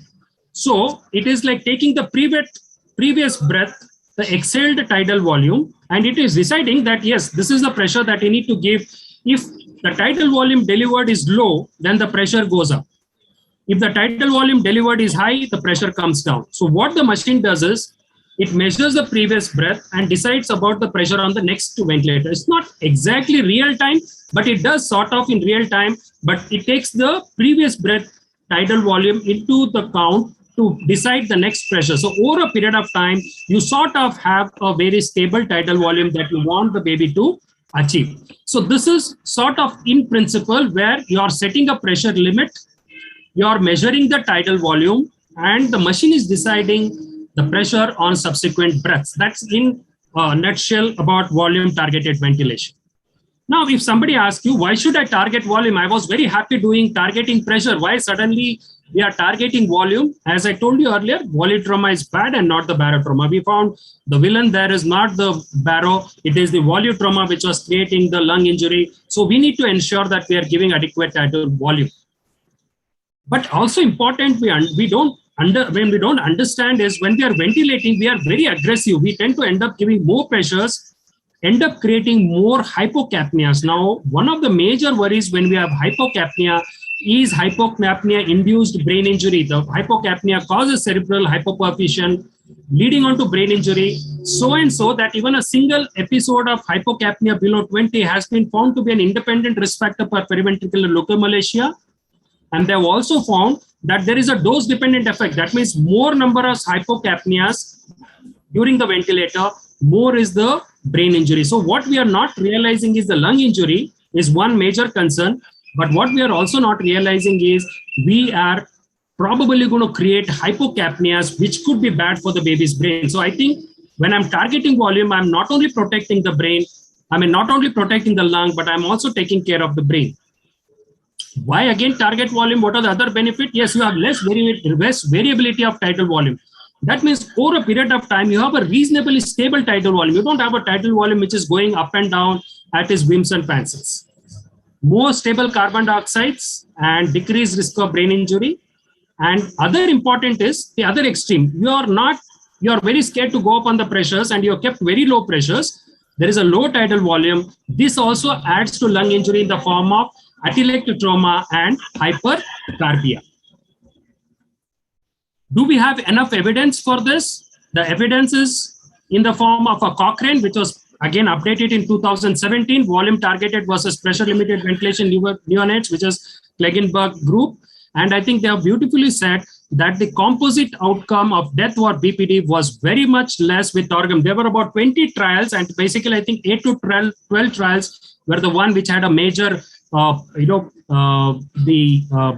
impact on these studies, or the major weighted was there in about 8 to 12 studies. And they did find that it does reduce a composite outcome of death bar BPD.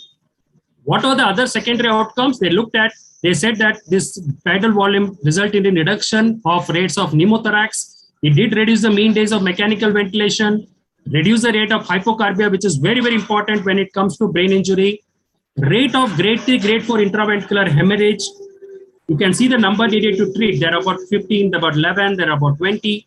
And the combined outcome of periventricular leukomalacia with or without grade 3, grade 4 intraventricular hemorrhage, which is again significantly reduced when you have volume targeted ventilation. So in a nutshell, the meta-analysis has clearly proven based on the 20 studies that were taken into account that it does a beautiful job to reduce the death bar PPD. It does reduce pneumothorax. It does reduce IVH. It does reduce periventricular leukomalacia. So I do not think there is any doubt about the evidence that we have for it.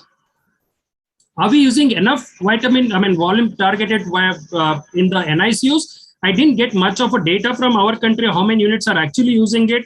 But if you look at it, United States, there were only 40% in United States were using volume targeted, whereas it was much higher in Canada. And one of the major barriers they were found is knowledge about volume target and lack of appropriate equipment were the major two reasons they did find out. But I'm sure in our country also the percentage might be very, very high. Unfortunately, I didn't have any data to say what was the percentage of people who are using volume targeted in our NIC. So let's say, what are the barriers? Why are we not switching on and the evidence looks so good? And why are we not jumping on to saying, yes, let's use the volume targeted ventilation? I think the major limitation is the inertia or the fear of unknown. We have not used this mode. I'm very comfortable. My professor had taught me SIMP mode, and I'm very comfortable doing a pressure limited and time cycled. I'm not very comfortable using any new modes. That fear of unknown is what is a major thing. Need for more evidence. People felt that, no, I don't think the evidence is very good. But now I don't think there is that doubt. I think there is ample evidence to say volume targeted work. Lack of suitable devices. There is possible that all the ventilators do not have the mode, and people may not be willing to buy, or the current existing devices may not have the best of the volume guaranteed modes. The last most important is lack of training. People may not have been trained how to use a volume guaranteed ventilation. These are the reasons why people feel maybe I may not be using volume guaranteed. Even it took for time for me to also to understand this and start using volume guaranteed ventilation in our unit. It was very recently that we switched on, or we started using volume guaranteed ventilation. What is very, very important or essential for successful volume guaranteed ventilation is basically you need to have the right ventilator and the right training. Why I'm saying this right ventilator is the ventilator, the volume target ventilator that you are going to use should measure the expired tidal volume, not the inspired tidal volume. Because the inspired tidal volume, some of the earlier or some of the basic ventilators do volume targeting by measuring the inspired tidal volume, which does not take into account the leak compensation or the endotracheal tube leak that happens around the endotracheal tube. And if the leak is more, the tidal volume that you deliver to the baby might be very, very dismal than what we actually have set. So the ventilator should measure the expired tidal volume very much close to the flow sensor, and that should be taken into algorithm to come to calculate the further pressures. I think that is very, very important that you have the ventilator. So if you are planning to buy a volume target ventilation in your unit, please ask the manufacturer, is it measuring the expired tidal volume? Does it count for the leak compensation? Does he have a safety point wherever there is a sudden increase in the tidal volume? There should be safety measures, because let the child suddenly coughs. There could be a sudden very high tidal volume. Does the ventilator have a safety mechanism to handle it? So these are complexities which a good volume target ventilation will give you, but many of the basic ventilator may not. As I told you, this should measure an expert tidal volume. The ET leak should be less than 50% whenever you are measuring. Though, even if you are taking expired tidal volume, we need to understand that the expiratory, the ET tube leak cannot be more than 50%. If it goes beyond 40 to 50%, even if expired tidal volume can be underrated. And the most important thing in our units is a continuously functional flow sensor. I see this many times in my unit, and the units when I go across is the flow sensors are not working. Take it from me, flow sensor are the eyes of the ventilator. If the flow sensor is not working, the ventilator cannot see anything. The ventilator cannot see whether the baby is breathing or not. The ventilator cannot see how much the tidal volume the baby has got. So it's very, very important that most of our ventilators or most of our nurses are trained to ensure the flow sensors are working all the time, because this are all this works on a principle of microprocessors measuring the expired tidal volume, having some algorithm to calculate the subsequent pressures. If my flow sensors are not working, there is a cross mark all the time seen on the ventilator. None of my words, including SIMB, will not work. You'll be just giving basic IMB. This is something which I always talk in ventilation workshops to insist and tell people that even if you put on SIMB, if your flow sensor is not working, you're not giving SIMB, you're only giving IMB. And most important is adequate monitoring. You need to keep seeing what is happening to the pressures, what is happening to the volume. You need to monitor, record. It is good to be on volume guaranteed, and you can forget and say, oh, I put the baby on volume targeted and everything will be taken care by the machine. No, you need adequate monitoring. So I think these are some points which I felt we should ensure before we jump on to say, yes, I will start using volume guaranteed ventilation in my unit. Going to the practical aspects, I think you can start VG as soon as you initiate the ventilator. There's no need to wait for a day or two. You can start the moment you intubate, you want to decide, you can start on volume guaranteed ventilation. A small point about the tidal volume. If it's a bigger baby, more than 750 grammer, you can use a tidal volume of 4 to 5 ml. But remember, if it's a smaller baby, if your babies are smaller, your tidal volume actually goes up. In contrary to what we think, oh, smaller the baby, smaller the tidal volume. No, smaller the baby, more is the dead space and higher is the tidal volume. And if the baby is been more than 3 to 4 weeks old, there is a lot of tracheobronchomalacia. Actually, the dead space again increases. Your tidal volume may have to go up to 6 to 7 ml per kg. So you need to be very, very clear. There is no one size tidal volume for all the babies. You need to decide the tidal volume based on the size of the baby and the age of the baby. So this is very, very important practical point that you need to understand when you are doing volume targeting ventilation. You need to adjust the PIP limit about 15 to 20% above the working pressures. Assist control or pressure support ventilation is the best mode to use along with VG. VG with SIMB has not been found to be very great because there were more episodes of desaturations and the babies probably had required more, they were more tachypneic, they required more pressure. So people feel assist control or pressure support is a good mode to be combined with VG. So these are the primary modes. You add on VG to any of these primary modes. You need to set an inspiratory time like what you do normally around 0.25 to 0.3 is what we set. Oops.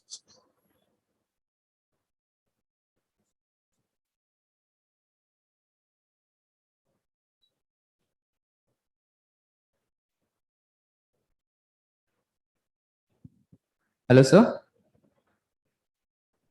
Hello, sir. I'm audible.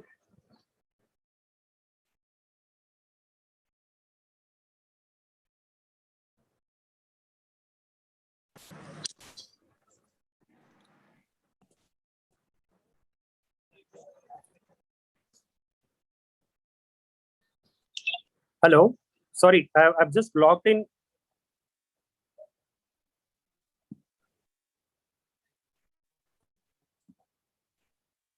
Hello. Yes, sir. You can continue. Yeah, sorry. Can you just load on the PPT from there? Sorry, there's some problem with my laptop. I just got switched off. Yes, sir. We are on the practical aspects. Yep. So you need to set a inspected time. You need to ensure that you have set your positive and expiratory pressure, like any other ventilator, it is very, very important to understand. Excuse me, sir, 1 that minute. positive. Can you share your presentation, sir? Or you want us to share the I think yeah, can you just share it from there? Sorry. I'm extremely sorry. Extremely sorry for this. Just go to the last but one slide here. Go down, please. My apologies.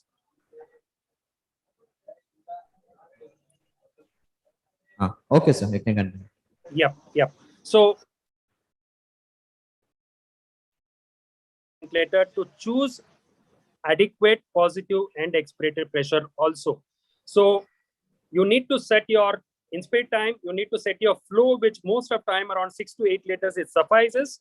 And the third important aspect is adequate PWP. Remember, if you do not recruit your alveoli, none of your ventilator modes will work. Forget about volume guarantee, even your basic SIMV or high frequency or none of them will work if I do not adequately recruit the alveoli or maintain adequate functional residual capacity. So in addition to choosing the volume guaranteed mode, what is important in this is to choose adequate tidal volume, to set a pressure limit, which is at least about 20-25% above the working pressure that you get to see once the baby is on ventilator. And most important is set adequate PWP, adequate flow, and adequate inspiratory time. I think this is the most important crux, that you need to have all the settings in place. Can you go to the next slide, please?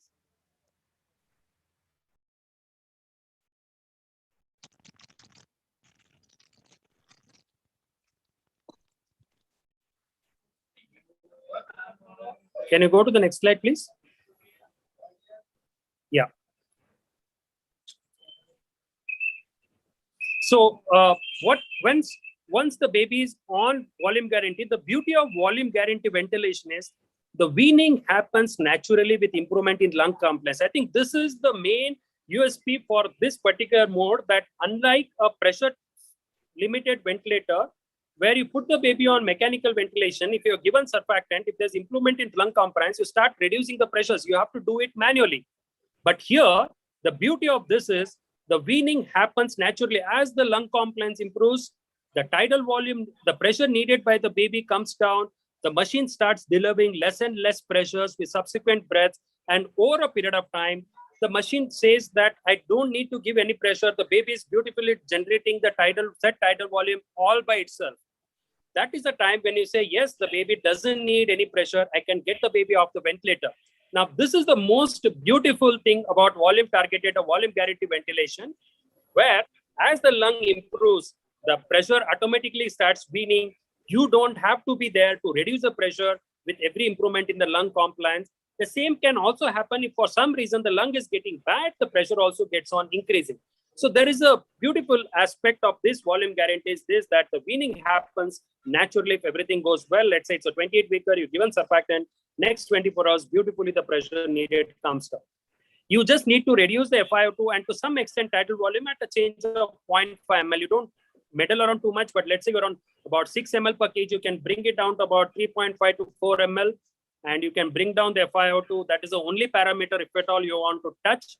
Tidal volume also very marginally, you need to come down.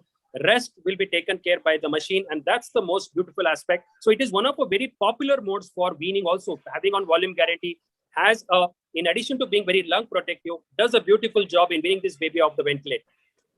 You can extubate once your pressures required by the baby is less than 7 to 8 centimeters, or your set tidal volumes are being achieved by the baby's own efforts, and the machine says, I have no job, I'm not doing anything, everything is done by the baby, your job is done, and you probably are ready to get the baby off the ventilator. So these are some of the very practical aspects. As I told you, it's I mean, with a limited time, I didn't want to go into the details about volume guarantee, but I've tried to touch upon the most important aspects. What is the evidence and what are the limitations, where we should be careful when we are using volume guarantee. Probably that was the gist of my talk. Next slide, please. I think that's the last slide. Yeah. So I think the key messages are very, very clear. Volume target ventilation is an excellent lung protective strategy to reduce BPD. I think from morning we have been hearing speakers speaking about how do we prevent BPD, what can we do. I think one of the things that you can do in your unit to start reducing BPD or to start reducing your ventilator-induced or physician-induced lung injury is try to switch on to volume-targeted ventilation. There is a definite evidence of major clinical benefit of volume-targeted ventilation. There is no doubt, right from the lung to the brain, it does a beautiful job in reducing BPD, reducing death, reducing the IVH, reducing pedoventricular leukomalacia, which are all your major concerns when you are ventilating the babies. But again, a word of caution, a right machine, proper training and technique is a prerequisite. Why I'm saying this again and again is the same fate will happen the way it started with high frequency ventilator. When people started high frequency, people did not know how to use it. And the trials initially said, no, the high frequency ventilator did not work very well. This is what happens when you jump the bandwagon without getting the adequate training or information or right techniques to use it. Only when you have adequate training, you have the right machine, right technique, I think it does a beautiful job. You just pick up some ventilator which a company person comes and says, sir, my ventilator gives volume targeted. What it does, after it reaches adequate volume, it switches off the pressures, which is not ready. It just measures the inspiratory volume, not very right things to do. So I think what is important is understand and know your machines very well before you can start using it. But I'm sure if you have a right machine, right training and technique, you will do a good job with volume guarantee and you will do a very good job to your babies too. Thank you. Last slide, please. Yeah. Yeah. Thank you very much. Thank you, Dr. Pradeep. If audience has any questions on this, I know I could not go in depth of volume guarantee, but this was a overview that I felt was the best I could cover in 20 minutes time. Thank you, sir. Any questions from the audience? Okay, that's it, sir. No questions from the audience. I would request our chairperson to comment on this. Thank you, sir, for the lucid talk, which was well supported by the scientific evidence and good take-home messages too. Thank you. Thank you very much. Okay. Thank you, sir.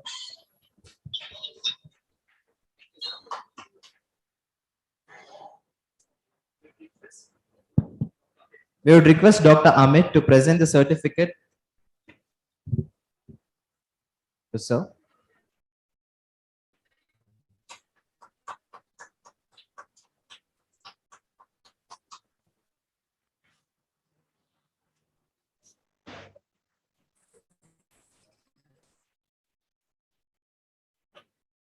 Thank you, sir.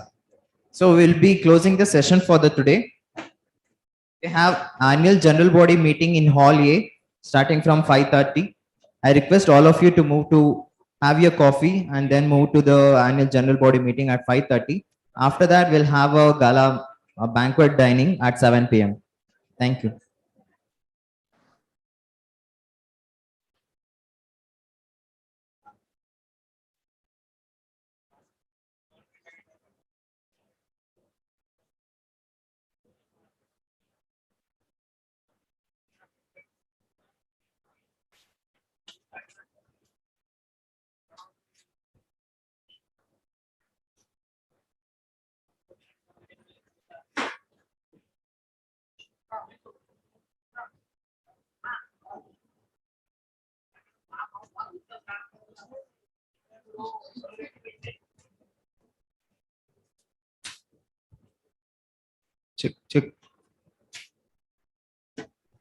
Check.